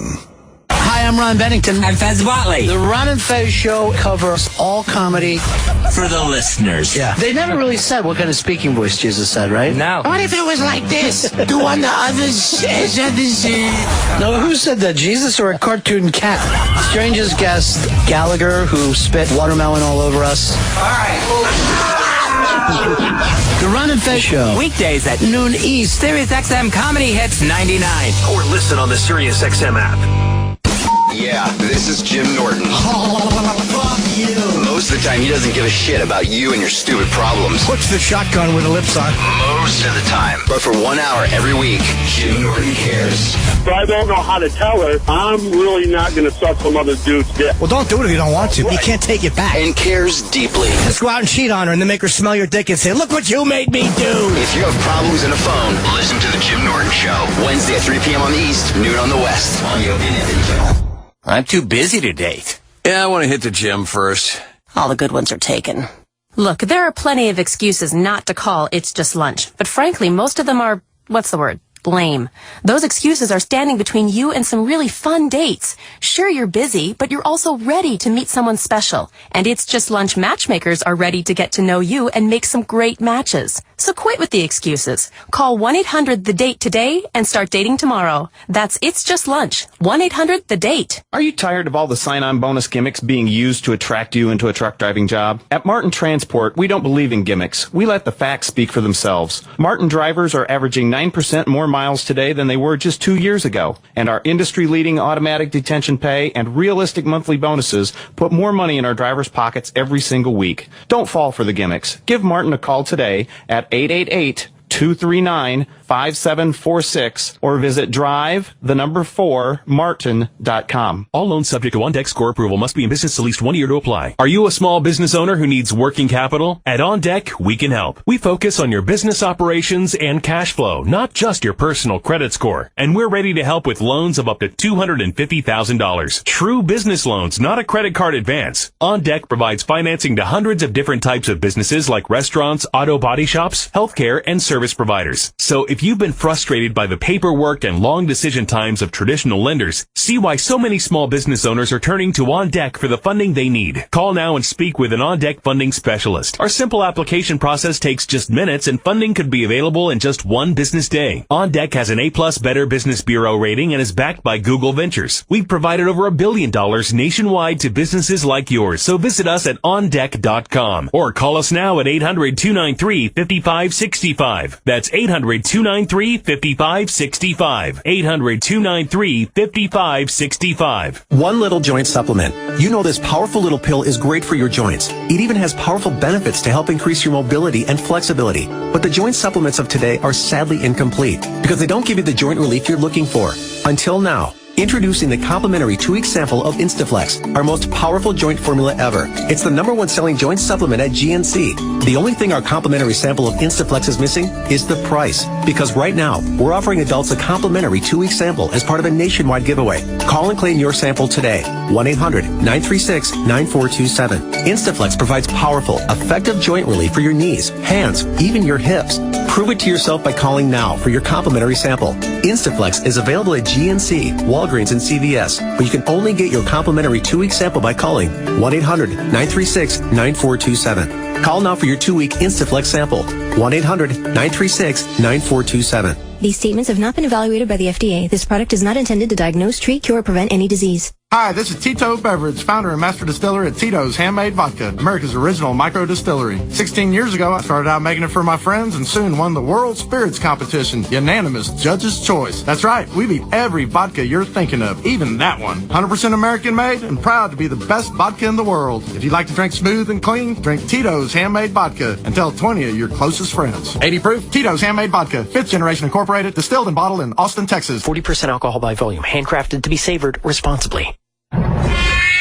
Hey, yo, I'm just telling y'all, the encore, the Opie and Anthony show, gonna start at 11 a.m. on the East, 8 a.m. for my homies on the West. So if you miss any of this shit and you want to hear it all again, tune in and check it out. On MLB Network Radio, you'll hear the latest news and expert analysis of America's national pastime. This is shocking news. Interviews with all-stars, managers, and executives. Mike Trout. David Ortiz. Play-by-play of the biggest games. And one of the most remarkable games you will ever see. On-site broadcast from baseball's most important moments. Down here in the clubhouse, champagne is flowing. MLB Network Radio, Sirius 209, XM 89, and the Sirius XM app. Cloud may be just another overused buzzword, but the cloud is an effective computing environment that can save your business time and money. Barracuda Networks is no stranger to the cloud. In fact, all of our security and storage solutions connect to the cloud for continuous updates and off-site redundancy. Barracuda's cloud also plays host to our email security, web security, file sharing, and e-signing services. We even offer solutions on Amazon's AWS and Microsoft's Azure public cloud platforms. To try any of our cloud-connected solutions free, visit barracuda.com/cloud. Hi, Joe. I'm sorry, but your business loan has been declined. That's okay, Bob. Anchor Funding Services already funded my business. But you have no capital in your business, and you're growing very quickly. Exactly. Anchor Funding Services gave me immediate cash from my accounts receivable. And now, since they're powered by Tab Bank, member FDIC, I have front-of-the-line access by calling 844-TAB-FAST. Guess I'll be moving my account, Bob. 844-TAB-FAST. That's 844-TAB-FAST. Or you can go to tabbank.com/fast. Do you wake up with headaches or a sore jaw? I'm Chuck Woolery. You know, you might be clenching or grinding your teeth at night, and that can lead to worse issues like jaw pain or severe dental problems. A Dentec Dental Guard can help protect your mouth from pain and headaches, nighttime teeth grinding, and long-term damage. Dentec makes professional quality night guards at a fraction of the price of prescription guards. Dentec Dental Guards are easy to use and easy to find in the dental aisle at Walmart, Target, Walgreens, Rite Aid, or CVS Pharmacy. Hi, folks. This is Alan Thicke. Rule number 1. Don't mess with the IRS. They're cracking down this year. They can garnish your paycheck, levy your bank account, even your home or business could be up for grabs over unpaid taxes. The experts at Optima Tax Relief will work to get you the best deal possible. And they're fully accredited by the Better Business Bureau. For tax help you need, for tax help you can trust, call Optima for a free consultation. Call 800-975-1588. 800-975-1588. I'm Victor Calisi, Commissioner of the Mayor's Office for People with Disabilities. And I'm Bill Bratton, Commissioner of the New York City Police Department. MOPD works to assure that people with disabilities can enjoy the rich opportunities our city has to offer. This includes the freedom to travel throughout New York City, a right most of us take for granted. For people with disabilities, traveling around the city can become a challenge when drivers fail to follow basic parking rules. New York City's parking regulations protect the rights of people with disabilities. When you violate parking regulations, you not only violate the law, you violate the rights of others. Parking spaces designated for people with disabilities ensure equal access to goods and services. Parking without a permit in a designated space or using a fake permit is illegal.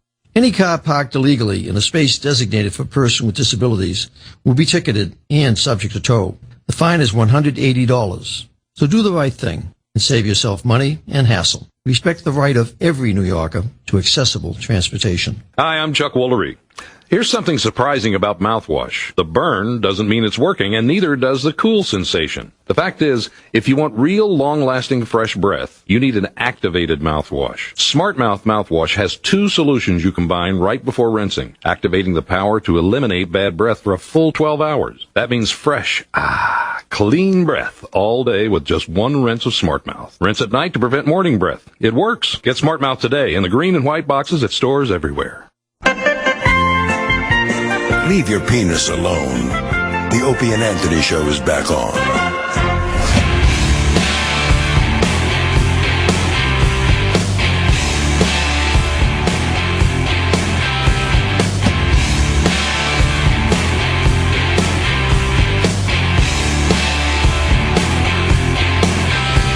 Want to welcome Chris Weidman and Frankie Edgar to the studio. Where are they? I don't even see them out here outside the studio. Oh.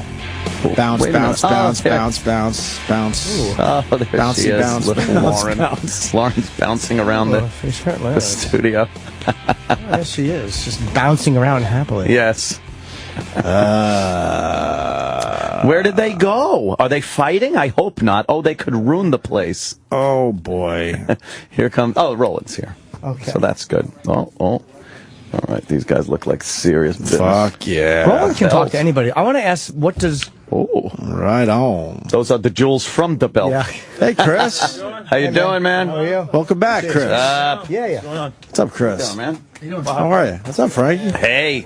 Ooh, the belt. That belt is fucking bedazzled. That is one bedazzled belt. Real good. Wow. That's the actual belt, huh? There you go. Oh, yeah. Oh. Oh, it's heavy. I can't hold it. How embarrassed would you be if you dropped it and broke it? Do you ever have anybody drop the belt when you hand it to him? Just me. I love this. Just That's me. great. The first time I had it. Let me see Nice. that. Pretty weighty. I like it. Is it like a WWE belt or? I have one of those they gave us. Oh my God, it really is Right? heavy. It's a heavy belt. How much does this weigh? That's the real what is it, like 30 pounds? it's Around, something around 30. I gotta take a picture of this. Wait, Frank, you asked if it's the real one. Do they pass around? Do they have one No, that they they have, give like you? they have like a replica that's like Really? it's This like a thing little rules. smaller, a little smaller. Just to travel around with? Yeah. E-Rock, if you had that, would you let Virgil sign the back of it? Kill him. Virgil sign. He got a WWF belt when he was a kid, I guess. Were you a kid, or was it Kid, he was recently? 30. Yeah, it's like 6 years ago. But he gets the $1 Million Man to sign it, Ted DiBiase, and then Virgil just comes up out of nowhere and goes, "Oh, I'll get that," and signs it also. He didn't want Virgil to sign the $1 Million belt. And the crack end. my gold over there. I saw what you Oh, did on the shit. table. That's pretty cool. I don't play games. Damn.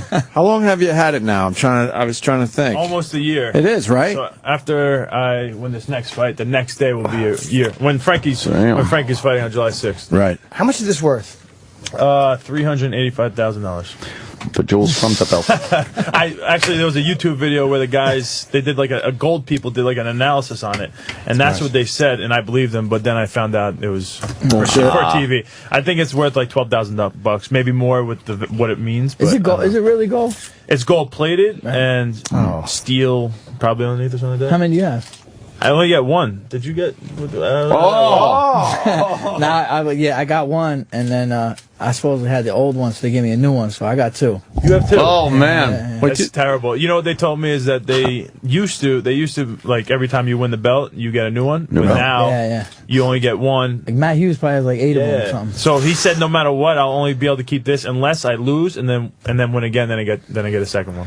So were they trying to cut down on belt production? Yeah, what the hell is that about? So $12,000. Yeah, so you should lose so you could get another one. I was thinking about that. But one is good enough. That's pretty awesome. In Raging Bull, when he's breaking up the. I love that scene. He has to try to sell his belt. This dummy, instead of selling the whole belt, he's like knocking. He the needs jewels money off for his lawyer because he went out with that 14-year-old girl, and he's trying to get money, so he pops the jewels out of the world champ belt and takes it down to the pawn shop. The pawn guy's like, I'd have given you a lot more for the whole belt. Yeah.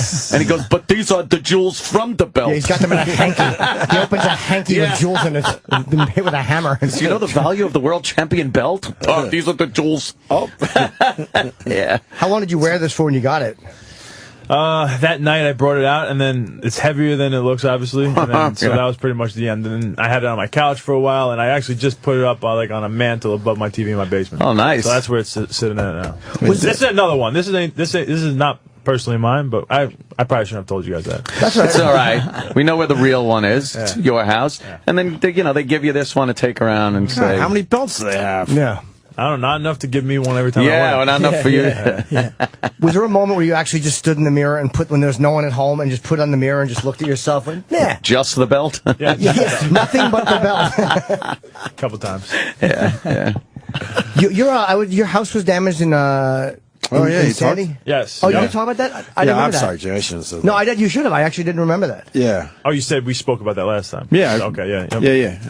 Yeah. Well, should we? Was I here or Sure. no? Jimmy wasn't here. It's a very touching Sometimes story. Jimmy's not here, actually. Very touching story. I don't like to talk about it too much because I cry. No, I'm just kidding. man. No, but got that. We got hit pretty hard. Had to leave. We were at my parents' house for a while. Rebuilt it, and then we ended up moving to a different house now. Where were you?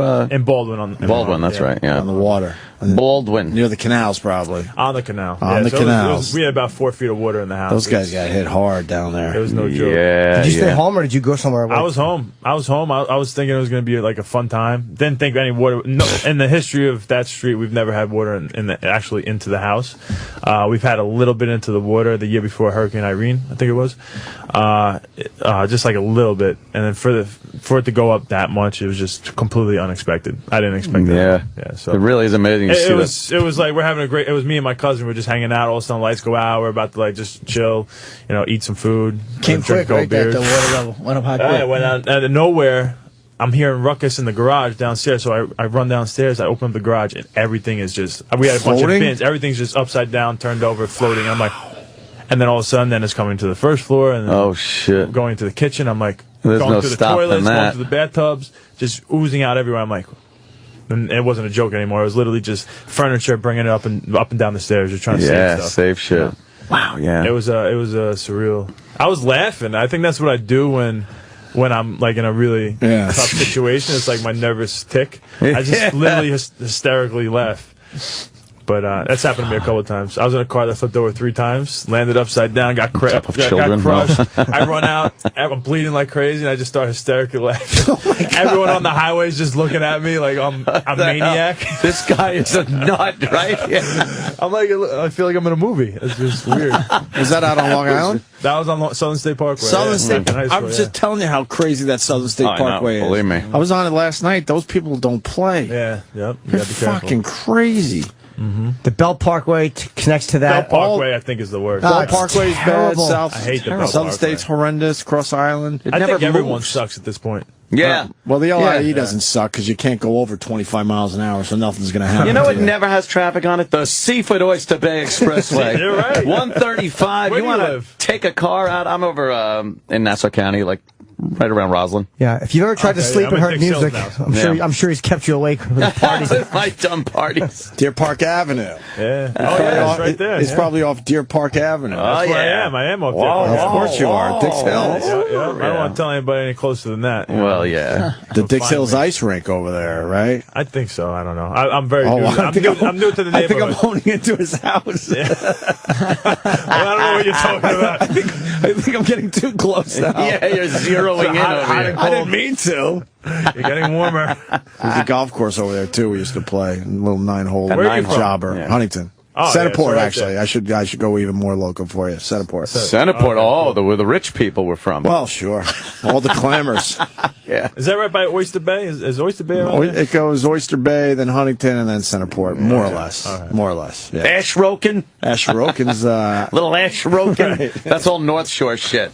Yeah, South Shore, I'm a North South Shore Shore. guy, like to the heart. So I'm sorry. Totally like the Mason-Dixon line in the middle of Long Island as far as North and South. North Shore people always kind of snubbed South Shore people, and South Shore people always thought North Shore people were fucking assholes. Yeah. Yeah. And that's why I moved to, I'm from Nassau County on the South Shore, and I moved to, I refused to go North Shore, Nassau County, so I went to Suffolk. Right. I went It's to, then okay different. if you It's do a little that. different if you're North Shore and Suffolk.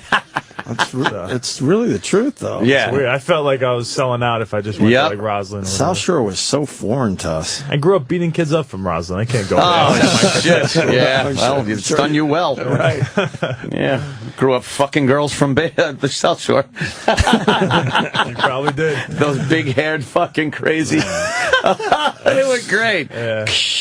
Yeah, where are we going? What about Frankie? Just sitting over No, there. I'm just thinking about the 3 Long Island Frankie guys doing are the Long talking, Island talk. and the 2 Yeah. Jersey guys have no idea. I don't understand the hierarchy of Long Island. These guys are crazy. talking about North Shore. They're the South Shore people. Yeah, but that time they, I'm like, I have no fucking idea what you mean. That's the only idea. thing we know, though. I think that's the only It thing we know. really is, yeah. Do you ever go to Carolina Lanes? I'm just trying to do a local bowling thing for Jersey. We did have to venture south for the good beaches, though. That's, where are you going? Crab Meadow up on the North Shore? Throwing Crab Meadow. As a golf Wrong course, with it was you? great. A beach, Not go so fuck much? yourself. Oh, great. Look, I'm stepping on another one of those dinosaur horseshoe crabs. I want no part of that. No waves at all. No either, right? waves, Yeah, nothing. stagnant, smelly water. See, people from Long Island, like, there's no waves Yeah. on some weird beach he's talking about. And there's a fucking horseshoe crab, and you're like, Well, yeah, you they're just know known the for North that Shore. area. North Shore. No, we know, though. It's I a know. small little island, Jim, really, when you think about it. But I know nothing about. You're from Tom's River? Tom's River, Oh, yeah. named after a guy named Tom. That's all I know. That's all I know about it. That runs right through Yeah, I think, And there's an H in it, which is odd. There's not much to do on Long Island, unfortunately. that's for sure. When you get Yeah, past yeah. the beaches, there's nothing else, really. Really kind That's of the really- best place in the world. make your own During fun. the summer. Yeah. I think it is. You made your own fun. I do like it. That's what you did. I like Long Come Island. on, let's have some Long Island pride. No, I like Long Island. Why do we live here? I live in the city because I just gave up on the commute. The commute killed me. I couldn't do it anymore. Commute Well, you is didn't sell fucking out yet, bad. right? Nah, I'm still driving every day. You Drive don't in take the here. train in, huh? Fuck that. But You're yelling, just too popular, probably. Yeah, you know what? No, we're too famous I for the just train. don't like fucking dealing with other people's schedules and shit. So I get in the truck, I'm fucking gone. If I got to stop off somewhere on the way home, That's not too bad for you. No, it's yeah. He moved closer though. Come on, he's a That's sort not of that bad. he's a sort of Are sellout. you right by the LIE? Just jump in? Yeah, real close. Yeah, so that's good. Yeah. He's sort of a sellout. He moves closer to the city. Sell out. You should Why? be Because I'm not in fucking. You should be Spionk? like you should be around East Northport. Around still. the conch? Yeah, he should still be in that Northport area. Northport. So he's sold out by moving closer. Fucking take you a half hour just to get to the expressway. Right. Fuck that. Sorry, Frank. Little No idea these people. You guys should be talking about Athens for Do we all I have know. any listeners? Is there any listeners anymore? Yeah. Everyone's like, I don't know what they're. I don't know. There's Long Island people going, yeah, the best show ever. But the thing is, like, I've had weirdo experiences on Long Island. Like, I've done gigs out there for 25 years, and like so many times there was always some weirdo in Long Island. Yeah, I've had like I was in a 7-Eleven one time on Long Island, and some guy just walked out and looked at my car and then gave me the finger and got in his car. And I'm like, what a strange. They'll see you home, Dad. That's heroin. Yeah. I know that they're all over, but I've noticed on Long Island, I seem to have. Wow, that's We weird. got our share, that's for sure. Yeah, I've historically All encountered areas, though. What the hell? very weird people out there. There's weird people everywhere. Yeah, but there's just a lot of them there. Like, there are weird people everywhere, but I've seen a larger collection for some reason. Yeah, Jersey doesn't have many. But we don't know about, like, I don't know anything about any other parts of Jersey other than where I'm from. Long Island guys know everything about every part of Long Island. It's Very really selfish, Jim. You should learn about your No one's ever wanted brethren. to tell me. You know how many people I've sat down and said, tell me about where you're from? And they just get up and they leave.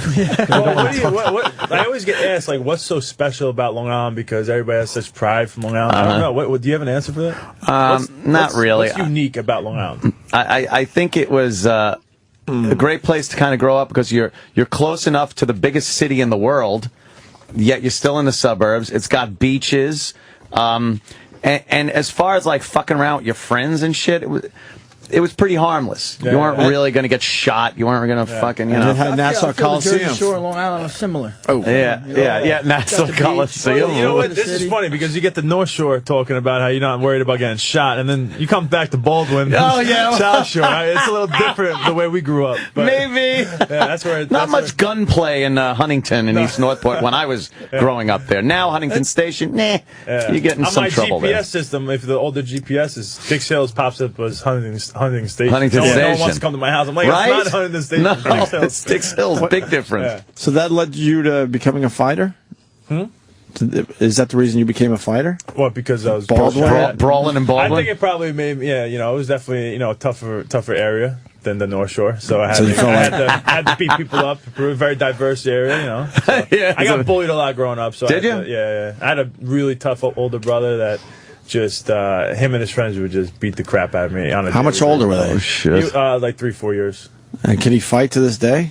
He can fight it to this day, but he doesn't don't- touch we don't you. do that. And his friends just kind of look at me weird when they see me. Like, is he mad at me? I hope he doesn't remember. I hope he doesn't remember that one time. Oh, that's got to be strange. It gets a little awkward. But did you guys? I remember every single one of those beatings I took, and I know who you guys are. But I'm not gonna. Were you an out of shape kid growing up? No, I was kind of just skinny and tough. Not very. Not. And did you get along with your brother even though he was beating you up? No. No. You guys get along now? No. Not really. Oh wow, we tapped It's into real something. personal. Yeah. I'm gonna leave now. Oh, no. Anything to do with chicks? Huh? What kind of work does he do? Now he's like a salesman for surgery equipment. Oh, okay. You guys. But he was went- he was like a much better athlete than me growing up. He was the all-star football player and all this. He was a couple-time All-American in college playing football, and then he blew out his knee.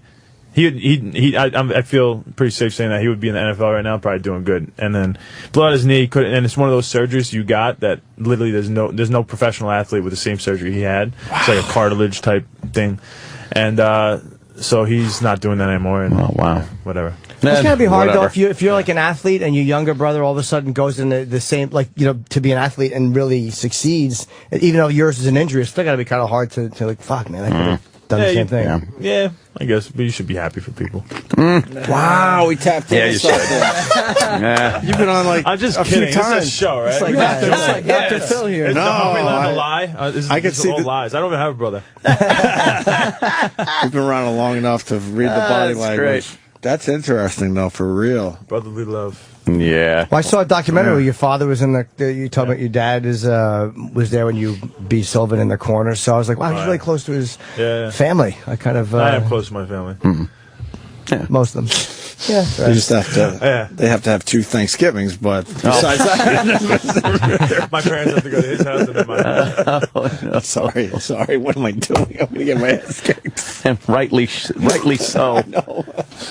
Hey, this Long Island guy, we're all in. We love Chris Weidman. Yeah, but he For said real. Jersey Shore though, and I really wanted to bond with Frank. But when you said when you guys talk beaches, I'm going to talk about this. You know what beach? You said Jersey Shore. I didn't know if you meant anywhere from Newark to Atlantic City. Yeah, that's true. It's all the Jersey wide Shore to me. swath right there. I have zero attachment to any of it. It's kind of like a Long Beach, I feel like, Jersey Shore, right? Is that kind of like that feel? Yeah. I've only been there twice now. But Yeah, we go down in Wildwood and stuff. I like that. I've been down in Wildwood. It's fun down there.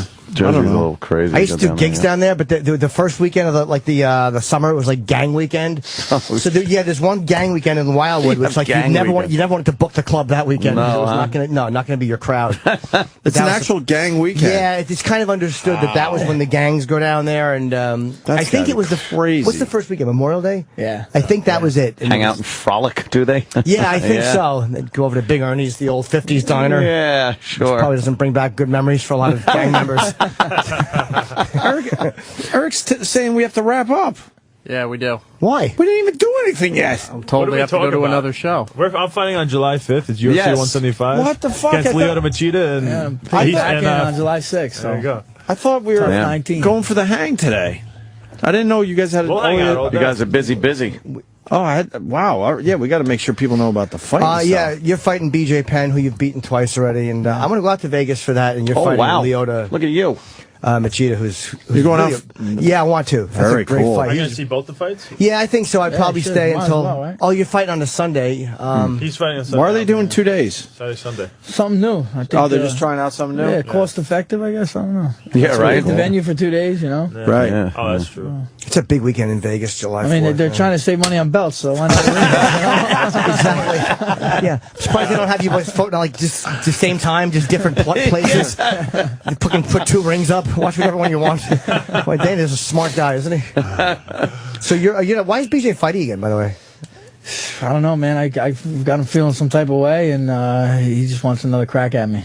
Dana said it was not a good season of The Ultimate Fighter. Why do you say that?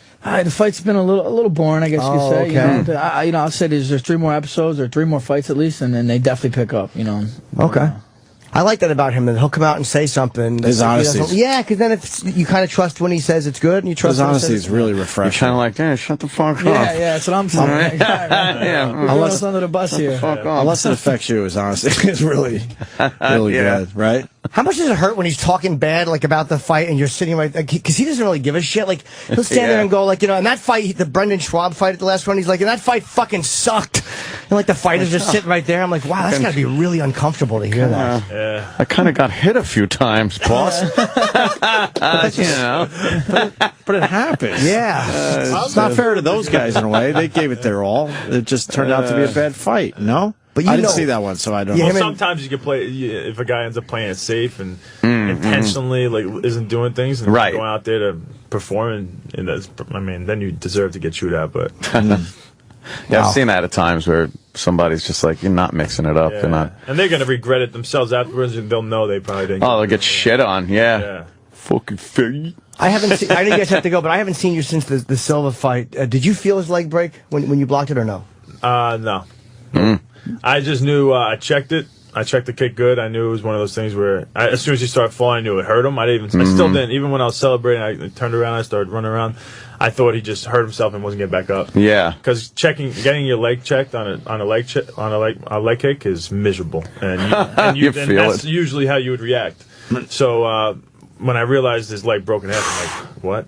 That's not. It's not definitely not the way I wanted to win. It was bittersweet. When did you see it for the first time? The actual break? Then I think I might have seen it, on the big screen right there, but I was still not understanding what's really happening. The next day, seeing everything on my Instagram and all the quick clips of it, I'm like, the slow motion. It's miserable. Yeah. Oh God, that thing. I would have much rather knocked him out in the first. I dropped him in the first. And I hit him with a punch, and he like grabbed back onto me, and he probably wishes he didn't grab back onto me. Right? Point. Yeah, yeah. Long recovery, but that was one of those moments, though, in sports when the whole room of people you're with, you just hear that. Oh! Yeah, it's just like, that makes me not want to kick people. Oh, yeah, no shit, right? Leg kicks have gone down in the UFC. Yeah, just knowing that that's a possibility. And you trained for that. Even when I train now, guys are like, right, especially with me, they're just they're thinking that like I have these titanium knees. Just like we don't want to, not hard, just flicking it. don't fucking. Jimmy was there. He's in a lot of the pictures of them wheeling him out. Yeah, it was really it was weird to watch a guy like that strong come out because he wasn't. I heard you could hear him screaming in the ring. I was right next to him. Oh, I was I love you, take care. I mean. I don't know what else. Have you guys talked since? No, I want to know what you said to him. I got his cornermen in there because there was nobody with him, and they were trying to hold everybody out because it was a crazy scene. But I saw his cornerman trying to get in, and so I knocked the security guard out of the way, and I'm like, let them in. Like, you need to have people around that you know and that they care about you. So they came in, and then that was it. Yeah, but he was screaming for a while, man. I mean, I can't imagine the pain that. Have you talked since? I don't know if he wants to talk to me, really. I don't know if he wants to be my friend. But I called the next day. I called his manager, and I didn't get on the phone with him. But I just wanted to make sure he's all right. I let him know that Right. Sucks. Called I'm sorry, man. Yeah. Wow, that was just an incredible moment. That was crazy. Yeah, he was breathing very hard. Like, it was a really weird, because they took him right by us, and it was like this, like the way you would try to breathe when you're trying not to, like, pass out. It was just like, just trying not to scream, I guess. Just get through it. Yeah. Is he going to fight again? They say he's actually already cleared to spar, so it's pretty much fighting. And I think he said he's looking to fight in the beginning of 2015, so like January, February. How do you get back in after an injury like that? Yeah, I don't know. It's more mentally than anything. Right? Physically, No he's shit. gonna be fine. You just have to imagine every little kick you throw, your leg is going to snap. You just remember it. That was his thing. His kicking, Yeah. But isn't it like metal now or titanium in his leg now? So like, won't that like never happen again? I don't know. Above and below the titanium, who the fuck knows? Yeah, you don't want to take the chance of this. Pang. Yeah, that looked really quite uncomfortable. Yeah, very nasty. Well, gentlemen, have fun. Just getting going here. Let's plug the proper Kick-Ass? July absolutely. 5th and 6th in Vegas. What is the venue? Mandalay Bay. Okay. Mandalay nice. Bay. And Chris is fighting Lyoto Machida for the belt, and Frankie is fighting BJ Penn because they both coach The Ultimate Fighter, and I think Frankie will win that fight. And Both of these guys are going to win. yeah, I think so too. Although Machida's a weird fighter. He just kind of stands there and he lunges forward with one arm. He's a fucking uncomfortable, weird guy to watch fight. I don't know how you prepare for a guy like that. He's always awkward and stuff. It's just like fighting a fucking, like the girl from The Ring, the way she walks. That's how he walks when he fights. But he's great. But he's successful. he's a tremendous fighter. But, I mean, it just seems like it's really hard to prepare for someone. Very different. Yeah. How do you prepare for someone like that? I brought in this kid, Stephen Wonderboy Thompson. He was 56-0 in karate and kickboxing, so he's like a freak with that stuff. And he's only guy I know that can move and do things like Lyoto. He's actually probably quicker than him because he's a weight class below. So I brought him in, and it's completely different fighting guys like that because even for the takedowns, even if their takedown defense is not good, it's about the way they move. It's just to get your timing down. You're not getting the reactions that you usually expect with more traditional guys. So it's good that I'm lucky I have this kid too. What's his name? Wonderboy? Steven Wonderboy Tom. He's in the UFC now, 170. You wonder, I was going to ask you about because your nickname is the answer. How do you get a nickname? Do you go like, hey, I think I should be called this, or does someone call it? Because Wonderboy. I don't know why I usually don't call anybody by their nickname, but for some reason I say his full name with nickname. I don't know why. I call him Wonderboy. I don't know why. Was Wonderboy his nickname before he started, and then he just really put a lot of pressure on himself, or do you call you Wonderboy after you won X amount of fights? Because you don't want to be 1-0 and you think you're Wonderboy. That's true. I don't know. Then if you're 1-7, that's humiliating. Time to change your nickname at that point. You don't have a nickname, do you? I'm the All-American. Oh, Chris. Okay, I understand that one. Yeah. How'd the answer come about? So a buddy gave it to me. I didn't give it to myself. That's like a Jersey Shore nickname. The answer, the situation. The man. We learned that the Situation's brother has his nickname, and he's the man. The man. The problem with these kids last night. Called the answer. Right. It's like the wolf. Get him on the line. Bring in the wolf. Right on. I think we got to get these guys out here for other interviews. So. July 5th and 6th, Mandalay Bay in Vegas. And I we look forward to watching. Absolutely. Yeah. Nice, Chris. Thanks, guys. man. I appreciate it. Always a pleasure. We'll be back with more Opie and Anthony. I dare you to change the channel. Please don't. Hey, this is the Reverend Luke Carl, your host weekday evenings on Hair Nation. Hair Nation is the soundtrack from the Sunset Strip. All of your favorite summer tunes picked by hand. The shorts get shorter and the hair gets longer. I eat, live, breathe, and sometimes get a little bit of sleep because of hair metal. It's Hair Nation, Channel 39, and on the SiriusXM app. Slide in for huge savings during the Dave Smith Annual Grand Slam Savings Sale. The Dave Smith All-Star Team is the world's largest Dodge Chrysler Jeep Ram dealer. We are ready to give you a great deal on over 2,500 new Dodge Chryslers, Jeeps, Rams, Chevys, GMCs, Buicks, Cadillacs, and top-quality pre-owned vehicles. Call 800-635-8000 or go online to davesmith.com. Slide in for savings during the Grand Slam Savings Sale. The right way to do things. For us at WeatherTech, it's the only way to do things. I'm David McNeil, founder of WeatherTech. We wanted to manufacture the highest quality, most advanced vehicle floor protection in the world. We also wanted to do our part in helping our neighbors, helping the economy, and protecting the planet we all share. That's why we chose to build our factories right here in America. Learn more at WeatherTech.com or call 1-800-CarMats. WeatherTech Floor Liners. Complete protection, completely American-made. So, FamousSmoke.com wants to give me free money back when I order cigars. No thanks. Said no sane cigar lover ever. Hey guys, it's Tommy Z-Man. And if you're like me, not only do you love your cigars, you love getting free cash back even more. And it just so happens that the lunatics over at Famous are celebrating their 75th anniversary in the cigar business by giving you 10% cash back on every order over $75. Now that's on top of the already wickedly discounted prices we have every day on cigars, humidors, and accessories. Some restrictions do apply. Famous offers a monster selection of the big-name premium brands you love at prices that make it easy on the wallet. Just pick the cigars you like, add in the other goodies you need, and your cigars will be on their way to you. Lightning fast with your free 10% cash back. Just click the activate button at FamousSmoke.com. That's FamousSmoke.com. Are you tired of all the sign-on bonus gimmicks being used to attract you into a truck driving job? At Martin Transport, we don't believe in gimmicks. We let the facts speak for themselves. Martin drivers are averaging 9% more miles today than they were just 2 years ago. And our industry-leading automatic detention pay and realistic monthly bonuses put more money in our drivers' pockets every single week. Don't fall for the gimmicks. Give Martin a call today at 888-239-5746 or visit drive4martin.com. Welcome back to the Opie and Anthony Show on Sirius XM. You can put your penis away, miss.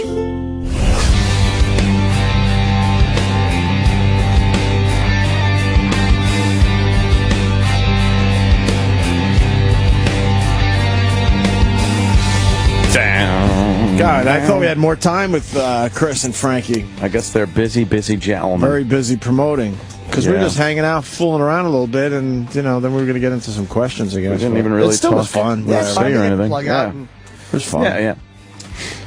The brother thing, that sucks. Sounds like his brother was supposed to be in the NFL. Yeah. A few people over the years that have been like, I should have been a player in my knee or hip or some shit. Right. That awful gym teacher I had in John Glenn was so bitter that he blew out his knee. And just took it out on all those poor little bastards. What team was he supposed to play for? I think it was Denver, Broncos. And my guy was supposed to play for the Nets. The Nets. Basketball, for real. Yeah. Yeah. Then my other gym teacher went off to Vietnam and got killed. Yeah. He was better off. It was a good Wonder Years moment for me. Right. Hey, look, it's Coach. He came back to say hi in his Air Force uniform. And there he was. Looked like a G.I. Joe doll standing there. And then the next thing we heard, Boys and girls, ladies and gentlemen, we have an announcement to make. Right over the PA, they didn't care. Good. No psychiatrists on board to help out. You just had to deal with that. Coach was killed in Vietnam. Right. His plane spun into the Sea of China. There was no survivors. Yeah, and you're sitting in Japan. I know, Sea of Japan, yeah. And you're sitting there as a little kid going, "Oh my God, everything dies! Oh my God!" Right. I need to talk about this. And then, it's one of those, you go home and try to sort things out. Like, hey, my gym teacher, I found out my gym teacher died today, Dad. I found out he was in Vietnam and he got killed. Goddamn Gooks. Goddamn fucking Gooks again. He said that. Oh, Gooks was thrown around my house during the big war there for quite some time. Wow. And then it was just back to, they hosed it down. Oh, yeah, and then school had to continue. Some new coach came in. We had that announcement about our principal. Oh, yeah? Mm-hmm. How'd that happen? Mr. Leone or Leone, how did he say his name? We love the fucking guy. I've told the story too many times. Yeah, but I mean, how did he, was it? Scuba diving. Scuba diving, Wading right. River. Right. Right down the beach from my grandma's house. Oh, whoops. Yep, and they made that announcement. And then a new principal came in. We all hated him. Because he wasn't Children. Mr. Leone or Leone. Today's Friday. There'll be pizza for lunch with peas, carrots, and an apple cobbler. Right. Remember, get your art projects in by 2 p.m. to have them qualify for the big art contest. And the principal's dead. Right. Have a new good one. day, kids. Oh What? my God, that's What happened? I remember us all just crying, and we didn't grasp it. Our little bodies didn't understand. The best psychiatric help we got back then too was one of the teachers patting you on the back and going, "There." Oh, that's it. That's it. There. Don't cry. Yeah. A good there would take care of it. It's okay. Fuck. Oh, okay. I'm going to prescribe a few. And a there every 4 hours till the pain goes away. It was always, and they always would say something like, "And we told your parents, so when you get home, they're aware if you have of questions." What? Yeah. People die. Get over it. That's what. Now clean the yard. I wish they would have told you while you were on a picnic after dancing happily around the tree. Yes. Oh, those squished kids were hilarious today. That was. It just looked ridiculous. Just bad. They tried for something and missed. Right. Swing and a miss. By the way, how humiliating it was when during the break, I wanted to get a shot with Chris and Frankie to get together. And the belt. Chris is like, "Yeah, you can hold the belt." So he's putting the belt on my shoulder, and it's like starting to fall off, and I have to hold it. He goes, "All right, I'll help you." He pushed it back on your He had shoulder. to help me hold the belt like I was a sick kid. It was so humiliating. That's funny. That thing's heavy. Mister, the belt's heavy. Can you hold mister? Because I'm a champ too, aren't I? Not a champ. We're both the champs. Yeah, we're both champs. No, you're not. He handed the belt to one of the girls that was with him, and she just flipped it over her shoulder and carried it out like it was no there big you go. Yeah, well, I have an injury. Rub it in. Right. I have an injury. That's right. Well, very injured. Ego deflatus. Fucking E. Well, are we done for today? Yeah. I think so. There's a story coming out of Florida, which I guess we should do tomorrow. What story is that, Jim? There was something in Palm Beach. There was like a giant stampede of people killed rushing to get tickets for my July 10th through 12th shows at Palm Beach Improv. Oh. And then Saturday, July 26th, the Jesu Theater, Gesu, however you say that. And then San Francisco, August 7th through 9 at Cobb's, and August 21 through 23 in Addison at the Improv. Nice. Yeah. Where's fucking airfare expensive now? I think we said the other day. Yeah. Because summer hit. They just know how to get you. They know how to dick you. Yeah. They get you at every fucking nice turn, and deep. man. I as much as I fly, I should have known that. Like, I've never knew. Like, I knew the holidays, like Thanksgiving, Christmas. I never knew the summer, though. Right. A lot of people vacationing. Yeah, Sure. I guess so. Flying over there for a little while. I got to go pick up a race car. You buy it on Long Island? Yes. I Small went to new car? Great Neck Jaguar. Did they give you a little envelope for that plug you just gave them? No envelope, but you know. They give you a little taste? I had a discussion with the guy. We talked, and we worked out a nice deal. So I got no qualms. You got a nice little taste from them. I don't even have a qualm. There were no tastes. Tastes would be illegal. I just could say taste. I'm just saying that my experience over at Great Neck Jaguar. You got a taste. Was, nice. No, How big was the envelope? An envelope? I have to give them money. Were you able to sit on the envelope? Sometimes those envelopes they give us are thick. I got a cup of coffee. Hard to sit on. While I sat there and talked things out. Cup of coffee, a couple of nice sugars. How good of a taste? What kind of taste? I didn't get any taste. You got a taste. Nice. I just know that if, We're all about the taste. everything's, taken care of. I go there. Although I pick up my car. I don't think NutriBullet's giving me any more tastes. I got to go get my own fucking supplements. You sons of bitches. Try to see how fast I could get it going up Searingtown Road. Searingtown Road. Let's get back to some Long Island. Some Long Island references there. Yeah. You want to end it on some humor? I got a good one. You got one? What do you got? Yeah. Shit, bring it on home. You said no qualms before, and I'm thinking, how come no one ever has any qualms? Open a qualm factory, you'll be in the fucking money. The Opie and Anthony Show is drawn to a close. Stay tuned to reflect, relive, and get the story behind the story of the finest moments of today's show. Sam Roberts' Opie and Anthony post-show begins in moments. Every match of the World Cup is on Sirius XM. Today at noon Eastern, Holland and Chile decide the winner of Group B. Braga scores off his right foot! Then at 4 p.m., Brazil takes on Cameroon and Croatia battles Mexico for places in the knockout round. Hear all the action on ESPN Radio Channel 84 and ESPN Extra Channel 85. For complete match listings, visit SiriusXM.com/World Cup. Your home for the World Cup is on Sirius XM, where every match matters. Disruptive may be just another overused buzzword, but disruptions in business like network downtime, data loss, social media abuse, and limited bandwidth are downright disruptive. For businesses large or small, Barracuda Networks offers powerful, affordable, yet easy to implement content security, application delivery, and data protection solutions, all designed to prevent disruptions and simplify IT. For an online demo or to try any of our security or storage solutions risk-free for 30 days, visit barracuda.com/disruptive. One definition of insanity? Doing the same thing over and over and expecting a different result. For a lot of busy single professionals, that describes dating. Going to the same bars, scrolling through the same online profiles, and ending up back at square one. No wonder it's making you crazy. So stop the madness and call It's Just Lunch. Our matchmakers get to know you, then set you up on great dates. We do the work, you have the fun. Call 1-800-THE-DATE today and start dating tomorrow. That's It's Just Lunch. 1-800-THE-DATE. All loans subject to OnDeck score approval, must be in business at least 1 year to apply. Are you a small business owner who needs working capital? At OnDeck, we can help. We focus on your business operations and cash flow, not just your personal credit score. And we're ready to help with loans of up to $250,000. True business loans, not a credit card advance. OnDeck provides financing to hundreds of different types of businesses like restaurants, auto body shops, healthcare, and service providers. So if you've been frustrated by the paperwork and long decision times of traditional lenders, see why so many small business owners are turning to OnDeck for the funding they need. Call now and speak with an OnDeck funding specialist. Our simple application process takes just minutes and funding could be available in just one business day. OnDeck has an A+ Better Business Bureau rating and is backed by Google Ventures. We've provided over $1 billion nationwide to businesses like yours, so visit us at ondeck.com or call us now at 800-293-5565. That's 800-293-5565. 800-293-5565.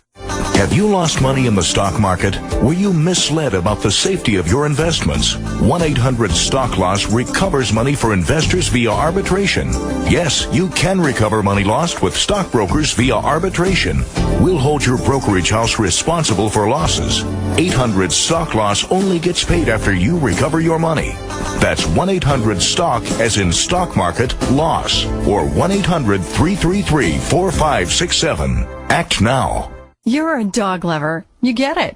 It's hard to leave your buddy at a kennel or lonely pet hotel while you take business trips or vacations. Now there's a better way. DogVacay.com. Just enter your zip and up pops a list of trusted, insured dog sitters in your area. It's like dropping your pooch off at a friend's home for about half of what kennels charge. Go to dogvacay.com/radio for your free account and to find a dog sitter near you. That's dogvacay.com/radio. A public smoking announcement from new Zoom e-cigs. Do you suffer from online dating smoker discrimination? From the moment you checked the smoker box, your inbox has been drier than the Sahara. You can picture the folks imagining a soot monster with a tailpipe kiss.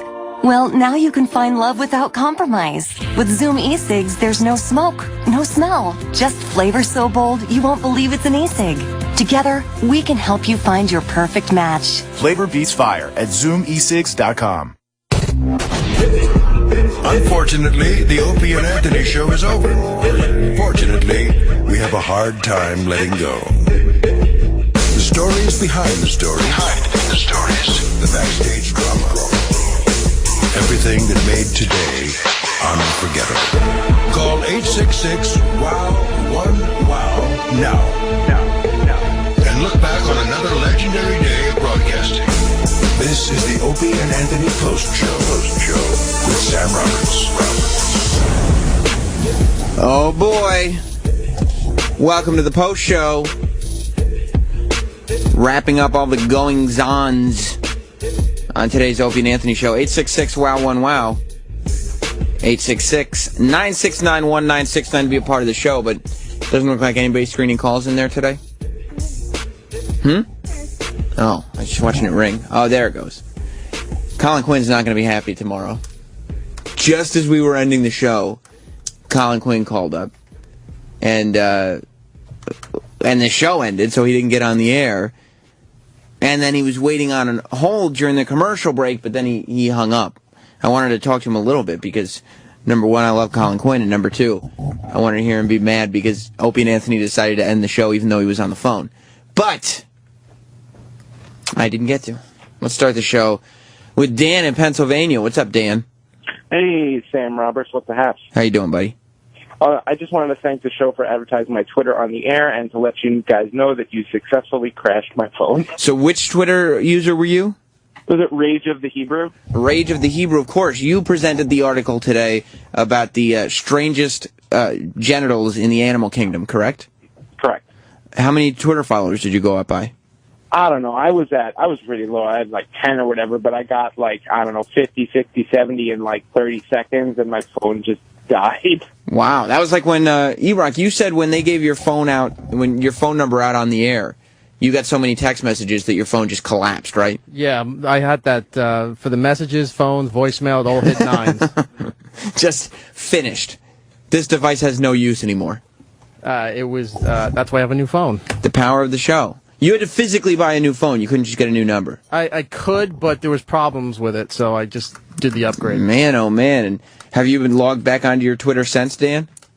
Well, no, I'm talking to you on the phone right now, but as soon as I open the Twitter application, it doesn't get happy. Fritz is out? Yeah. Well, that's awesome. I'm punching out. Thanks, boys. I love it. Let's go to Edward. Edward in Buffalo. I would like to make a motion to have the Sweet Child of Mine song from the Irish commercial played in the DJ Who Kid mix this Friday. You're already asking for it. Yeah. All right, I'm writing it down right now. Do we know who did it, or do we have to Shazam it? So I was looking it up on SoundHound, and I was having trouble with it, but I did find this performer named Jasmine Thompson who does a very similar version. So if you can't find it, you could use the Jasmine Thompson version, and I think that would be sufficient. Well, we'll figure it out. Thank you, Edward. And of course, what he's referring to is we start the Sam Roberts Friday show starts every week with a mix done by DJ Who Kids, specifically with the Opie and Anthony channel audience in mind. So it's been a big success. We had Jay Farrow as a surprise guest on Friday's show over last Friday. He was funny, right, E-Rock? He was great. He was, right? He was. He did Obama, but he said the N-word a whole bunch of times. It was fantastic. Now, let's see. Eric walked away again. I want to know what line of the day. I was throwing something out. Oh, okay. I thought you were going on walkabout. Let's find out what today's line of the day was. Here comes line of the day, line of the day.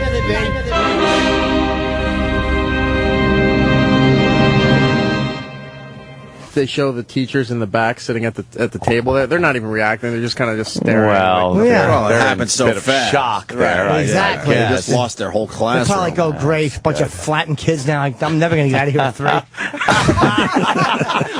3. I could hear the E-Rock laugh in the background. You knew right away that was your line, didn't you? I love that. It was really funny. That was probably definitely the laugh, like the segment of the show that got the most laughs was we watched an Irish PSA. I guess it's a PSA. It's an anti-speeding video, and we tweeted the video at O&A Show on Twitter. It's also on the Facebook. At O&A Show on Facebook. And what it is a guy speeding, and he goes so fast that he flips over into a park and flattens a whole class full of kids. It's the most, and you see the kids get flattened. That's probably the weirdest part, isn't it, U-Rock? That you actually... Weirdest or funniest? That you see the kids get flattened like that? Because there is they could have easily, right, when they were shooting that commercial, shot it from a distance, shot just the car. They could have done whatever, but there were a few, like 2 or 3 frames where you could see the kids were flat. They went in and CGI'd flat kids. It was almost like that game of Guess Who. You know when somebody guesses the guy and you just flatten down the people? Right, that's what their face looked like. You just peel them up and plop them back down. It was very strange, but it was a lot of fun. Club Soda Kenny was in rare form today. Club Soda Kenny was coming in, and I felt like he was just finding ways to amuse himself by plugging random things, but he came in and plugged his Facebook a few times. And of course, I think the biggest, a moment of the show, the biggest takeaway of the show, is that the Opie and Anthony show is now firmly behind World Cup. As of last Thursday, this was not a show that embraced professional soccer, or football, as it's called in other countries. But as of today, the Opie and Anthony show is in support of the World Cup. I find myself, and I don't even like sports, but I find myself interested in World Cup. E-Rock, I saw on your Instagram that while most people were watching the United States-Portugal game, you were in your backyard watching Ghostbusters 2 and eating a big sandwich and drinking cherry Coke, correct? I was supporting America, yes. You were indeed. I mean... You saw the hashtags, Team USA. Team USA, you were supporting America, absolutely. Do you have any sort of World Cup fever? Even the sniffles? Fever, no, but if it happens, like if I flip a channel and it's on, I'll watch it for a little bit, but the games are just too slow. So you can't get into it? It's just not the way the rest of the world does. You don't even watch, like, the highlights later? The highlights, yes, because it's all cut up, hyped, and it's done within like a minute. Right, because your time is so valuable. You've got so much stuff going on that you couldn't possibly donate a full game's worth of time. Thank you, SportsCenter app. Right, that's all you need. I mean, you've got things to eat, cookies to find, movies to watch. I got a life to live. E-Rock, you really started a summer watching club, did you not? I did. Summer watching revisited. How Oprah's got her book club. Right. E-Rock is now spending the summer watching some of his favorite movies on DVD. It's Stuff really I haven't seen in many years. I feel like you've taken a turn as of late and really embraced some of the things that you've gotten made fun of for years. And it seems like it's working, is it not? I'm enjoying it. I hope everybody else is. What changed that you're embracing it so much, whereas before you would kind of do it quietly, but not bring it up too much because you didn't want to get made fun of? Well, a lot of the stuff I've done, even currently, I didn't bring up. It just happened to be brought up by people who saw me doing it. But you're doing it on Instagram. You're more proud of it than you used to be. Gotta be what you gotta be. But it's taken you so many years to get here. What's the change? I don't know. Just something clicked, and I said, fuck it, I'm gonna go do it. That was it, wasn't it? And that was it. Fuck it. Did you ever look in the mirror and say, "Nagel time, bitches"? No. You never said that? No. Have you? Would you think maybe you would start? I don't think so. Wouldn't it make you feel good? If my last name was Nagel and I could look in the mirror, because I look in the mirror now when I wake up in the morning, and I say, fuck it, it's Nagel time. And I just follow your lead for the most part. Like Miller time? Right. But more powerful. You don't think that's something that would help you, day to day? Possible. All right. I'd say give it a try. Why not? Sit there and just go, it's Nagel time. Okay, I don't know. You need cheesy radio sound effects. I know it makes you more comfortable. But Adding layers, Sam. were there any other moments of the show that you guys thought was particularly good today that you pulled out? Well, you mentioned Kenny stepping up was really good. I didn't pull that one, but I did pull a line from Jim when we were talking about World Cup and about why one of the soccer players had that thing shaved in his head. Perfect. And Jim had a line that nobody seems to have noticed. So here it is. There's a reason why Ronaldo had that thing shaved into the side of his head last night, was that I guess there's some child in one of his European countries there that had brain surgery, and the scar was shaped in the same shape as the shaving into the side of his head. He shouldn't be making fun of those kids. Wow. I get it now. That is funny. Yeah, nobody reacted to it. Hey, you shouldn't be making fun of those kids. Lou in Jersey? Hey, Sandy, good morning. What's up, buddy?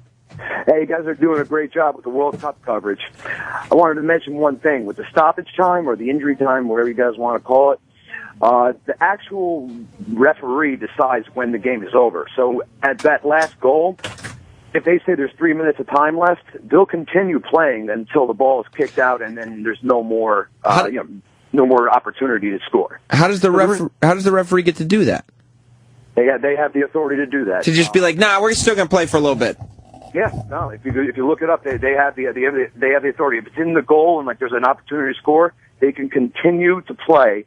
And then once it's kicked out, they'll blow the whistle. So these soccer players can't even really look at the clock like the way a football player can look at the clock and strategically run it down. A soccer player can't do that because if it's near the goal, a referee can just be like, "No, we're still going, bro." Yeah, that's correct. Amazing. Yeah, so I thought that might piss off Jimmy a little bit. So yeah, I mean, if I were a soccer player, it would make me furious. Superfan Eric.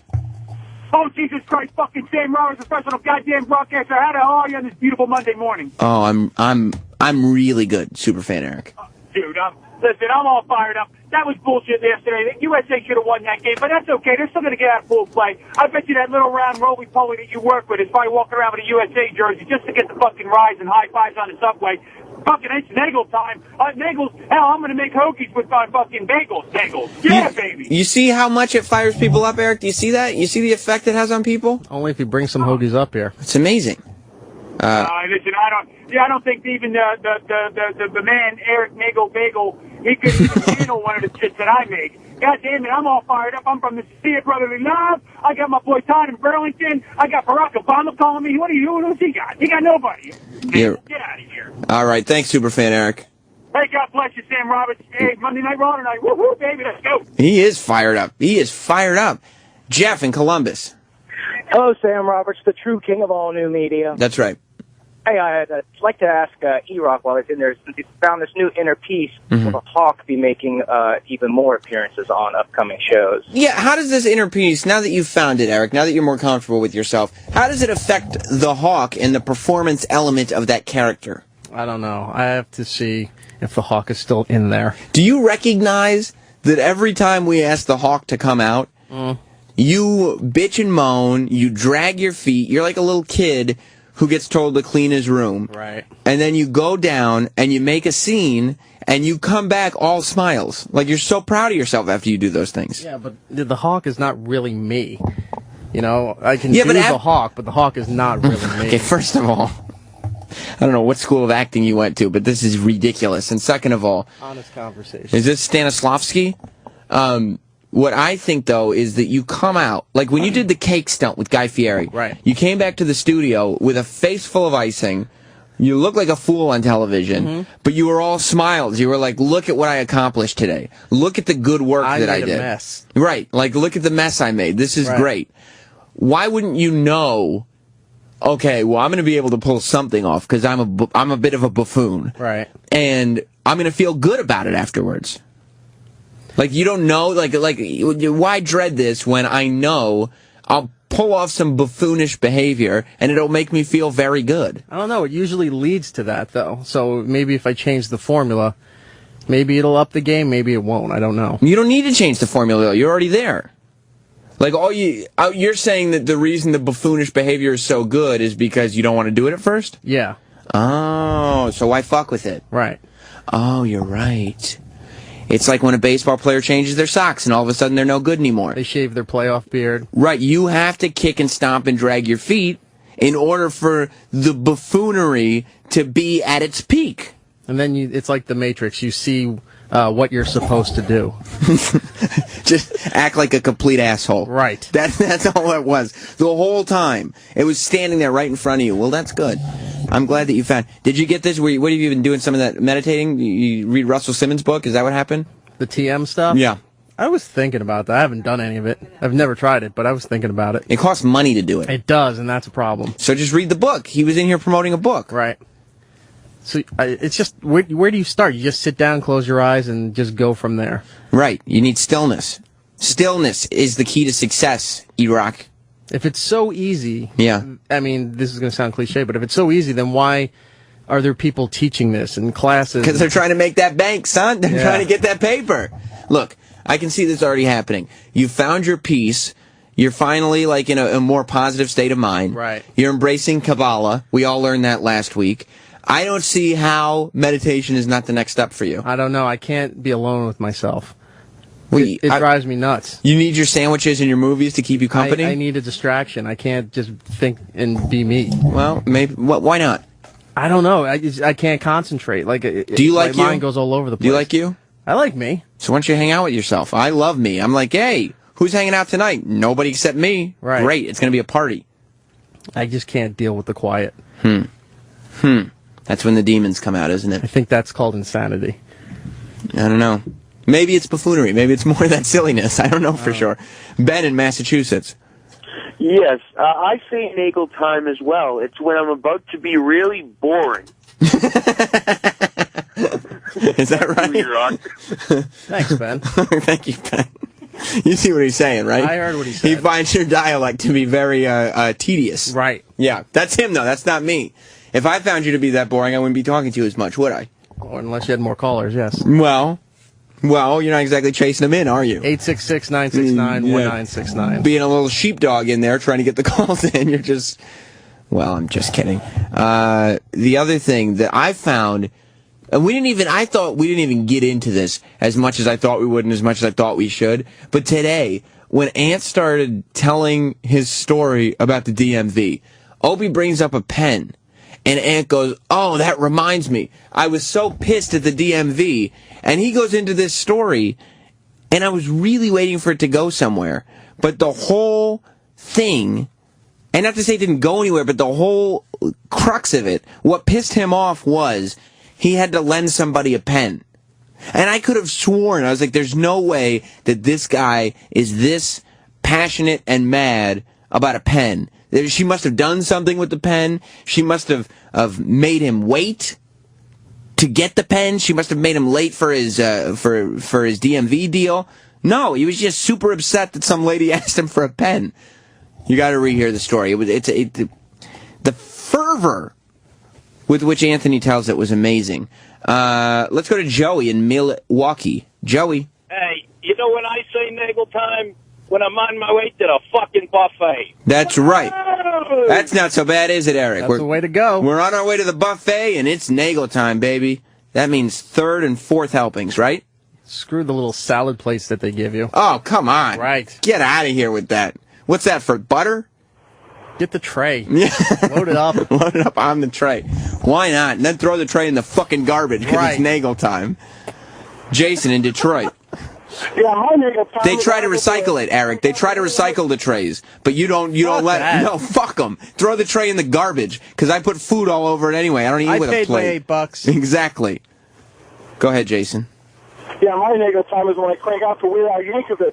Weird Al coming out next month. That's right. Did he just say when he cranks out to Weird Al? That's what he said, right? That's what he said. I do not crank to Weird Al. Eric, tell me the truth. I have too much respect for Weird Al. Eric, have you masturbated to a Weird Al record? Never. You sure? Positive. Even eat it?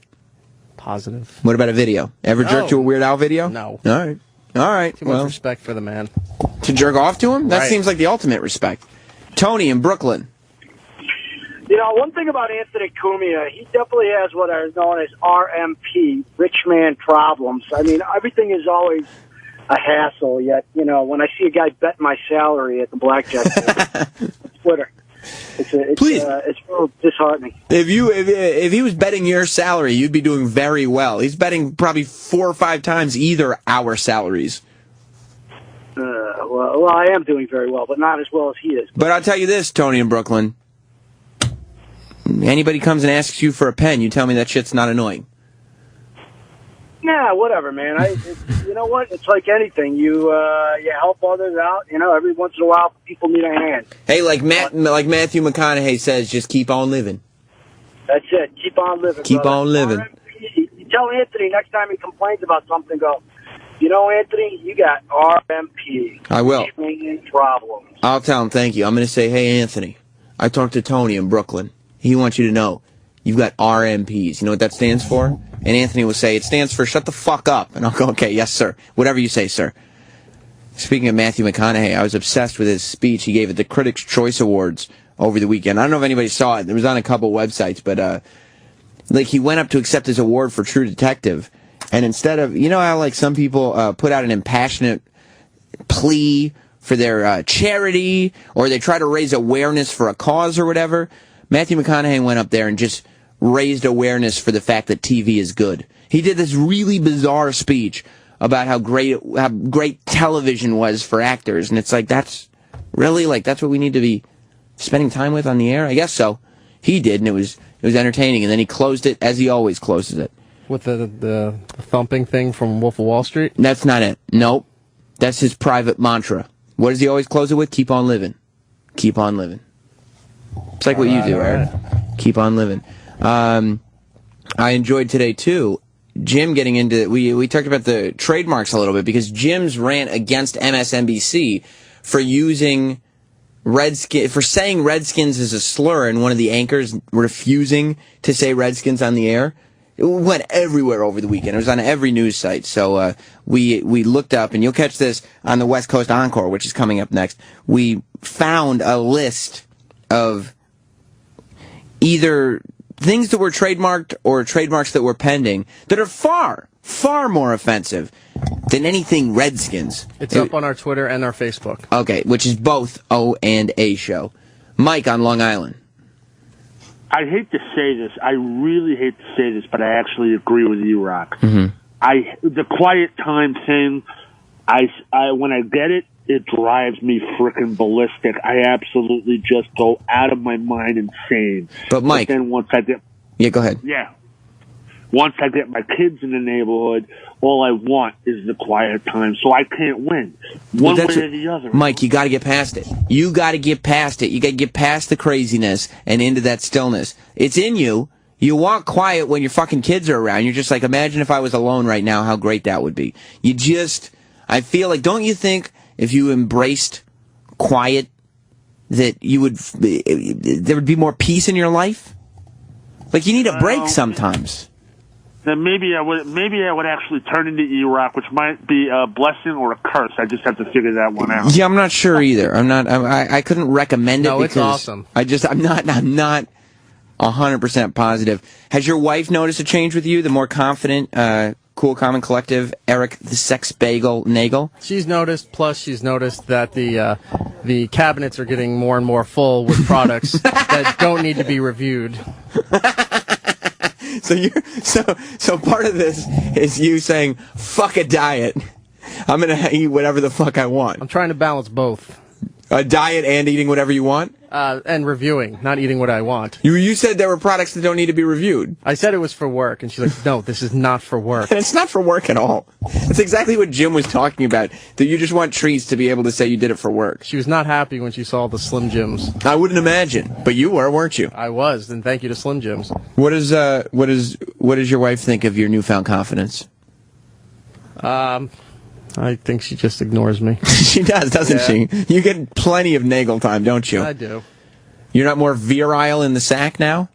Maybe. Just really pumping it harder? Eating Slim Jims like Popeye does spinach. That's right, yeah. Snap into a Slim Jim and off we go. Pumping in the Slim Jims, knowing I'm the consumer, and you're about to get some of this consumer dick tonight, right? You ever do that? That's not very polite. But you ever say that? No, I've never said that. Say like, hey baby, You know, hashtag the consumer is really catching on. Wait till you get a piece of hashtag this dick. I'll record it on the phone and just play it to her as you're saying it. Do that, yeah, because Hey, listen to this. Yeah, wait till you get a piece of hashtag this nagel cock, right? Something like that. Horrible. All right, I'm just saying, try it. She might go, oh my God. Well, unfortunately, Sam, we have to go. Eric, you've never talked to me like this, but I'm very excited, I have to tell you. And you're like, here, I got something you can sample. And then you show her your penis. I think it'll work. All right, enough. I'm just saying, that's what I would do if I were in your position. And I wish I was, quite frankly. We will have more of this tomorrow. We'll see you then. The West Coast Encore starts next. Goodbye, everybody. Thanks for listening to Opie and Anthony and the Opie and Anthony Post Show. If you missed a minute, get it later today at SiriusXM.com/on-demand. Or stay tuned. Today's replay starts in minutes. Here on the Opie and Anthony channel. It's real. If you're in the market for a fantastic franchising opportunity, one that is redefining the earnings potential of one of the longest-standing business models out there, Retro Fitness gyms are great investment opportunities. Do I need to work inside my gym? I already have a job, and I'm really looking for an investment opportunity. Retro Fitness is a manager-driven model. They'll train your full-time manager to run your club, and they provide all the proven systems and tools designed to keep you in the driver's seat. I'm looking for something turnkey. From real estate site search, construction, and project management to club operations, training, and marketing, Retro Fitness has been value engineered to help you jump from startup to profitability as quickly as possible. I'm looking for something that's hot right now. There's a huge demand for high-value, low-cost gym memberships, and Retro Fitness has over 100 gyms open already. With a proven brand like Retro Fitness, you're poised to meet the burgeoning demand immediately. Let's go Retro! Get started building your own gym empire today with a Retro Fitness franchise. Details at retrofranchising.com or call 201-867-5309. Cloud may be just another overused buzzword, but the cloud is an effective computing environment that can save your business time and money. Barracuda Networks is no stranger to the cloud. In fact, all of our security and storage solutions connect to the cloud for continuous updates and off-site redundancy. Barracuda's cloud also plays host to our email security, web security, file sharing, and e-signing services. We even offer solutions on Amazon's AWS and Microsoft's Azure public cloud platforms. To try any of our cloud-connected solutions free, visit barracuda.com/cloud. Today's gasoline direct injected engine doesn't have your father's Ford injected fuel system, and that's probably why you paid more to get one. The GDI's special design requires special maintenance to keep it carbon-free and free of costly repair. BG Products has the most current and effective GDI maintenance available in over 20,000 shops, and is one more reason service managers recommend BG 3-to-1 over all others. Find a shop near you at bgfindashop.com. If you own a GDI engine and you want it to last, remember 2 more letters, BG. BG. Did you know that a Nobel Prize was awarded for a medical discovery that improves your sexual performance? It's true. Nitric oxide was discovered to improve your sexual performance. It also miraculously improves your heart health, blood pressure, energy levels, your immune system, diabetes, arthritis pain, even your memory and mood. That's why millions of men and women have begun taking nitric oxide boosters as daily supplements. And right now, we're releasing free bottles of Peak Nitric Oxide so you can discover the benefits for yourself. Be one of the first 100 callers at 1-800-939-5768. After extensive research and clinical tests, nitric oxide has been described as the miracle molecule of the 21st century. Taken once a day, you'll not only begin feeling years younger, but we'll also send you free test strips to prove it works. Discover how to get your free bottle of Peak Nitric Oxide and free test strips at 1-800-939-5768. Be one of the first 100 callers. 1-800-939-5768. These statements have not been evaluated by the FDA. This product is not intended to diagnose, treat, cure, or prevent any disease. Do you dream of owning a business that you and your community will love? Papa Murphy's, one of the nation's fastest growing franchise concepts with 30 years of experience and over 1,400 locations, offers franchise owners an affordable investment with the simplicity of running a food business that eliminates the expenses and headaches of ovens, delivery, and dining. Papa Murphy's is seeking qualified owners to help bring the #1 consumer-rated pizza chain to your local community. Find franchise opportunities near you by going to papamurphys.com or calling 800-257-PAPA, 800-257-7272. If you've dreamed of earning top dollar, hauling interesting freight, and working for a cutting-edge carrier, you can achieve those dreams with Southern Pride Trucking. Southern Pride is adding drivers to their 100% owner-operator, step deck, or double-drop fleet, hauling jet engines nationwide. Driver demand is at urgent levels. Southern Pride needs experienced solos and teams immediately. Driver pay is 77% of line haul with 100% fuel surcharge. Call now, 800-4PRIDE-1. Southern Pride Trucking, 800-477-4331. We moved to Florida. We were referred to him by our doctor back in New York State. He's very, very professional, but yet he's very personable, and that meant a lot to me. Now in our 30th year, Florida Cancer Specialist celebrates the millions of patients whose